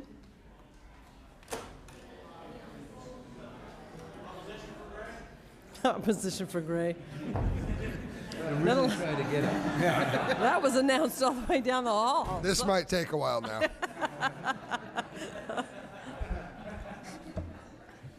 Okay, we need any questions of the committee? Seeing none, I need to entertain a move the bill. We have a motion and a second. Would you like to close? Members, this is my put your money where your mouth is bill. I respectfully ask for your aye vote. Thank you very much. Thank you, Mr. Gray, for bringing this bill forward. I appreciate your efforts to protect certain local governments from the delayed actions of state agencies. My district has a number of communities that could benefit from the execution of state requirements on a more timely basis. While I have questions on the bill's implementation, the overall approach being taken, I will be supporting your bill today. It's a worthy endeavor. If it accomplishes nothing more than to send a signal to our state departments and agencies that their failure to act can have devastating consequences for local agencies, including environmental restoration projects, affordable housing, and economic development. This may not ultimately be the answer, but I appreciate you starting the conversation. I will be supporting today. Thank you. The motion is due pass, and we refer to the Committee on Appropriations. Aguiar-Curry. Aguiar-Curry, aye. Lackey. Aye. Lackey, aye. Bloom. Berner-Horvath. Aye. Berner-Horvath, aye. Ramos. Ramos, aye. Luz-Rivas. Robert Rivas. Aye. Robert Rivas, aye. Vopel. Measures out 5-0. Thank you, Madam Chair. Thank you, members, and thank you for letting me get out of here before the opposition to Gray crowd got in here. Oh my gosh. Okay, next up is, let's see, item number 16, AB 1269, Rubio. Assembly Member Rubio. Yes, ma'am. Welcome. Thank you. Good afternoon, Madam Chair and committee members. Thank you for allowing me to present Assembly Bill 1269. I want to first thank the Chair for your personal involvement to make this bill better, and your staff has also been extremely helpful, and I really, really appreciate your efforts. I will be accepting the committee's amendments, and again, appreciate the collaboration. AB 1269 allows the City of El Monte to enhance, replace, and preserve several acres of public park space known as the Pioneer Park. to allow for the construction of a dynamic transit-oriented development, or a TOD, project to serve its residents and help address the impacts of climate change. The city is currently developing the largest TOD project in the United States on Santa Anita Avenue and Santa Fe Drive, adjacent to the El Monte Transit Station. The El Monte Gateway is envisioned as a regionally significant mixed-use community that integrates public transit, residential, retail, commercial, recreational, and entertainment used. The current park space, known as Pioneer Park, has been temporarily closed while the city prepares a plan for soil cleanup. The amended version of this bill would not only provides for the enhancement and replacement of the existing park space, but it also allows the California Department of Parks and Recreation to review all replacement property. With me today is Alma Martinez, the Assistant City Manager for the City of El Monte. Thank you. Thank you, Assemblymember Rubio. Good afternoon, Chair. Good afternoon, Chair Aguiar Curry and members of the committee. My name is Alma Martinez. I'm the Assistant City Manager for the City of El Monte. As Assemblymember Rubio discussed, Assembly Bill 1269 will allow the City of El Monte to enhance and replace park space to allow for the development of a significant TOD project. Portions of the park site were originally used by the city for landfill operations, and after the city landfill ceased operations in 1959, the site was developed by the city with funds used for recreational uses. Later, funding for the subsequent park improvement was obtained from the state under the Robert E. Seaberg Harris Urban Open Space and Recreational Program Act. The act requires replacement park space be identified and acquired in order to sell or convert existing park space for other purposes. I'm happy to report that in November 2018, the city was awarded $2.3 million from the California Natural Resources Agency to develop the Gateway Park and Open Space project within the TOD development for the use of residents and visitors. The city has already begun community engagement with 2 public workshops on the master plan, and City Council will be adopting a park relocation ordinance to further the community engagement and consultation process for identifying and developing replacement and enhancement park space in the city, and demonstrating that the relocation will result in not net loss, but rather gain of public park acreages for the residents. We have also, I'm happy to report that we have also been working closely with LA County Supervisor Hilda Solis to develop approximately 6 acres of new public parkland at the McLaren Hall site. For those of you that don't know what McLaren Hall site is, the McLaren Hall site is owned by the County of Los Angeles and was formerly used as a child protected services facilities operated by the county. That's no longer the case. It's been vacant, and we're going to repurpose that. The TOD project and park space enhancement and replacement plan will improve the quality of life for El Monte residents and provide benefits towards affordable housing, transit use, and address the, like Assemblymember Rubio said, the effects of climate change. Thank you for listening, and I'm here to answer any questions you may have. Thank you very much. Are there any additional witnesses in support? This room's the worst. Opposed Rubio. That's fine. Yeah. No. Okay. Are there any witnesses in opposition? Seeing none. Any questions of the committee? No questions from the committee. I entertain a motion. We have a motion and a second.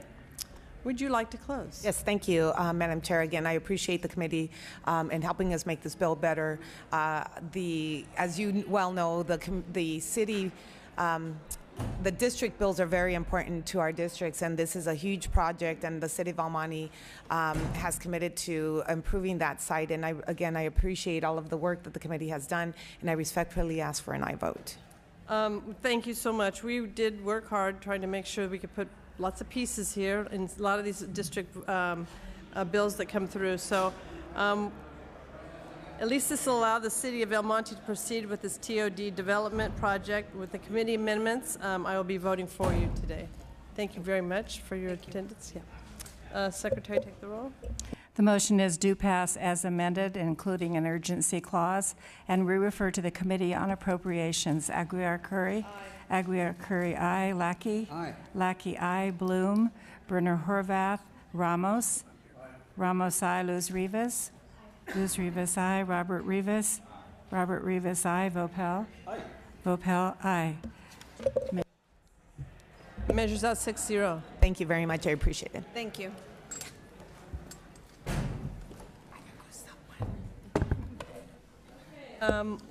We have a few up from Mr. Chu, and that will be item number 1, AB 11. We'll start with. Is that okay? Yes.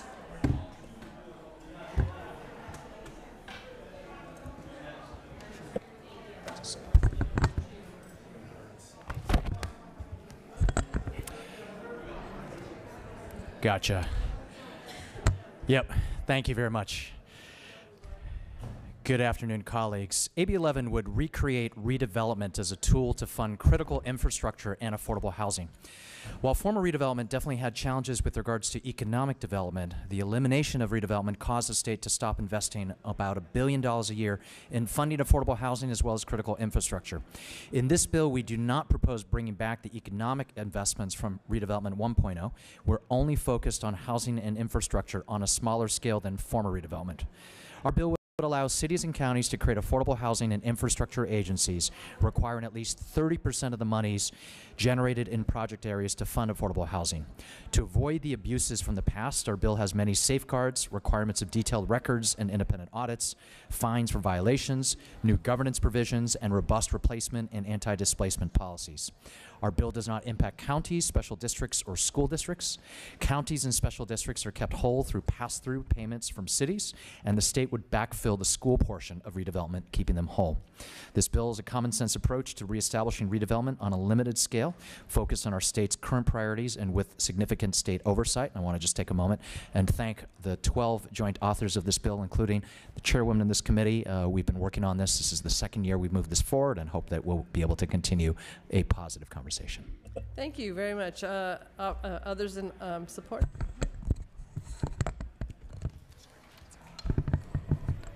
Rebecca Marcus, representing Leading Age California. Leading Age California represents nonprofit providers of senior care and services, including affordable senior housing developers and managers. Collectively, our members serve over 150,000 older adults across the state.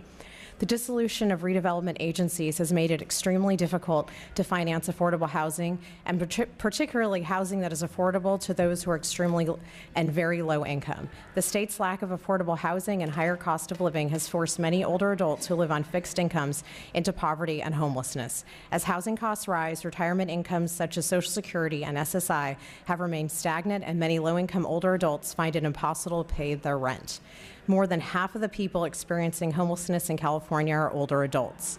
Los Angeles County recently discovered that while their overall homeless population went down 4% in 2017, the number of homeless persons aged 62 and over increased 22% in the same period.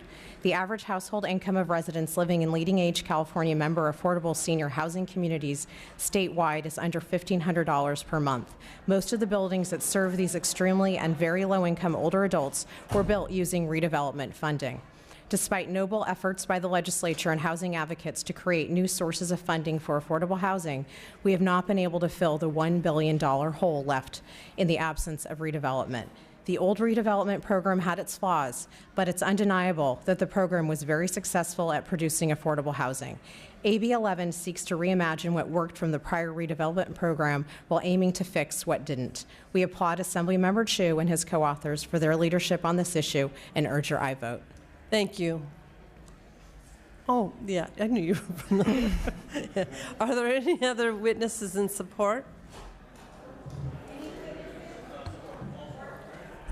Steve Wallach on behalf of the Alameda County Transportation Commission. We're also in support of this bill. Good, thank you. Nicolo DeLuca here on behalf of the Oakland Mayor in support. Thank you. Thank you. Marina White with the California Housing Consortium, supporting concept of the idea of bringing back another redevelopment-like tool. Thank you.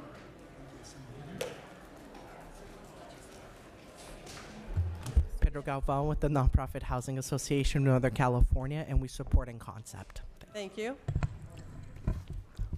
Chair members, Ross Buckley on behalf of Sacramento Mayor Darrell Steinberg, who also chairs the Big C Mayor's Coalition, in support. Thank you. Anya Lawler with the Western Center on Law and Poverty. We are very supportive in concept with bringing back a redevelopment type tool, and are happy to let Assemblymember Chu is continuing the conversation on this issue. Thank you. Todd David on behalf of the Bay Area Housing Advocacy Coalition, in support. Thank you. Mike Kingsell, Executive Director of Up for Growth Action, in support of AB 11. Thank you. Tyrone Buckley, Housing California, support and concept. Very pleased that the member continues this conversation. Thank you. Thank you very much. Are there any others in support? Seeing none. Witnesses in opposition? Yes, Madam Chair, members, good afternoon. David Wolf with the Howard Jarvis Taxpayers Association, opposed to AB 11. Members, we're not opposed to redevelopment done responsibly and on a limited basis. We certainly don't oppose the concept. I think what we oppose in regards to this bill, and especially as one of the leading property rights associations in California, is a few things. Number one, eminent domain and the taking of private property for a private use. But also just the implications of tax increment and long-term debt. You know, any long-term debt is going to be on property rolls for 30 to 40 years. This is not necessarily general obligation bond debt, so payment of redevelopment bonds don't have first call on general fund revenue, and I think for those reasons, it's all the more reason that voters should have a say regarding these projects that they approve that are going to last far longer than the members that approve them are in office on a JPA or on a city council, for instance. So, I mean, we are concerned about the lack of voter approval and eminent domain broadly, and for those reasons would ask for a no vote. Thank you very much. Are there other witnesses in opposition? Yes, Madam Chair, Bob Naylor, representing Fieldstead and Company. Just to add, as the second witness, we'd make 2 points. One is that redevelopment agencies were notoriously inefficient in spending their housing money. They had $2.5 billion unspent upon dissolution, and they took property off the rolls for an average of two-thirds for 5 years, an average of 11.2 years. So they acquire property by eminent domain and then don't develop it. Now, the second point Mr. Wolf made about long-term financing, but this commits the state to backfilling school revenues for up to 45 years for development that only needs to be 1/3 for housing. And by the way, it could also be for other private development, because transit priority projects are not just infrastructure, they can be up to 50% commercial property. So for those reasons, we oppose this. We think the governor has chosen a better path in his budget. Thank you. Thank you very much. Are there any other witnesses in opposition? All right, any questions of the committee? Yes. Assemblymember.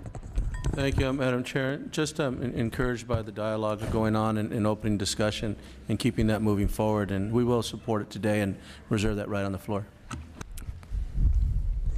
Thank you very much. Any other questions? I have entertain a motion.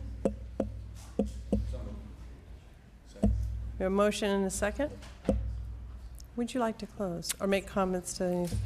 Thank you, Madam Chair. First of all, again, appreciate the work of your work and your support, and the work of this committee.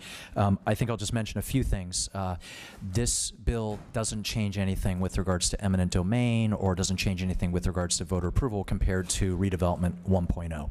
What we are changing is the economic development that was used in redevelopment 1.0, $4 to $5 billion a year. That is not part of this proposal. This proposal is only focused on about 20% of what old redevelopment was focused on, the affordable housing and infrastructure pieces. But all that being said, absolutely, look forward to keeping you abreast as the conversation continues.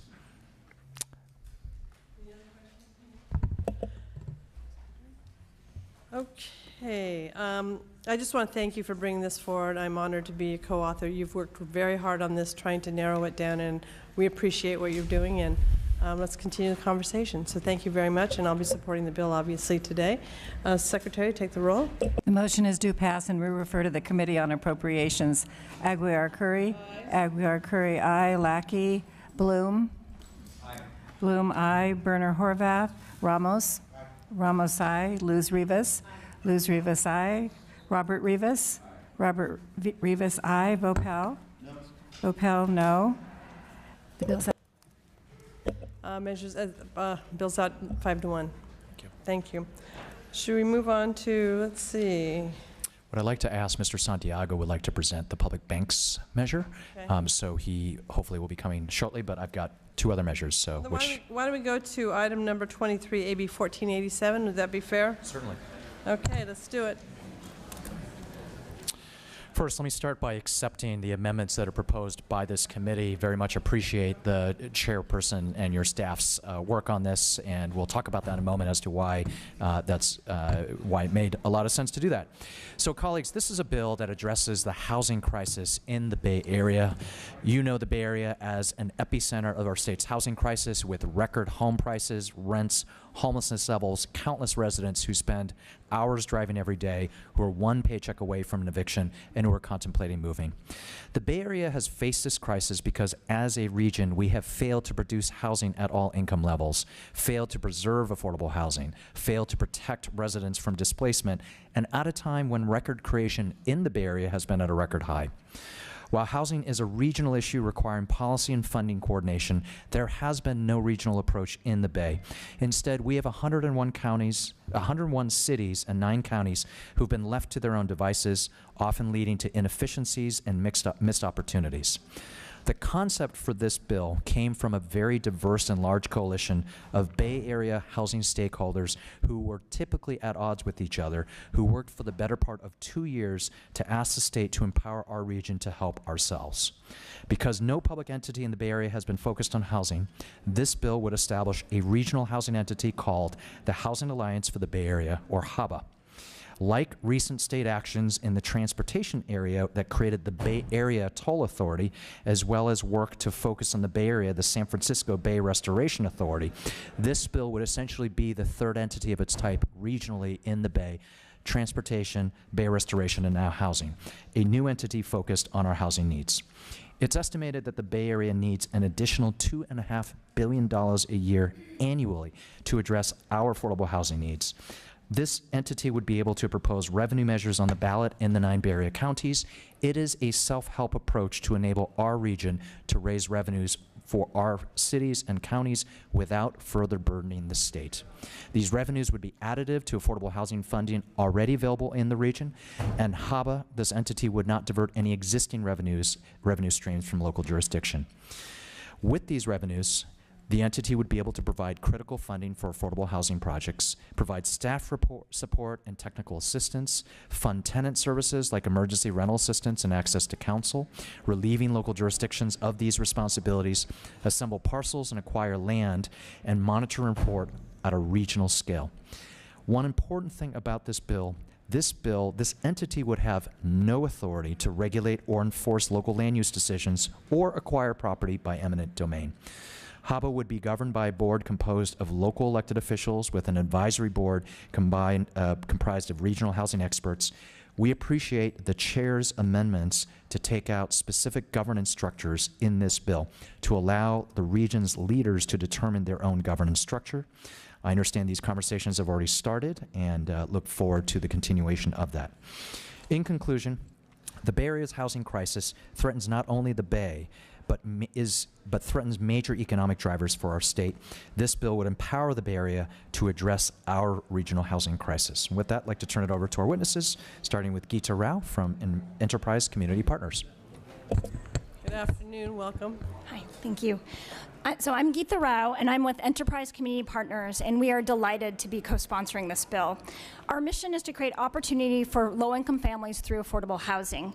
And last year, I co-authored this report. It's called Elephant in the Region, Charting a Path for Bay Area Metro to Lead a bold regional housing agenda. And in this report, we looked at how other regions in the country are dealing with their affordable housing crisis and their displacement crisis. And one key finding from this report is that those regions have a robust housing infrastructure, right? They have funding, and they also have capacity to deliver policies and programs and deploy innovative financing. We're deeply invested in this bill because it starts to lay the groundwork for that regional robust infrastructure that we need. And right now, we rely on local jurisdictions to solve the affordable housing crisis. So many local jurisdictions and their housing departments, they've just been gutted since the dissolution of redevelopment, and they've lost resources, staff, and expertise. And this bill is a way to help these jurisdictions. It's all carrots, right? It's funding, it's TA, it's help with land assembly and data tracking, and there are no sticks of land use authority or eminent domain. And so for the past 2 years, Enterprise has been engaging housing departments and planning departments, those people who are on the ground dealing with the housing crisis. And we've asked them, how can the Housing Alliance for the Bay Area, HABA, help them? And these are the examples that they gave. When the next natural disaster hits, HABA can deploy its expertise to rebuild homes and communities. It can provide the critical gap funding needed around transit-oriented development and help with land assembly. And it can help create an effective rental assistance program needed by families threatened by displacement. And lastly, I just want to end with a poll that came out today. This poll is for Bay Area residents. And the poll showed that 3/4 of residents agreed that there actually needs to be a regional approach to addressing the housing crisis in the Bay Area. It should not be city by city. And so that's why we're in support of this bill. And thank you for the opportunity. And we urge your A vote. Thank you. We have another. Okay. Good afternoon, Madam Chair. Good to be back. Matt Regan with the Bay Area Council. If you look at our region, the Bay Area, from a satellite photograph, you'll see one major metro. What you won't see are the 101 lines that draw up all our little cities and the 9 counties that are there. It's one economy, it's one economic entity. Over 50% of our workforce cross at least one county line every day to get to and from work. So it's a very fluid area.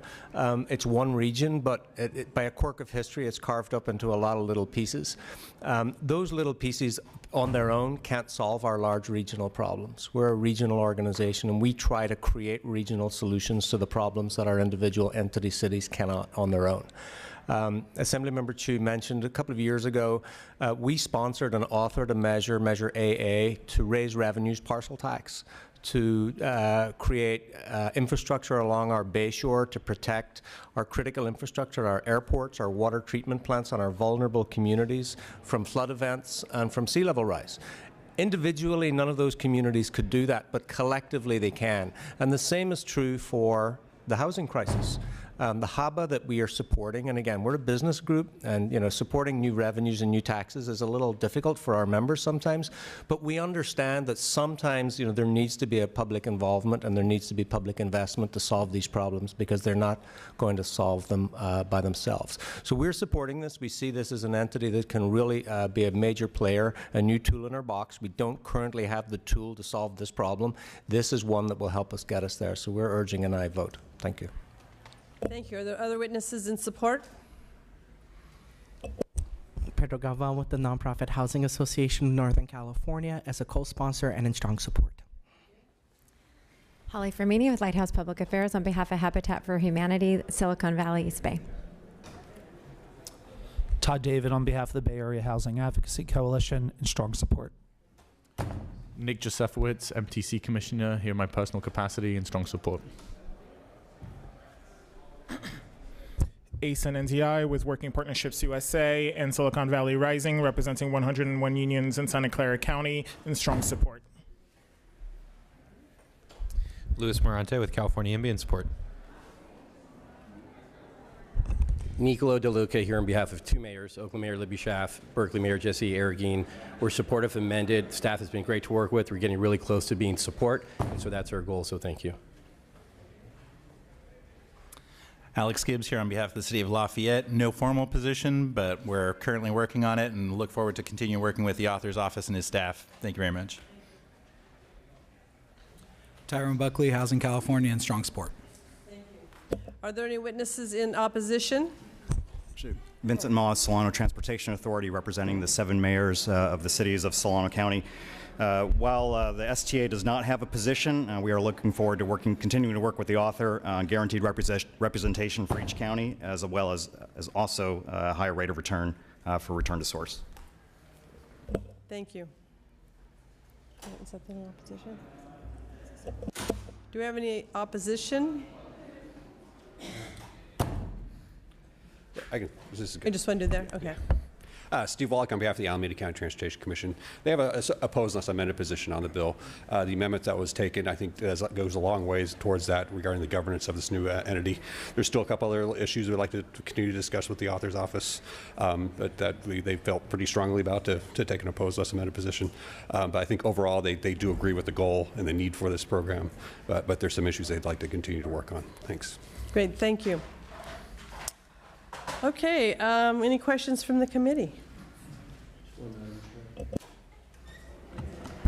Thank you, Madam Chair. Just a quick question on and it's, thank you for bringing this issue forward. And out in the area, Sonoma County in particular, there's tribal governments that are out there and tribal issues that are there also. Is there any potential for using this mechanism to support some housing for the tribal communities that are actually out there too? Absolutely. The idea is as I mentioned before, we're $2.5 billion a year short of affordable housing in the Bay Area region.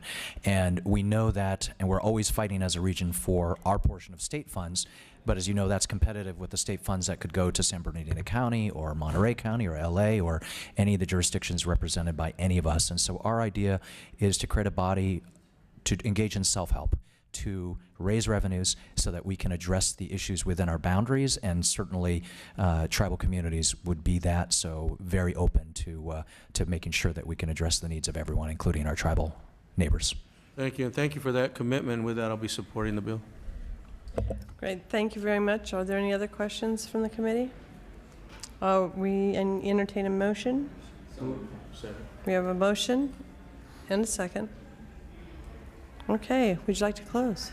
I just want to thank everyone who has come together around this. Very much appreciate the chair's analysis and your support, and look forward to continued conversations so that we can hopefully get everybody on this as we move it forward. Thank you very much for bringing this forward. The analysis highlights several issues that need some work. Refining the financial tools piece and thinking through the governance structure. In order to allow greater buy-in from affected cities and counties, I'm recommending that you strip, and what you have, agreed to strip out the current governance language in your bill and come back to us with a revised proposal once you've had the necessary stakeholder feedback and find a path forward. I talked to numerous of my constituents that are in the 3 counties, and the governance piece was just something they were having a really difficult time with. But they are positive of helping move this bill forward. Okay, so I think you can help work with that.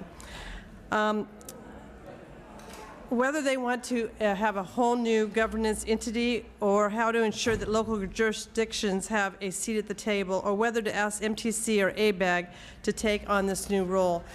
Thanks for agreeing to take the committee amendments today. Continue to work with both of the governance and financing issues, and I look forward to seeing the progress you make. Thank you so much, and I'll be supporting you today. The motion is do pass as amended, and we refer to the Committee on Appropriations. Aguiar Curry? Aye. Aguiar Curry, aye. Lackey? Bloom? Aye. Bloom, aye. Berner Horvath? Ramos? Ramos, aye. Luz Rivas? Luz Rivas, aye. Robert Rivas? Robert Rivas, aye. Vopel? No. Vopel, no. Bill's out 5-1. Thank you. Do you want to move to 1763? I'm happy to, although I know that Mr. Carr has been waiting very patiently. So if you would like to jump in, I still have 2 more bills, or I could do this bill and we could wait for Mr. Santiago. That's fine. Whatever. I'll do this. It should be quick, and then why don't you go? Wait. All right, we're going to jump around here, everybody. We just want to stir up the afternoon. Item number 10, AB 948, Assemblymember Kalra.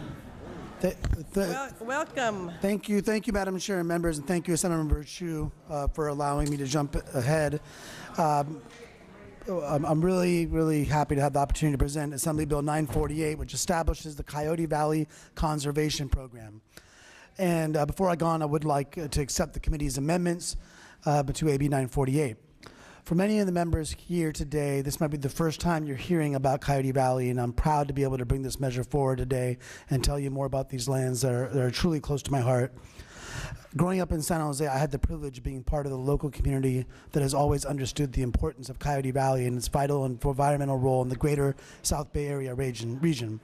Coyote Valley is nestled between the fast-growing urban core of San Jose and Morgan Hill, and is an invaluable natural and agricultural landscape that provides an essential corridor for wildlife moving between the Santa Cruz Mountains and the Diablo Range. Coyote Valley is not only a unique treasure in Santa Clara Valley, its floodplains, wetlands, and agricultural lands are also critically important to the region's resilience, enhancing the ability of our natural and urban communities to respond and adapt to increasing droughts, fires, and floods brought on by climate change. The legislation that I have introduced, AB 948, will create the Coyote Valley Conservation Program, which covering more than 17,000 acres for realizing restoration, preservation, and recreation projects. And for the first time in history, this legislation would designate Coyote Valley as a resource of statewide significance. California has created programs designed to preserve and restore certain resources of the state, such as the Santa Ana River and Lower American River, and recognize these resources as being of statewide significance. The need to protect Coyote Valley from development pressures is gaining more recognition by the state, but no program exists that focuses local and state efforts to preserve and restore Coyote Valley. I fought to protect these lands while I was on the San Jose City Council, while Coyote Valley's fate was still very much uncertain. And I'm here today asking my colleagues to stand with so many of us to help preserve this last bastion of open space within San Jose for future generations. This bill has no opposition and has broad support from constituents from my district and across the Bay Area. It also enjoys the endorsement of various statewide environmental, conservation, and wildlife protection groups and community organizations. Thank you for your consideration of Assembly Bill 948. I'm happy to answer any questions you may have following the testimony by Mark Landgraf, who's here on behalf of our bill sponsor, the Santa Clara Valley Open Space Authority. Welcome. Madam Chair, members of the committee, Mark Landgraf with the Santa Clara Valley Open Space Authority, sponsors of AB 948.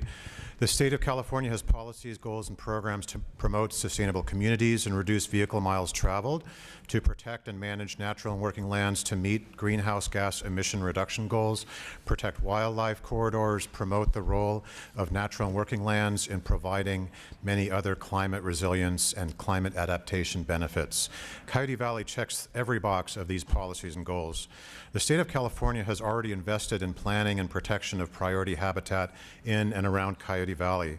The Strategic Growth Council's Sustainable Ag Lands Conservation Program funded an ag preservation plan that includes the proposed Coyote Valley program area. And the Coastal Conservancy and the Wildlife Conservation Board have also contributed significant funding to protection in the region. Now we need action to protect the lands at the highest risk of development and need the state's assistance in funding of projects. We believe AB 948 can help achieve that end. The authority works with many local partners and has good relationships with lawmakers and agencies at the state.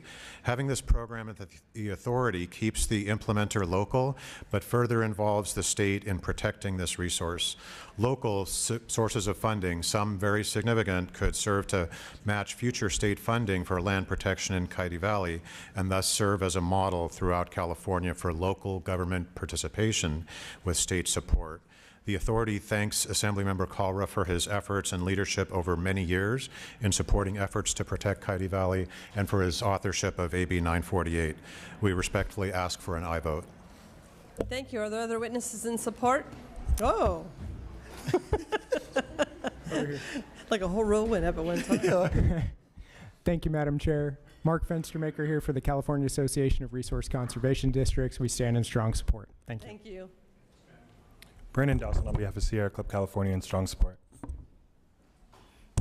Good morning, or good afternoon. Alfredo Redondo on behalf of the California Native Plant Society in strong support. Thank you.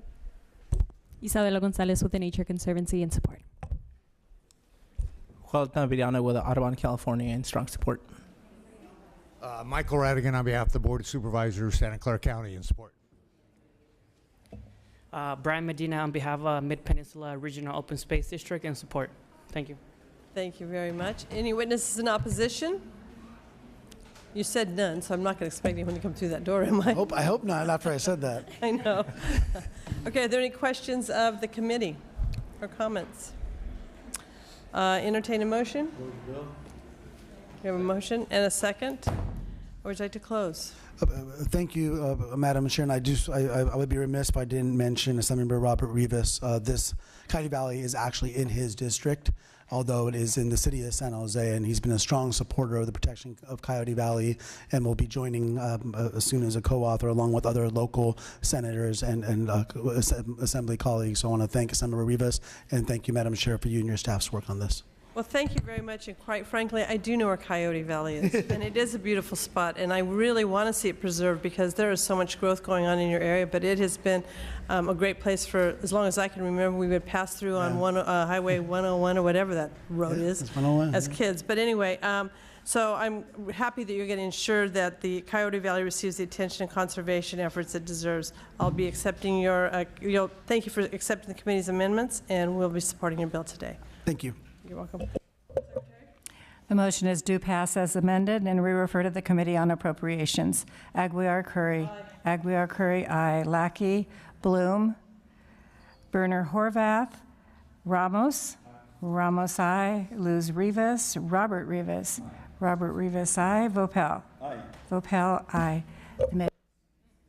We still need one more vote. Thank you. And maybe it just walked in the door.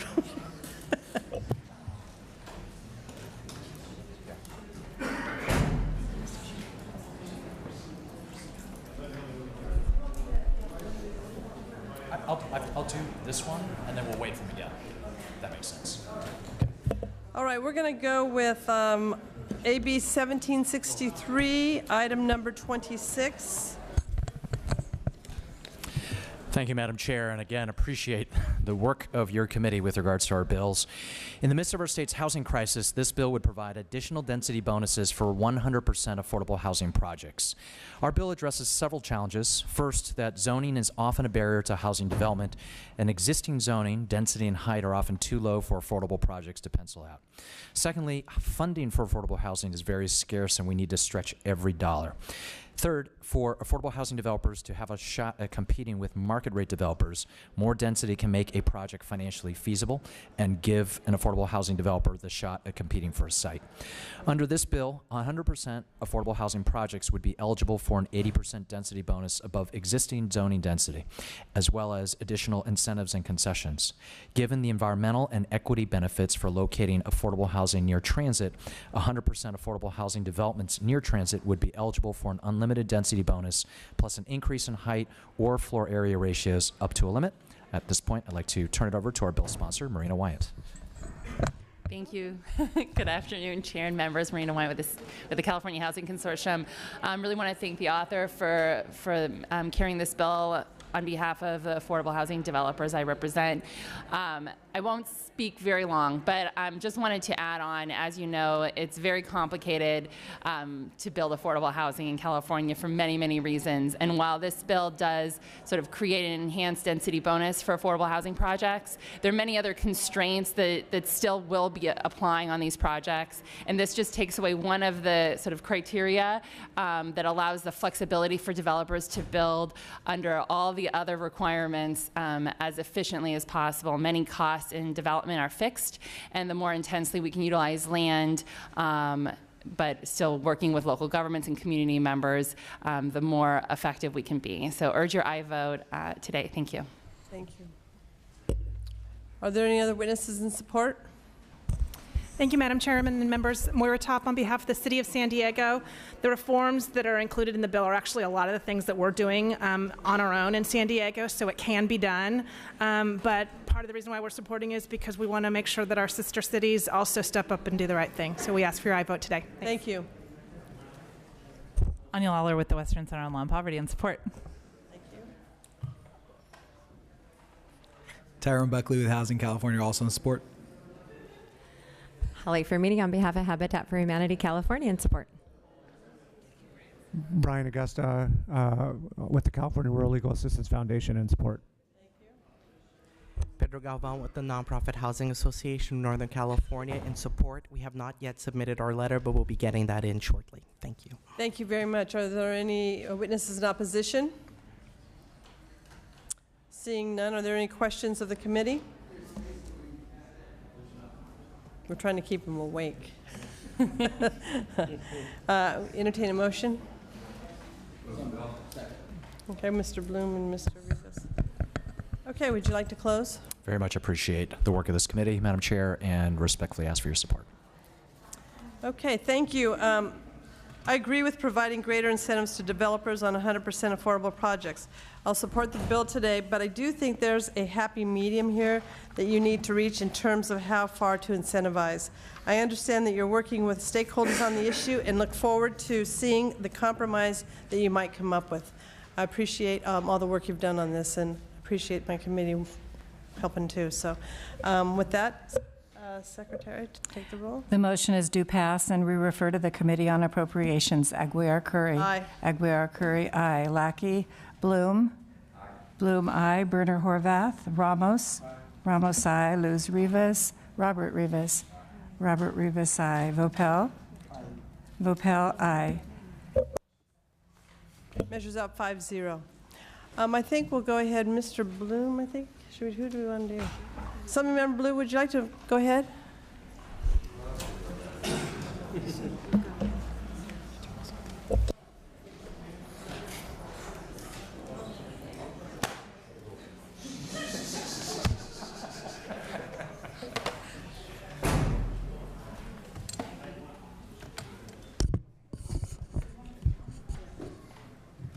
Thank you, Madam Chair and members. I think I may have just lost one vote on the floor for this bill, but removing land use barriers to equitable and inclusive development in high resource areas of the state, places with good schools, jobs, et cetera, is an essential part of addressing California's housing crisis and increasing choice and opportunity for low-income families.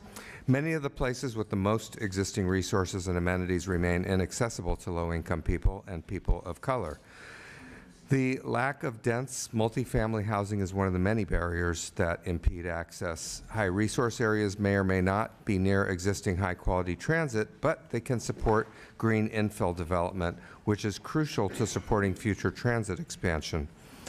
If we are serious about addressing the state's housing needs and reducing auto dependence, we need to increase density and expand infill development in more parts of our state. AB 1279 would use data and mapping to identify high-resource areas where housing development is predominantly low density and screen out places that are at high risk for gentrification and displacement. The remaining areas where there are strong indicators of exclusionary land use patterns, would be subject to zoning overrides to encourage the production of dense, small-scale market-rate housing and larger-scale mixed-income and affordable multifamily housing. We need to build more housing, but we also need to make sure that every city is doing their fair share to provide a range of housing types at a range of income levels, even places that traditionally have frowned upon density. Thank you, and I have Anya Lawler and Brian Augusto with me here to testify. Welcome. Good evening. Sorry. Anya Lawler with the Western Center on Poverty. There are a lot of the conversation on the Capitol this year has been around increasing density of residential development around transit, which is critical, but there are many, many communities in the state that don't have transit and have high numbers of low-wage workers who have no opportunity to live in those communities because there is no opportunity to build dense, affordable housing in those communities. This bill would fix that problem. We think it's a good bill, and we would urge your support. Thank you. Brian Augusta, on behalf of the California Rural Legal Assistance Foundation, pleased to co-sponsor the bill. In the robust discussion that we're having on housing this year in the legislature, this bill adds an important element, which is how do we create more opportunity, particularly for low-income families in areas of high opportunity, and how do we produce more affordable units in those communities? This bill helps to achieve that, and we would urge an aye vote. Thank you. Is there any other witnesses in support? Good afternoon. Tyrone Buckley with Housing California, also in support. Any witnesses in opposition? Seeing none, are there any questions of the committee? We need a motion. I'll second it. I got the second, don't worry. Gotcha. So we have a motion and a second. Would you like to close? I respectfully ask for your aye vote. Okay, well, thank you very much. This bill, I understand the concept, but hope you'll continue to work with people that are concerned with CSAC and urban counties as come to my office on tighter definitions in the bill and refine the appeals process. I'll be voting for the bill today and hope to see it on the floor sooner than later, all cleaned up. Thank you very much. The motion is due pass, and we refer to the Committee on Appropriations. Aguiar-Curry. Aye. Aguiar-Curry, aye. Lackey. Bloom. Aye. Bloom, aye. Berner Horvath. Ramos. Ramos, aye. Luz Rivas. Robert Rivas. Robert Rivas, aye. Vopel. No. Vopel, no. Needs one more vote. Thank you very much. Assemblymember Rivas, would you like to go next? Yes. Numbers here. Okay, we're on item 27, 1783.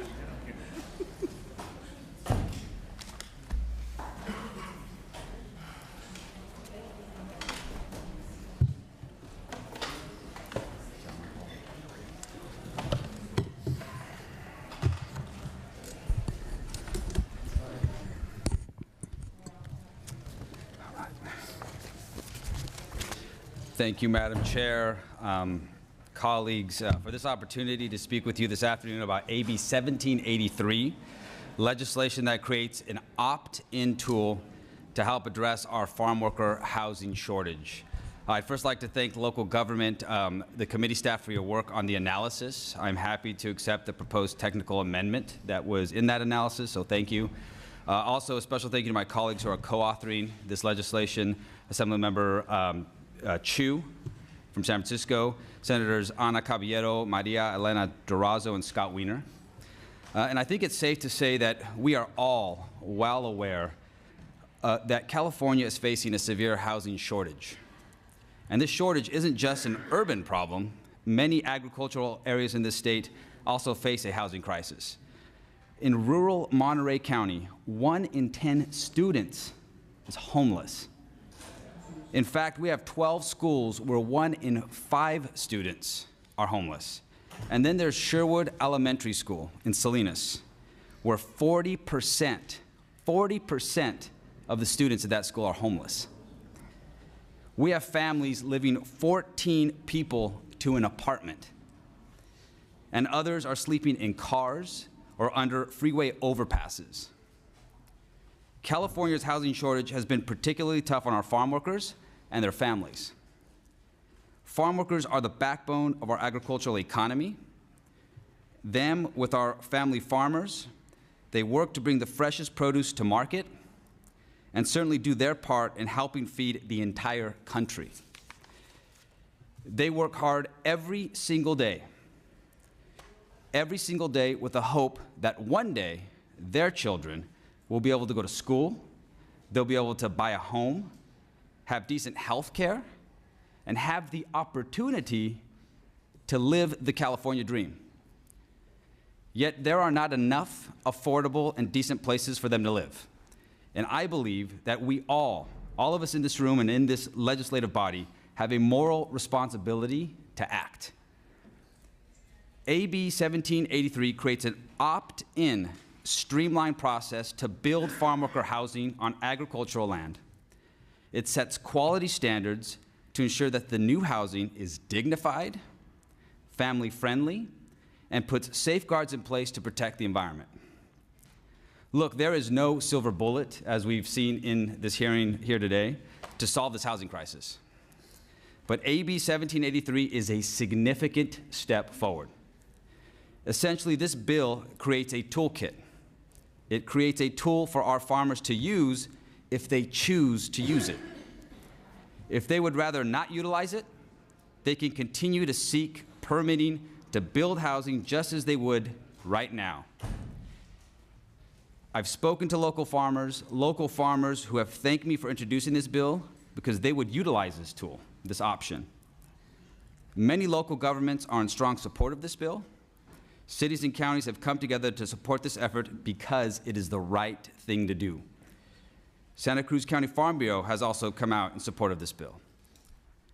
As many of you know, I am new to the California Assembly.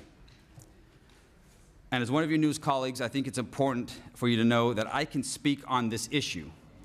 I can speak about the importance of farm worker housing from firsthand experience. Because you see, my grandfather was a farm worker at Almaden Vineyards in Piscinas, California. He, with my grandmother, my mom, who was a single parent, they raised my brother and I. I grew up in farm worker housing. I lived with 10 members of my family. Our housing complex was located right beside the vineyard where my grandfather worked every single day. Our housing was very, very basic, but it was decent. In our small two-room home, it gave our family the opportunity for a better life. Farm worker housing allowed my family the chance to get out of the fields and into the classroom. But many farm workers then and now are not so lucky. AB 1783 will make a significant difference in the lives of those who work the fields like my grandfather did. And we must ensure that our current generation of farm workers, that their children also have the chance at a better life and a brighter future. Thank you for your time, Madam Chair. I'm joined here today by our bill sponsor and other witnesses in support of this bill, and I'll ask them to introduce themselves. Thank you very much. Welcome. Good afternoon, Chair and committee members. My name is Heriberto Fernandez, and I am the Civic Participation and Policy Coordinator with the UFW Foundation. Too many California farm workers suffer horrible and inadequate housing and conditions built on farm worker housing system created in the beginning of the last century. Labor camps did not have tenancy protections. Labor camps did not have Title 24 regulations. They did not have rent stability. Labor camps were cold, damp, and indecent. And they were controlled by employers. Today, farm workers live in garages, in barrack-style housing, trailers with no air conditioning that makes summer living brutal. If I may share what farm workers themselves are saying, Apolinar Cruz, a wine grape worker in the Santa Rosa region, says, quote, rent for an apartment or studio is $2,000 or $2,500, depending on the place. For me, he says, that's too much money. Efrain Garcia, who is now homeless after 39 years working in the field, says, quote, to warm up my food, I'm always bothering my friends, asking to please allow me to make myself a taco. Assemblymember Robert Rivas' Farm Worker Housing Act proposes two simple solutions: empower good actors to build farm worker housing and do it so quickly, and also prevent state money or benefits from supporting a flawed federal program or conditions that hinder a farm worker's freedom and ability to live free of control. We ask for your consideration. Thank you. Thank you. Welcome. Welcome. Good afternoon, Chair, members. Chris Butcher, Thomas Law Group. I'll be brief and say that this is a voluntary bill, and we're here to answer any technical questions that the committee may have. Thank you. Are there any other witnesses in support? Madam Chair, members, Lori Johnson on behalf of the City of Salinas in support. Brian Augusta with the California Rural Legal Assistance Foundation in support. Anya Lawler with the Western Center on Law and Poverty in support. Luis Morante with California INBI in support. Nicholas Chavez on behalf of the United Farm Workers in support. Thank you. Mark Landgraf, Santa Clara Valley Open Space Authority in support. Good afternoon again. Alfredo Redondo, President of Priority Strategies. If I may, normally you see me here on behalf of conservation and environmental groups. Here today on my own accord. I'm one of those kids that has been able to get the California dream as a result of really good farm worker housing. I grew up in farm worker housing from my birth until I turned 18 and then went to college. The importance of this bill can't be overstated. So definitely encourage your support. And yeah, I just wanted to mention too that ultimately the ability to have this kind of housing is what allows people to come out of poverty. Because if you're not able to address these fundamental issues at home, and you're having to worry about, you know, not only where you're gonna get the next meal, but having a roof over your head, it makes it extremely difficult.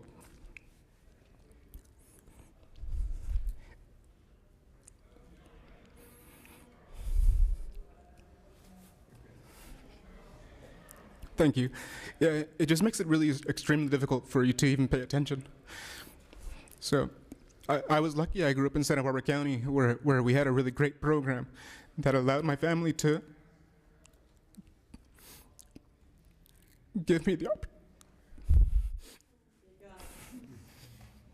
Thank you very much. Brett Garrett from Santa Cruz, speaking for myself. I support. Okay, we have any witnesses in opposition?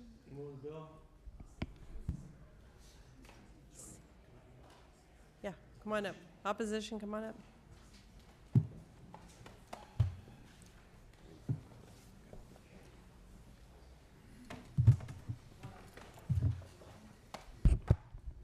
Good afternoon, Madam Chair and members of the committee. I'm Matthew Ong, representing Western Growers Association this afternoon.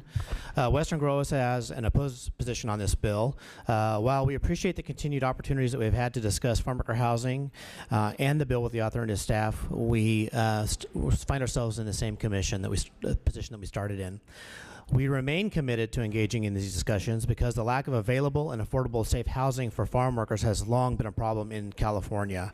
However, the ministerial permitting process, as delineated in this bill currently, would not be available unless the farmer turns operation of their housing over to a third party. Few farmers would be willing to do this, as they would remain ultimately responsible for the housing and any liability claims associated with its operation. We believe that we should instead commit to finding an alternative that does not discourage our farmers from deploying their capital and their land to meet this urgent need. We are also very concerned at the same time about language in the bill that would prohibit state funding for the planning, development, and operation of housing that would be utilized for H-2A employees. The reality is that farmers here and elsewhere in the United States are turning to the H-2A program in desperation due to the ongoing labor shortage that we have in ag. We look forward to continuing our conversations with the author and with the legislature because farm worker housing is critically important. We just believe that we should be looking at this from a different perspective. Thank you. Thank you. Others in opposition? Good evening, Madam Chair and members. Taylor Rosham with the California Farm Bureau. We're regrettably opposed unless amended to this bill. We do applaud the author's interest in expanding opportunities for the development of farm worker housing. We share that goal. Unfortunately, just as my colleague had mentioned, we have some concerns that the exemption that's provided is so limited. In addition to having a qualified affordable housing organization operate with no liability protections, there's also questions about the siting. So under the bill, you could not site any of this housing on Williamson Act land, which is 16 million of the 30 million farm and ranch lands in California. You also can't site it in a coastal zone. Local coastal programs are predicated on state and local approval of having farm worker housing as a mandatory portion or a very important portion of our coastal agricultural areas, especially where housing costs are tremendous, just as the commentary was in Napa. Beyond that, I think we have some broader concerns about the bill tying tenant housing rights to employee housing rights. Now, this would be inconsistent with how we act for any other employee where housing is a condition of their employment. It would only be for these agricultural employees. Regardless, I think we all agree that we want our employees to feel comfortable in a housing operation that they feel is affordable and is safe. But unfortunately, well, I think practically, we believe that our existing employment contracts cover discriminations, protections, and some of those tenant obligations that are there for agricultural employees already. So we don't feel as though those conditions are necessary. And then I think practically tying tenant housing rights to employees' housing rights, just to give you an example, under California's existing tenant housing rights law, you have a 30 days notice to evict. If you are an employee and you're fired for cause in a housing situation, That employee would then have the right to reside within that housing for 30 days.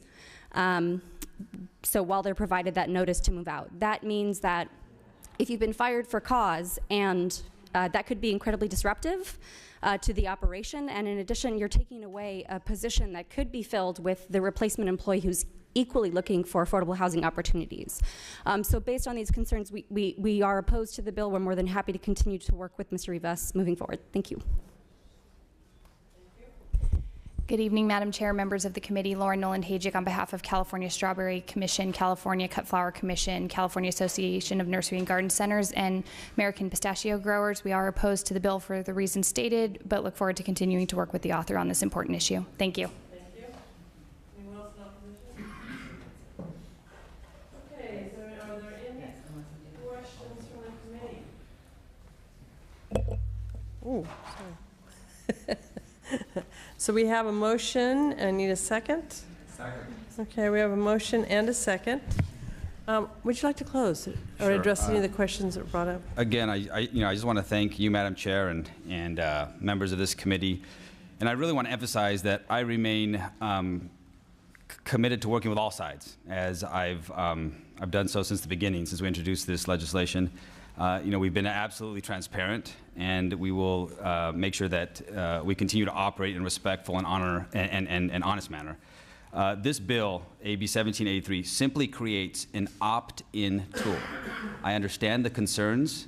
That's why this bill would propose to create a program that is voluntary and opt-in. If it doesn't fit the needs of an agricultural operation or a farm, they don't have to do it. And certainly it's a tool for our farmers to utilize if they can. But please keep in mind that this bill, this issue is not a Democratic issue. It's not a Republican issue. This is a humanitarian issue. And we have a responsibility to do something and to act. This is, by no means an exhaustive bill. There's a lot of needs in agricultural workforce housing, and I intend to build upon the foundation of this legislation and continue to address the needs to support agriculture. I respectfully ask for your support. Our farm workers certainly need your help, and let's keep the California dream alive for them and certainly for their families. And again, I appreciate the time and respectfully ask for an aye vote. Thank you, Assembly Member. If there's ever a need to streamline, it's now. But I want to thank you because you did make it an opt-in. And you made it so farmers could choose to use it or not. And that's a big step for many people. I think you worked really hard on this bill. It shows a lot of promise. I know that you will continue to work with opposition. And with that, I will be supporting your bill today with the technical amendment. Mm-hmm. Oh, I'd like to co-author as well. I'm sorry? I'm going to co-author as well. Thank you. Yeah. The motion is do pass as amended and re-refer to the Committee on Appropriations. Aguiar-Curry. Aye. Aguiar-Curry, aye. Lackey. Not voting. Lackey, not voting. Bloom. Aye. Bloom, aye. Brunner Horvath. Ramos. Aye. Ramos, aye. Luz Rivas. Robert Rivas. Aye. Robert Rivas, aye. Vopel. No. Vopel, no. 1, 2, 3. Bill needs. Bill has 3 votes where we have a couple people missing. Okay. How many do we need? We just need one more vote. Okay. We are going to take a 5-minute break. We'll come back about a little 5:37, something like that.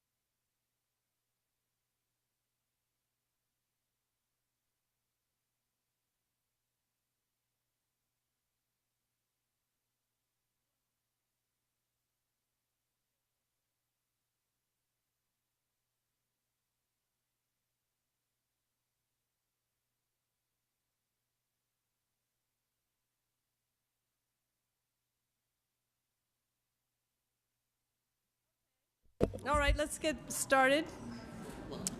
We are now on item number 9, AB 857. Welcome, Assembly Members Chu and Santiago.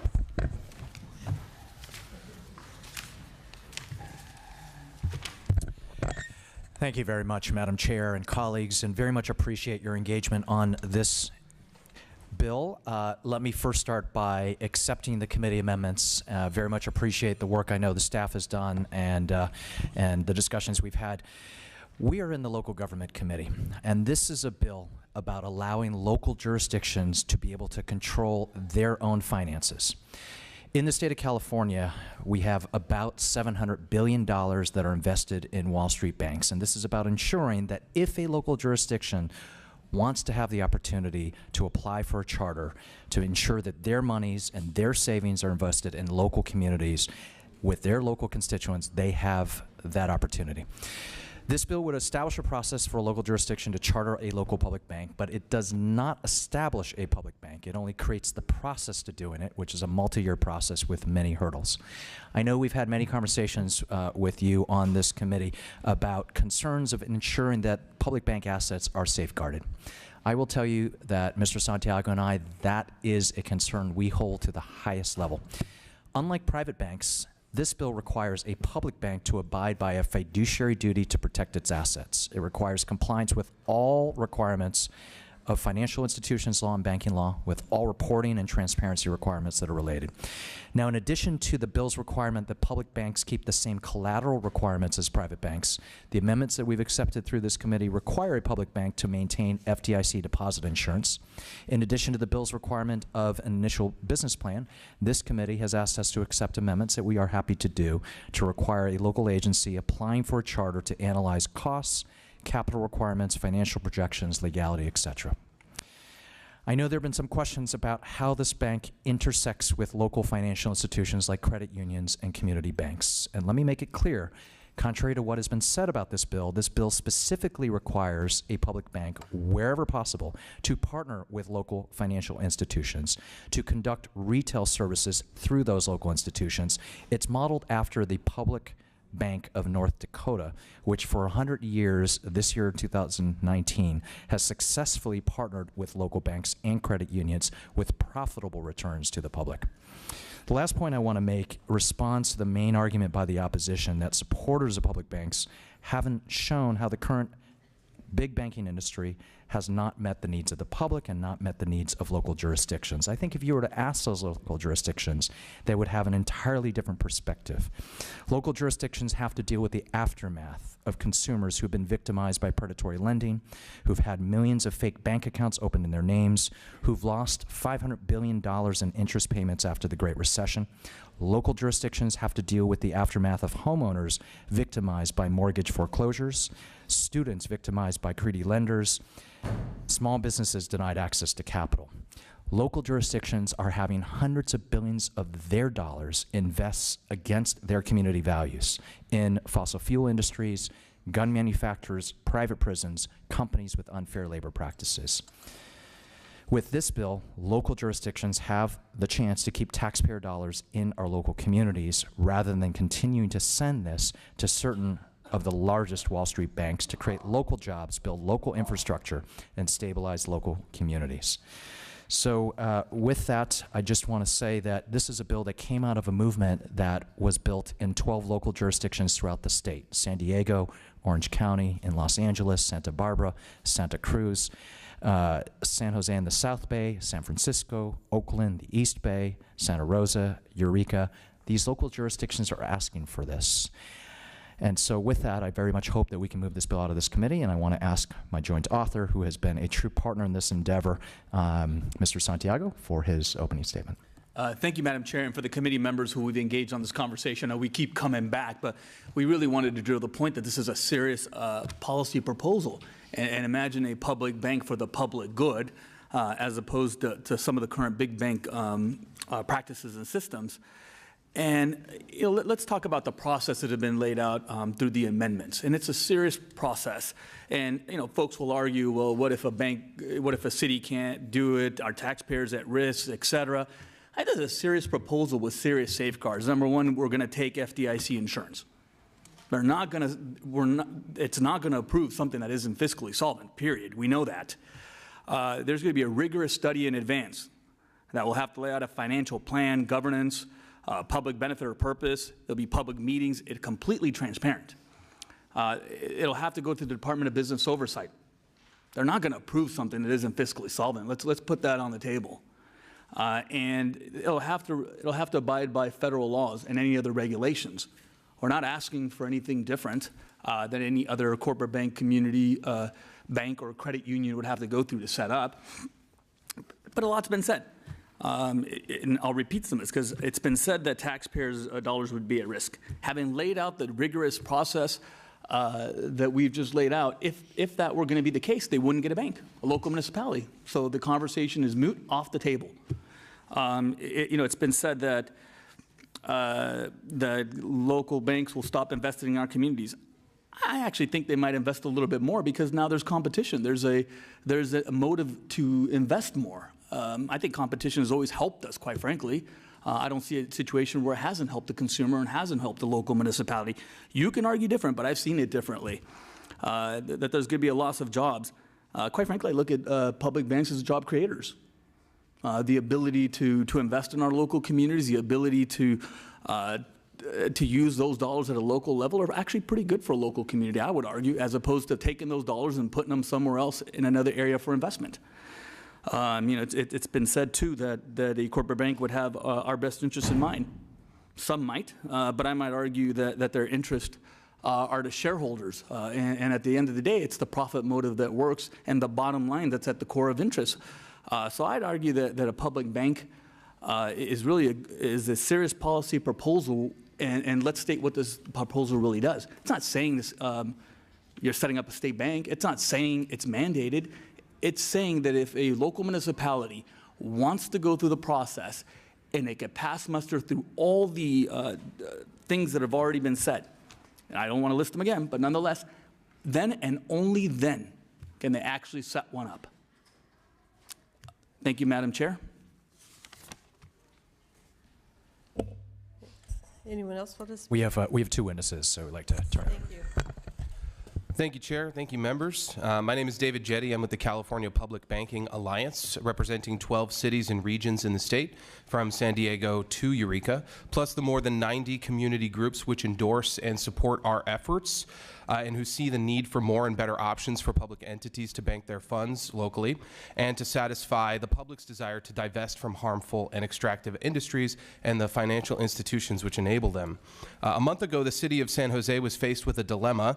They could either waive their wage theft prevention policy and accept a bid from JP Morgan Chase for their banking services, or they could reject that bid and accept the second best bid from Wells Fargo, which has a sub-satisfactory CRA rating due to enforcement actions related to defrauding their own customers.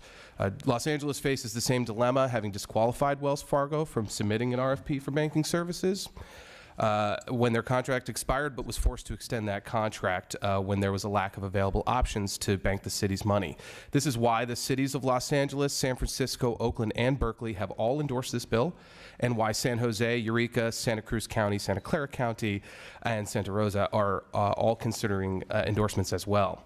Local and community banks and credit unions are an essential part of the solution to this problem, but most are too small to handle the needs of local jurisdictions in full. And unfortunately, the same multinational banks which collapsed the economy in 2008 have squeezed and depleted the local banking sector, which has shrunk to a quarter of its former size. City and county treasurers have a fiduciary duty to make prudent investments and abide by strict, extensive rules on how they do their job, and this bill changes absolutely none of that. The bill simply opens the door for cities and counties to analyze the benefits of a state-chartered public bank and to apply to the Department of Business Oversight for that charter. It requires FDIC insurance for all relevant deposits. Collateral requirements for public deposits also remain the same. AB 857 makes all the same requirements of public banks that they make on private commercial banks, and then some. And in addition to the new lending and services that public banks can provide to local governments, public banks will provide new partner for community banks and credit unions, a partner who doesn't want to steal their customers and in fact is legally prohibited from doing so.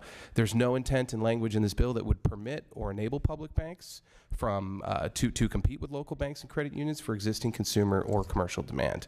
On the contrary, it requires them to work through those local banking partners to extend services and create new correspondent and cooperative lending opportunities that did not exist before. The Bank of North Dakota is a great example of a small-scale public bank, small scale of course because it's a small state, which serves as a wholesale partner to local private banks to magnify the benefits of their investment and target them to the public good. And as advocates for transparency and good governance in banking public funds, we really happy that these amendments have been accepted. We believe that this public oversight of public banks is what will allow them to be a trustworthy and self-sustaining part of our public infrastructure and a vital piece of a healthy banking sector that's sorely lacking today. Thank you. Thank you.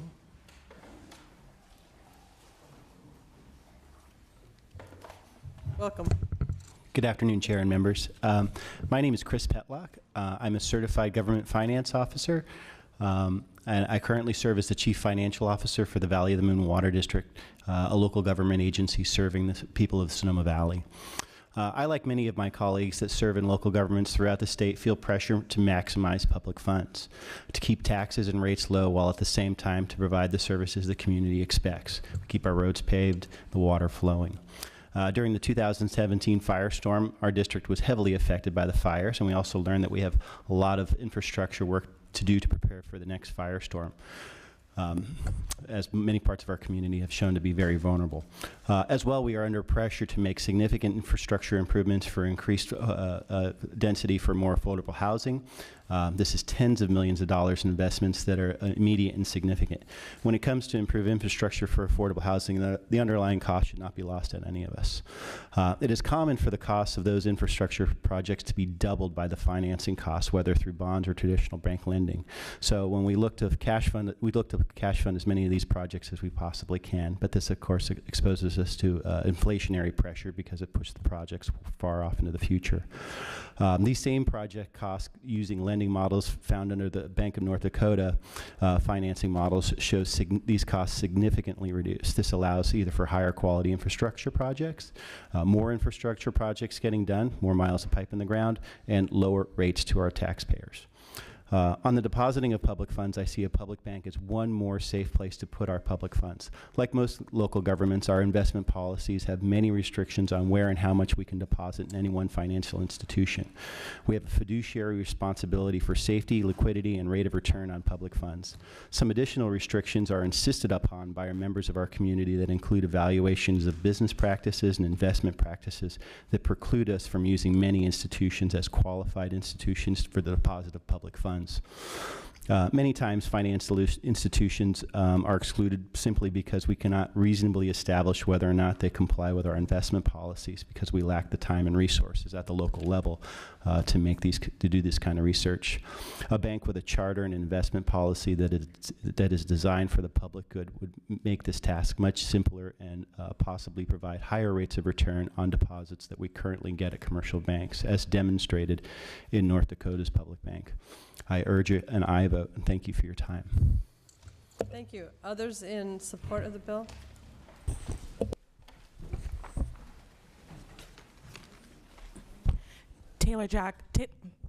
Ms. Taylor Jackson with the California Nurses Association, in strong support. Lynn Nittler of Davis, in support for YOLANA Climate Action, also YOLO Move On and YOLO Interfaith Alliance for Climate Justice. Great idea. My name is C.T. Weber. I'm the Legislative Committee Chair of Peace and Freedom Party of California. We're going to have to watch out or we're going to steal all of our issues. But anyway, we've been supporting this issue for nearly 50 years, and so we support the bill now. Karen Jacques on behalf of 350 South Bay, LA, 350 Riverside, 350 Silicon Valley, 350 Bay Area Action, and 350 Sacramento, where I live, in strong support. Christine Shoemaker of Woodland with Fossil Free California in strong support. Madam Chair, members, Mike Monaghan on behalf of the City and County of San Francisco. This legislation is going to provide lots of opportunities and lots of benefits for the local communities. Urge your support. Good evening, Margie Lewis from the East Bay, representing Communities for a Better Environment in strong and enthusiastic support. Muy buenas tardes, mi nombre es Amparo, represento a Poder. Good afternoon, her name is Amparo and she's here representing Poder. Que tiene desde hace 25 años que está sirviendo a la comunidad y yo vengo en nombre de toda la comunidad para que apoyen este banco para nosotros los pobres.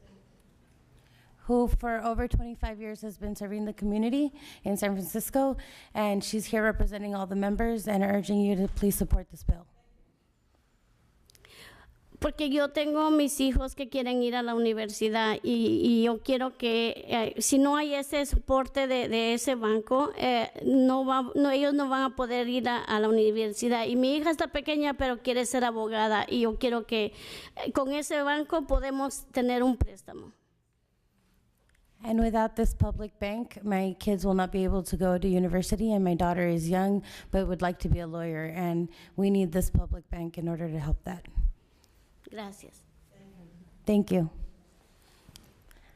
Good afternoon. My name is Reina Tello, and I'm here representing the Housing Justice Action Team in District 11 of San Francisco, and where hundreds of members are urging you to please pass this bill and move it forward. Thank you for your support. Thank you, Chair Gary Curry and members. Mitch Steiger with the California Labor Federation, also in support. Sushil Jacob with Lawyers Committee for Civil Rights of the San Francisco Bay Area in strong support. Good afternoon, Charlie Shama. San Francisco Rising, an alliance of 9 base building organizations in San Francisco, is in strong support of this proposal. And I've also been asked to register support on behalf of the California Environmental Justice Alliance. Thank you very much. Gilbert Williams, Chair of San Francisco ACE. We're in support of the bill, and I'm one of the 1.5 million Californians that lost their homes to foreclosure since the foreclosure crisis of 2008. I encourage you to move this bill forward. Thank you. I'm Brett Garrett, and the Santa Cruz Climate Action Network strongly supports this bill. Thank you. Hi, I'm Jordan Hammond. I'm an organizer for East Bay Public Bank. I'm also COO and co-founder of a 20-person startup, and really see a lot of potential for this to address the poverty in my neighborhood in the East Bay. Thank you very much. Strong support. Hi, Doug Norland, Friends of the Earth US, and on behalf of our 1.8 million active members, supporters in the US, strong support. I'm Sarah Thies. I'm here on behalf of Southern California 350 in strong support. Hi, Kate Tanaka from Oakland, California Clean Energy Alliance. Strong support. Hello, everyone. Shelley Browning with Friends of Public Banking Santa Rosa, speaking in strong and solid support. Thank you. Susan Harmon, Dr. Susan Harmon, speaking for Code Pink, the Wellstone Democratic Club in the East Bay and the East Bay Public Bank. Thank you. Any other witnesses in support? My name is Cynthia Zhang from Oakland, registering strong support from Asian Pacific Environmental Network. More specifically, it's actually for myself because I believe in public banking. I am a landlord and I'm also a day trader. I've seen through the whole banking system collapse, and I watch Bloomberg every minute when that happened. But I'm not a sour grape to speak for that, because I actually did very well and come out of it very well. But I just am here to make sure that we do have a public banking to compete with the private sector, so that your retirement fund will be there for you when you're ready to retire. Thank you very much. Are there any witnesses in opposition?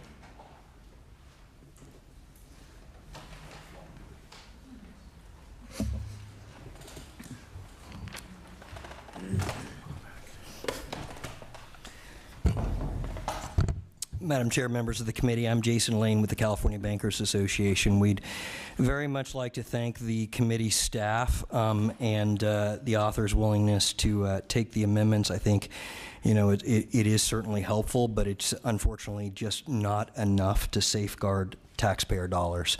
And the reason is simple. The measure still allows, still gives local governments license to move forward with the creation of a public bank, notwithstanding what the feasibility study says or what its outcome is. So it's not, unfortunately, subject to any type of vote.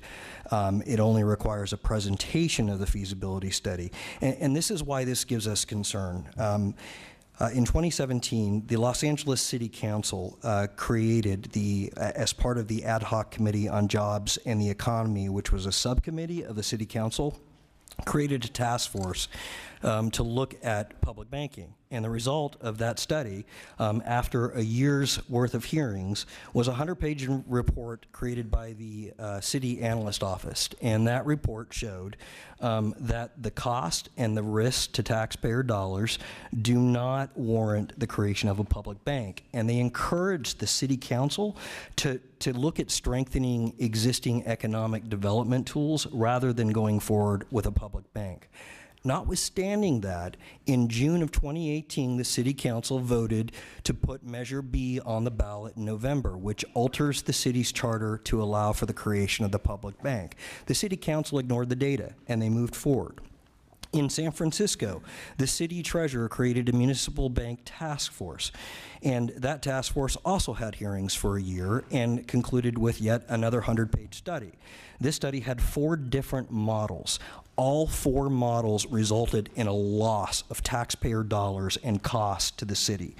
Notwithstanding that, earlier this year, the Board of Supervisors in San Francisco unanimously endorsed the very product that's embodied in AB 857. So a feasibility study in and of itself is not a safeguard. Santa Fe, Washington State actually has a study of the studies. Los Angeles, San Francisco, Massachusetts, all of their feasibility studies concluded that there is enormous cost in capital, in maintaining the operation of a bank, and enormous risk to taxpayers. In 2004, the Los Angeles Redevelopment Bank went bankrupt. It took grant money and made small business loans, and 40% of those loans were charged off. A charge-off is a loss, and when a public bank has losses, it has to answer to the taxpayer. When a private bank has losses, it has to answer, to shareholders. So, you know, we urge you to oppose this measure, to vote no. There's a lot in this bill that's lacking. One of the things that I think is notable is that when the private sector has to compete, when a public entity engages in commerce in competition with a private entity, it ought to be required to pay taxes. This bill actually establishes a separate corporate structure. That corporation should pay income taxes. The bill specifically says that it would not pay income taxes. The corporate tax rate in California is 8.8%. The bank tax rate in California is 10.8%. So it's a higher number than the corporate tax rate. When you're taking income-producing activities that are taxable away from private industry and transferring them to a public entity that's not paying taxes, there will be a hit to the general fund. Contrary to what you've heard here today, there is nothing in the bill that stipulates that a public bank has to adhere to all federal banking laws, nor is there anything in the bill that says the measure that a public bank has to adhere to the Community Reinvestment Act, or the recently enacted sweeping privacy legislation that the legislature enacted next year. It ought to have that in the bill. Finally, if this is the people's money, if it's about local control, then we should subject this to a vote of the people. The people should be able to decide, as they did with Measure V in LA, whether or not they want to create a public bank. In that note, they voted no, thank you, 58% to 42%. For these reasons, we urge you to vote no on this measure. Thank you very much. Others in opposition? Margaret Gladstein on behalf of the California Community Banking Network. Our members are solely small community banks. Our boards and our customers are based in the communities, and we invest our funds in those communities. Well, I do appreciate the language, the amendments the author took, and the work this committee's done, and the language in the bill that talks about partnering with community banks. Mr. Santiago, in his presentation, talked about how these banks would compete with community banks. Community banks are struggling in California today. We've lost hundreds of community banks as they've merged or been taken over by larger institutions. Some of our banks are doing amazing things by partnering with government programs, the iBank Today. This committee, when it joined with the Assembly Banking Committee in an informational hearing about public banking, heard bankers talk about the amazing things that they're doing in this community right now to partner and grow and reinvest in the community. So we don't want to see local funds, local agency deposits that currently community banks are taking and reinvesting in those communities being taken away from us with competition from the state. So for these reasons, we must oppose the bill. Emily Eichner on behalf of the California Credit Union League in opposition. Valerie Nero for the California Chamber of Commerce. We are opposed. It is still on our job killer list, as we do believe that this bill will cost jobs locally. Thank you very much. So are there any questions of the committee? I have one. So this went to the banking committee, so it seems to me these banking questions that are coming up, were they addressed during that testimony? Absolutely. And we spent a lot of time with banking committee staff. But if I could just make a couple comments about what we heard from the banking lobbyists. And it was interesting that the arguments have shifted between the arguments that were raised on Monday and the arguments that are raised today. But if I can say a few things. First of all, there was a suggestion that somehow the process involves a very lengthy analysis and a feasibility study. And the banking lobbyists suggest that there's not a vote. That is not true. In fact, I will just say it is in actually the local government analysis itself on page 9. It says the study that's required must be presented and approved by the governing body of the local agency at a public meeting prior to the local agency submitting an application. We have no interest in a local jurisdiction moving forward with this without public officials analyzing the data and figuring it out. So point number one. Point number two, there's a suggestion that somehow this is going to kill community banks, and I could not disagree with that more strongly. The law, our bill specifically says that any local public bank would be required to work with community banks. In fact, quite the opposite has happened in recent years. The Wall Street banks have actually killed 75% of California local banks over the past 25 years. In 1994, there were 500 community banks in the state of California. This year, there are 120 because of the activities of the largest Wall Street banks that we're talking about. What we have seen in North Dakota is the community banking system has actually been enhanced by the existence of a public bank. I want to address the job killer suggestion by the chamber, and with all due respect, the Wall Street banks that we're talking about destroyed countless jobs with the last financial crisis, countless jobs related to the mortgage foreclosure crisis, countless jobs that are impacted because of predatory lending or the fact that small businesses have not been lent to. And our vision of public banks is that they are job creators, that they are investing in local affordable housing, they're investing in local infrastructure, in local small businesses to ensure that we are creating jobs. The last point I want to mention is around the point involving taxation, because that is something that, that has been suggested.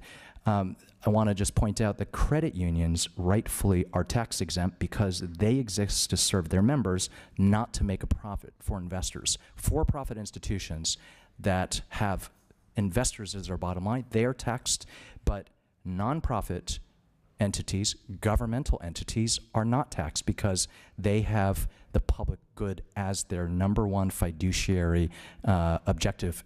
This bill establishes, requires public banks to have a fiduciary duty to the public and to the public assets, and that is why we treat them in this bill like a credit union. If Wall Street banks were not based on the profit motive, they should not have to pay taxes, but the fact of the matter, they do. That is how we structure our tax system in our country. So just want to reiterate those points. I find it interesting that Los Angeles took it to the people for a vote. What happened? What was the...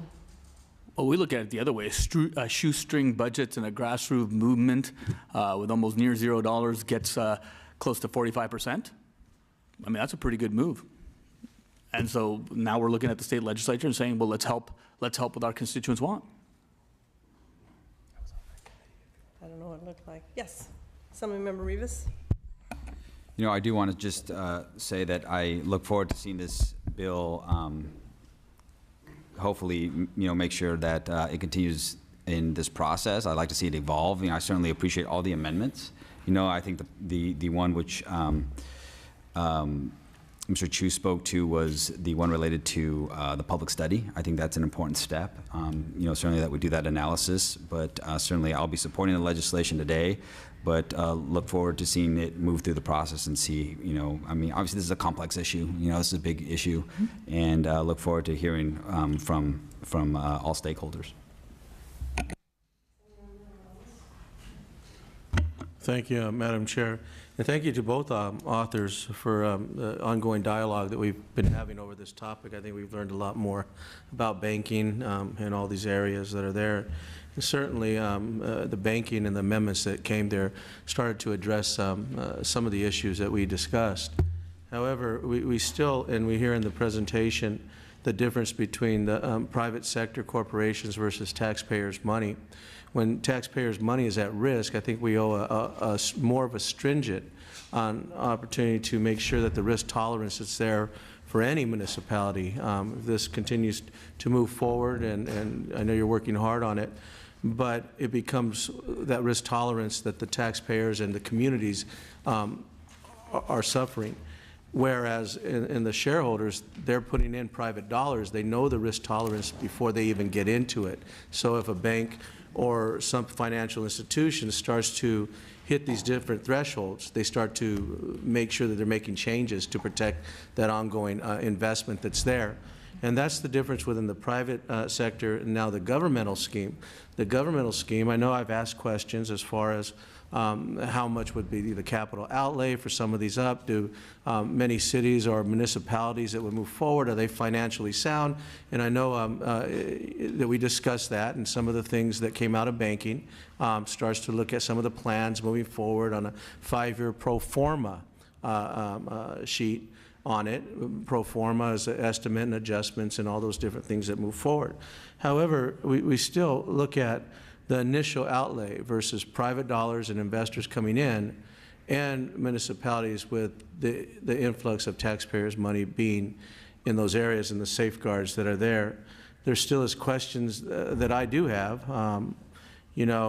as far as the startup of using taxpayers' dollars for a startup business, when we know that it's a risky business, right? Loaning money out and doing these different things, or else there wouldn't be a risk tolerance and some of the different things that we've seen in history with savings and loans, or the banking industry, where we've seen some bailout from the federal government to the banking industry on some of these areas. So it's not that it's not, there's no risk to it. There is risk tolerance to it. So not knowing what that risk tolerance is, we continue to be open to dialogue that's there, and as well as moving forward and seeing a lot of the support that's there. But yet there still is some hard questions to be asked, even at this point. And I thank you for bringing all these questions and trying to address them. It's just a complex issue. And hopefully as the bill moves forward, we'll see a little bit more clarity on it, that we would keep an open mind to it. But today, I'm going to reserve my vote to not support this moving forward. Any other comments? Okay. Entertain a motion? Move the bill. Second. We have a motion and a second. Would you like to close? You know, in the interest of time, I'm gonna respectfully ask for an aye, but I do want to clear up when I had talked about banks and competition. I didn't mention, at least I don't remember mentioning community banks or credit unions. When I talked about the banks, I was seeing in my mind the big corporate banks and said that rather than to say corporate names, but I can. And look, this is a serious policy proposal. I enjoyed our conversations back and forth. But it's like any piece of legislation. I mean, how many of us have sat before a committee and said, hey, I need time to work on it? And this is exactly what this is. You need time to work on it and move it forward. And we're continuing to take a look at ways to protect the public dollar. You know, people would have thought at some point in time a public healthcare system, as my colleague had said in the last meeting, was something absurd that shouldn't exist. And now we have a public healthcare system, and I can go on with different public goods and agencies. And this is just a step forward in that same frame of thought that there is possibility to have a public bank. We're not talking about throwing out dollars and spending them, but there is a serious plan that you've got to put in place. You've got to go through the Department of Business Oversight. You have to have insurance, FDIC insurance, and we continue this conversation to ensure that taxpayer dollars are well kept. And we can continue to invest in our community. So I respectfully ask for an aye vote. This is, I would consider a historic vote to keep moving this kind of conversation forward. And I hope most of you will land on the yes side. Thank you. Thank you. I want to thank everyone for your consideration of this, and particularly want to thank Mr. Ramos and each of you who have engaged with us very deeply on this, and I want to just make 3 points. The first is around risk tolerance. This is something I think about quite a bit because as authors of this, we do not want to set up a scenario for any of these public banks to fail. And this is why the requirements in this bill are so onerous that it actually will be very, very difficult for any local jurisdiction to meet all these requirements to be able to charter a public bank. And that is intentional because, as you said, we do not want to set up a situation to fail. And I will tell you that I would not have introduced this bill if 11 of the 11 members of the San Francisco Board of Supervisors of my jurisdiction had not put their name to saying we need to do this after deep analyses that did show that it's going to take a lot of capital, it's going to take a number of years to get these up and running. But even with that risk profile, all of my local elected officials have asked me and asked us to move forward a bill to give them a chance to do this. The second thing I want to say is, I know the banking lobbyists like to talk about putting taxpayer dollars at risk. Let's talk about the fact that taxpayer dollars have already been put in risk right now with the status quo. $700 billion of California taxpayer funds are invested in these banks. And they're invested in institutions that are failing our consumers, that are failing our homeowners, that are failing our small businesses, and that are failing our students. They're put into institutions that are investing in gun manufacturers and fossil fuel industries and companies with unfair practices. And I just think we need to have a different option. The last thing I want to say is I do know this is a new concept, and it takes time for folks to wrap their brains around it, and I very much appreciate it. This is a hard thing to think about. It's been something I've been thinking about for a number of years. There was a time in our country when we did not have a public housing system because, and it came about because the private housing system broke down. There was a time when we didn't need a public health system, but the private health system broke down. There was a time when we didn't need public transit, but the private transit system broke down. And what we're saying here is our Wall Street banking system unfortunately has failed us, and we need to explore other options. Nothing is going to change overnight. We're simply saying let's establish the rules, let's make sure we address the risk, and then move it forward. I very much respect everyone's perspective on both sides of this question. I hope that we can move it out of this committee, and I hope that for folks who are not persuaded today, we can persuade you over time. Thank you. Thank you on that thought process there. Thank you for ongoing discussions there. And the risk tolerance that's brought up, there's two different aspects of that. The risk tolerance as far as how much you anticipate to make and how much of the risk tolerance standard deviations that you could lose. It's that component, what you can lose, is what I'm concerned about, making sure that those that do continue to move forward in the ongoing dialogue understand you can't make this.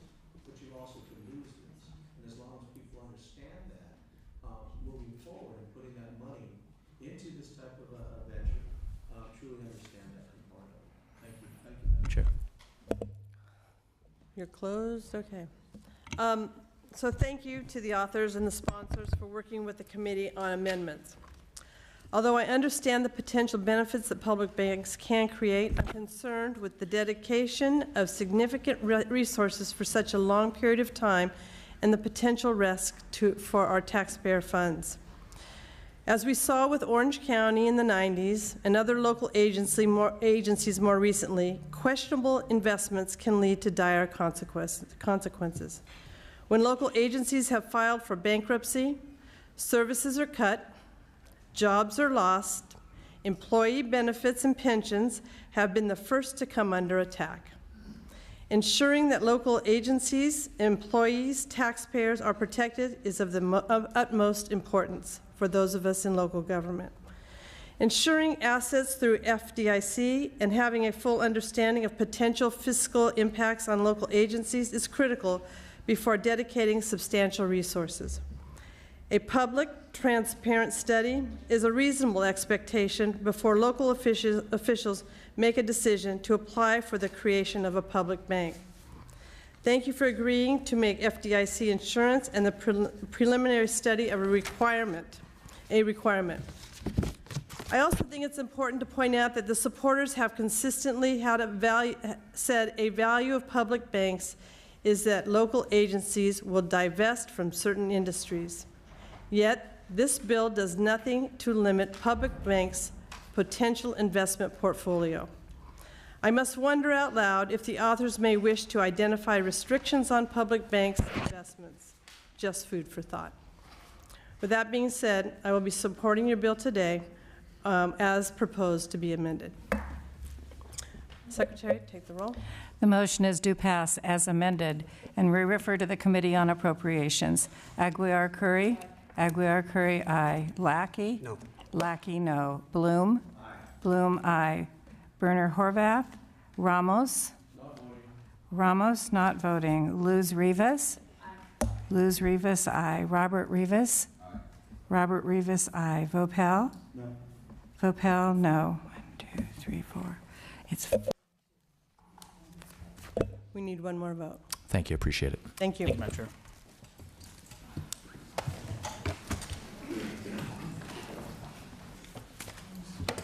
Hey. Yeah, would you like to do that one? Let's see. Yeah, I know. There's a lot of...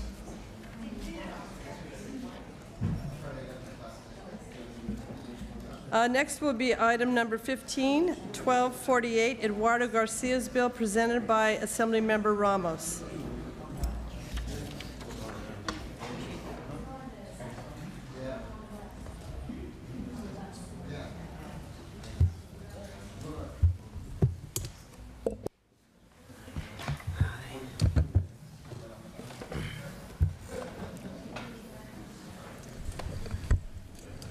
Thank you, Madam Chair. And we're here to present on AB 1248 on behalf of Assemblymember Eduardo Garcia, who will be accepting the committee amendments. Thank you. And AB 1248 will provide local governments a tool to incentivize the redevelopment and rehabilitation of facilities in their communities by attracting investment from small and mid-sized manufacturers. This bill ultimately will allow a city or county to offer a partial property tax rebate for qualified manufacturing facilities located in their jurisdiction that invest in excess of $5 million or more in exchange for the manufacturer entering into a community agreement. This community agreement must specify the number of types of jobs to be created by the qualified manufacturing facility, the compensation ranges for each job type, and the coverage to be provided by an employer-sponsored health benefits plan. This will allow local government another tool to better target the smaller manufacturing facilities that are becoming increasingly more attractive, in addition to the larger manufacturing facilities targeted under the already authorized Capital Investment Incentive Program. Additionally, the author understands the committee's concerns regarding the need for language regarding which areas of a city or county would be allowed under this bill. We will look at possible clarifications and definitions that may apply in order to ensure the bill truly targets revitalization. I also have Jarrell Cook with California Manufacturers and Technology Association and Gerbox Suotu, the President and CEO of the California Association for Local Economic Developments. And they want to present on this bill. Thank you. Thank you to the chair and the committee, as well as Assemblymember Eduardo Garcia for carrying this bill and Assemblymember Ramos for stepping in today. My name is Jarrell Cook. I represent the California Manufacturers and Technology Association. We are the sponsors of AB 1248. As Assemblymember Ramos mentioned, the bill is modeled on the Capital Investment Incentive Program, a bill that passed and was recently extended last year with bipartisan support through the legislature. Like that program, the TRIP, or the Targeted Revitalization Investment Program in AB 1248, operates on a win-win-win model. The local government wins because they get to attract new investment that they would not have otherwise garnered without the program. The manufacturer wins because they get a cut in cost for their operations, and the community wins because they get a direct benefit due to the community services payment that the manufacturer makes that funds the program in their community. So the model in the SIP is great, and the Capital Investment Incentive Program is great. However, the manufacturing industry has changed since the SIP was enacted in the 90s. Since the SIP was enacted, manufacturing has gotten leaner, it's gotten smaller but more productive, it's faster, and we can produce a great many goods in facilities that we could not have otherwise, or before. So now we see manufacturing moving into urban centers, into commercial centers, downtowns and districts, downtown and commercial districts, and places where we couldn't before. And when we do that, we are revitalizing communities and drawing new investment. The growth in manufacturing is in the range of investments between $5 and $55 million. The mega investment that the SIP was intended to attract of $150 million or more is less than 4% of a manufacturing investment in California. By comparison, investments between the $5 and $55 million range account for about 40% of investment, and the number of jobs created by that investment is more than 4 times the amount created by investments of $50 million or more. So the targeted revitalization incentive program that we're proposing through AB 1248 is really geared towards providing local governments with an effective tool that will attract manufacturing investment where it is today.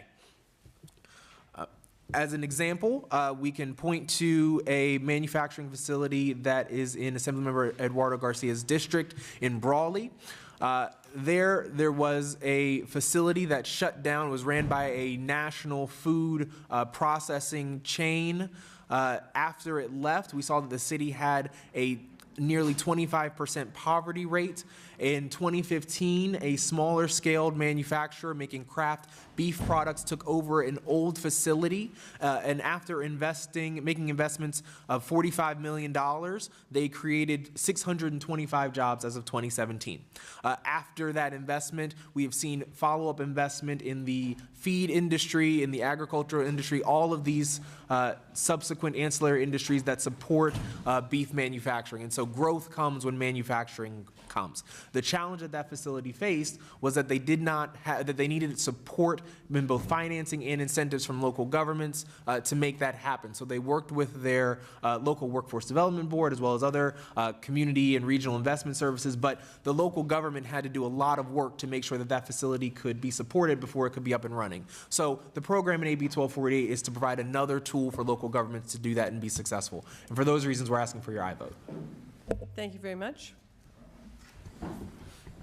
Thank you, Chair, committee members. I'm excited to be here this evening because I think this is a fantastic tool. My name is Robert Burris. I'm not Gerbac Sahota. I'm sorry for that. But I do, Madam Chair. I do represent CALED, an organization of 750 economic development practitioners, as well as the Solano Economic Development Corporation. My day-to-day job is competing for this state and helping to create jobs and investment. This is a fantastic opportunity for us to add another tool to competing with other states and sometimes other countries for those same jobs. And it is a highly competitive environment. This tool will allow us to target the types of manufacturers that we are seeing in terms of demand in this state especially. Our target area and cluster industries that have the biggest opportunity, and we think this is very similar throughout the state, is in food and beverage, life sciences, and advanced materials. We see those as critical factors in growth, and those that require that size of a manufacturing facility. And what we see as a sweet spot is anywhere between 50,000 and 500,000 square feet, roughly 50 employees to 500 employees. That's the bulk of our prospects. Prospects are what we call companies and investors that are wanting to get involved in the California marketplace and that we work with on a day-to-day basis. We think that this bill really fits that market very well, targets it very well, and lowers the threshold that was required by the SIP to be able to attract those companies. And it's a very functional program as far as we can see it. One of the reasons that it's become so competitive in the marketplace throughout the country is that our surrounding states are offering very large incentives to these companies. And what we want to do is, one, make sure that we create a good place for companies that are growing within the state of California to expand into and for us to retain those companies here. The reason that we choose those industry clusters, those three that I mentioned, were because that's where we lead the nation in innovation, and many of those companies are growing in our most innovative locations. We want to make sure when they get into the manufacturing stage or when they want to grow their manufacturing, there's a place for them in this state, and that's one. Secondly, we really want to be competitive when companies are looking throughout the nation, even internationally, to locate in their next location. Oftentimes, they look at reasons like skilled labor, location, their customer base, their supplier base, or where their headquarters are located to land those types of facilities. We have advantage in many of those factors, but oftentimes they can choose other locations and still operate within California. So we want to make sure that we're competitive against other states that are going after those same companies. And I'll leave it there and happy to answer any questions that you might have. But for those reasons, we're very happy to support this bill. Thank you. Any other witnesses in support? Any witnesses in opposition? Any questions of the committee? I need a motion. We have a motion and a second. Would you like to close? Thank you, Madam Chair and committee members. And on behalf of Assemblymember Garcia and myself, we ask for your aye vote. Thank you very much. I appreciate Assemblymember Garcia's work to develop alternative approaches our local agencies can use to support economic development in their communities, specifically with small and mid-sized manufacturers. With this committee's amendments, I'll be supporting his bill today. Thank you, and thank you very much for presenting for the Assemblymember. Secretary? The motion is due pass as amended, and we refer to the Committee on Appropriations. Aguiar Curry. Aye. Aguiar Curry, aye. Lackey. Aye. Lackey, aye. Bloom. Aye. Bloom, aye. Berner Horvath. Aye. Berner Horvath, aye. Ramos. Aye. Ramos, aye. Luz Rivas. Luz Rivas, aye. Robert Rivas. Aye. Robert Rivas, aye. Vopel. Aye. Vopel, aye. Thank you. Measures out 8-0. And then do we have? Congratulations. Do you have anything else? Yes.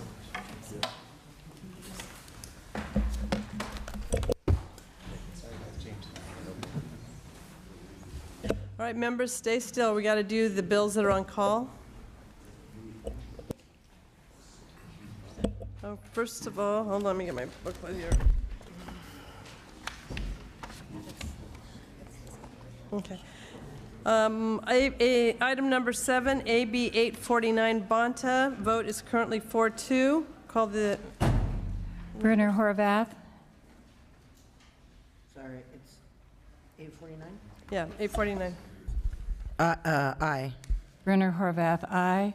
Luz Rivas. Luz Rivas, aye. Measures out 6-2. Item number 9, AB 857, Chu and Santiago. Current vote is 4-2. Berner Horvath. Yes, sorry I was not here during the hearing. I have significant reservations about the bill and the use of taxpayer money, but I appreciate that all of our bills are usually works in progress, and I do want to give the authors opportunities to continue working, especially with our community banks and credit unions.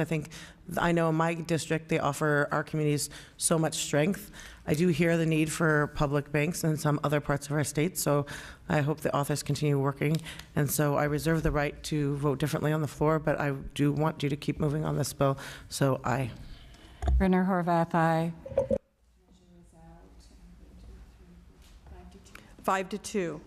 Item number 10, let's see, AB 948, CALRA, current vote 4-0.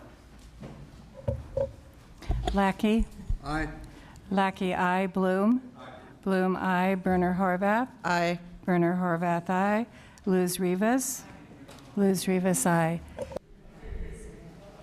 Out, 8-0.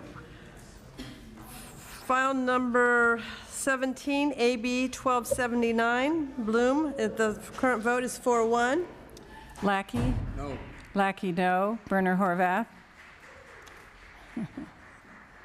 Not voting. Not voting. Berner Horvath, not voting. Luz Rivas. Luz Rivas, aye. 1, 2, 3, 4. Votes. Votes 5-2. Out. Item number 20, AB 1483. Grayson, current vote is 4-0. Lackey. Aye. Lackey, aye. Berner Horvath. Aye. Berner Horvath, aye. Luz Rivas. Aye. Luz Rivas, aye. Robert Rivas. Aye. Robert Rivas, aye. Out 8-0. File number 22, AB 1485, Wicks, current vote is 4-0. Lackey. Aye. Lackey, aye. Berner Horvath. Not voting. Berner Horvath, not voting. Luz Rivas. Aye. Luz Rivas, aye. Robert Rivas. Aye. Robert Rivas, aye. 1, 2, 3, 4. Out 7-0. Item file number 27, AB 1780. Oh, excuse me. Item 25, AB 1717, Friedman. Current votes 3-2. Aguiar Curry. Aye. Aguiar Curry, aye. Berner Horvath. Aye. Berner Horvath, aye. Luz Rivas. Luz Rivas, aye. 1, 2, 3, 4, 5. Bills out 6-2. File number 27, AB 1783, Robert Rivas. Current votes 4-1. Berner Horvath. Aye. Berner Horvath, aye. Luz Rivas. Luz Rivas, aye. 1, 2, 3, 4, 5. Votes 6-1. Bills out. And now we need to do add-ons. Okay.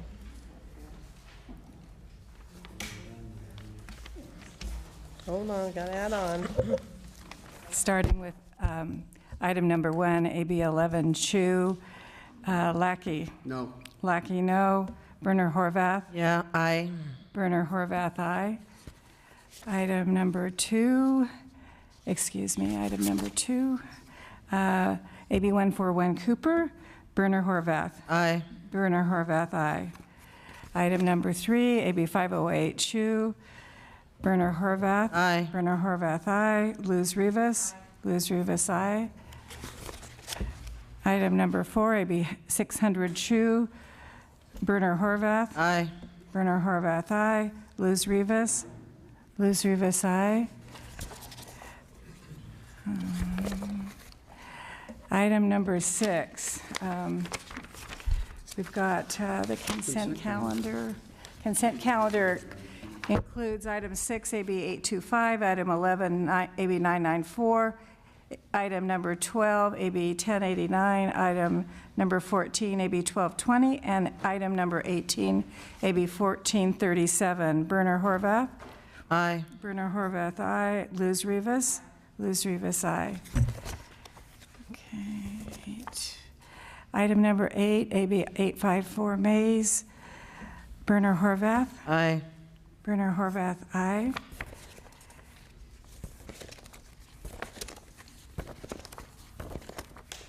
Item number 13, AB 1191 Bonta. Berner Horvath. Aye. Berner Horvath, aye. Luz Rivas. Luz Rivas, aye. Item number 16, AB 1269 Blanco Rubio Bloom. Bloom, aye. Berner Horvath. Aye. Berner Horvath, aye. Item number 19, AB 1471 Gray. Bloom. Bloom, aye. Luz Rivas. Luz Rivas, aye. Vopel. Aye. Vopel, aye. Item number 21, AB 1484 Grayson. Lackey. Aye. Lackey, aye. Berner Horvath. Aye. Berner Horvath, aye. Luz Rivas. Luz Rivas, aye. I don't think I voted on 20. On 20? My book is coming apart here. I've got you, is it aye? Yeah. Apologize. Okay. No. Item number 23, AB 1487 Chu, Lackey. No. Lackey, no. Berner Horvath. Not voting. Berner Horvath, not voting. Item number 24, AB 1515 Friedman. Luz Rivas. Aye. Luz Rivas, aye. Item number 26, AB 1763 Chu. Lackey. Aye. Lackey, aye. Berner Horvath. Not voting. Berner Horvath, not voting. Luz Rivas. Aye. Luz Rivas, aye.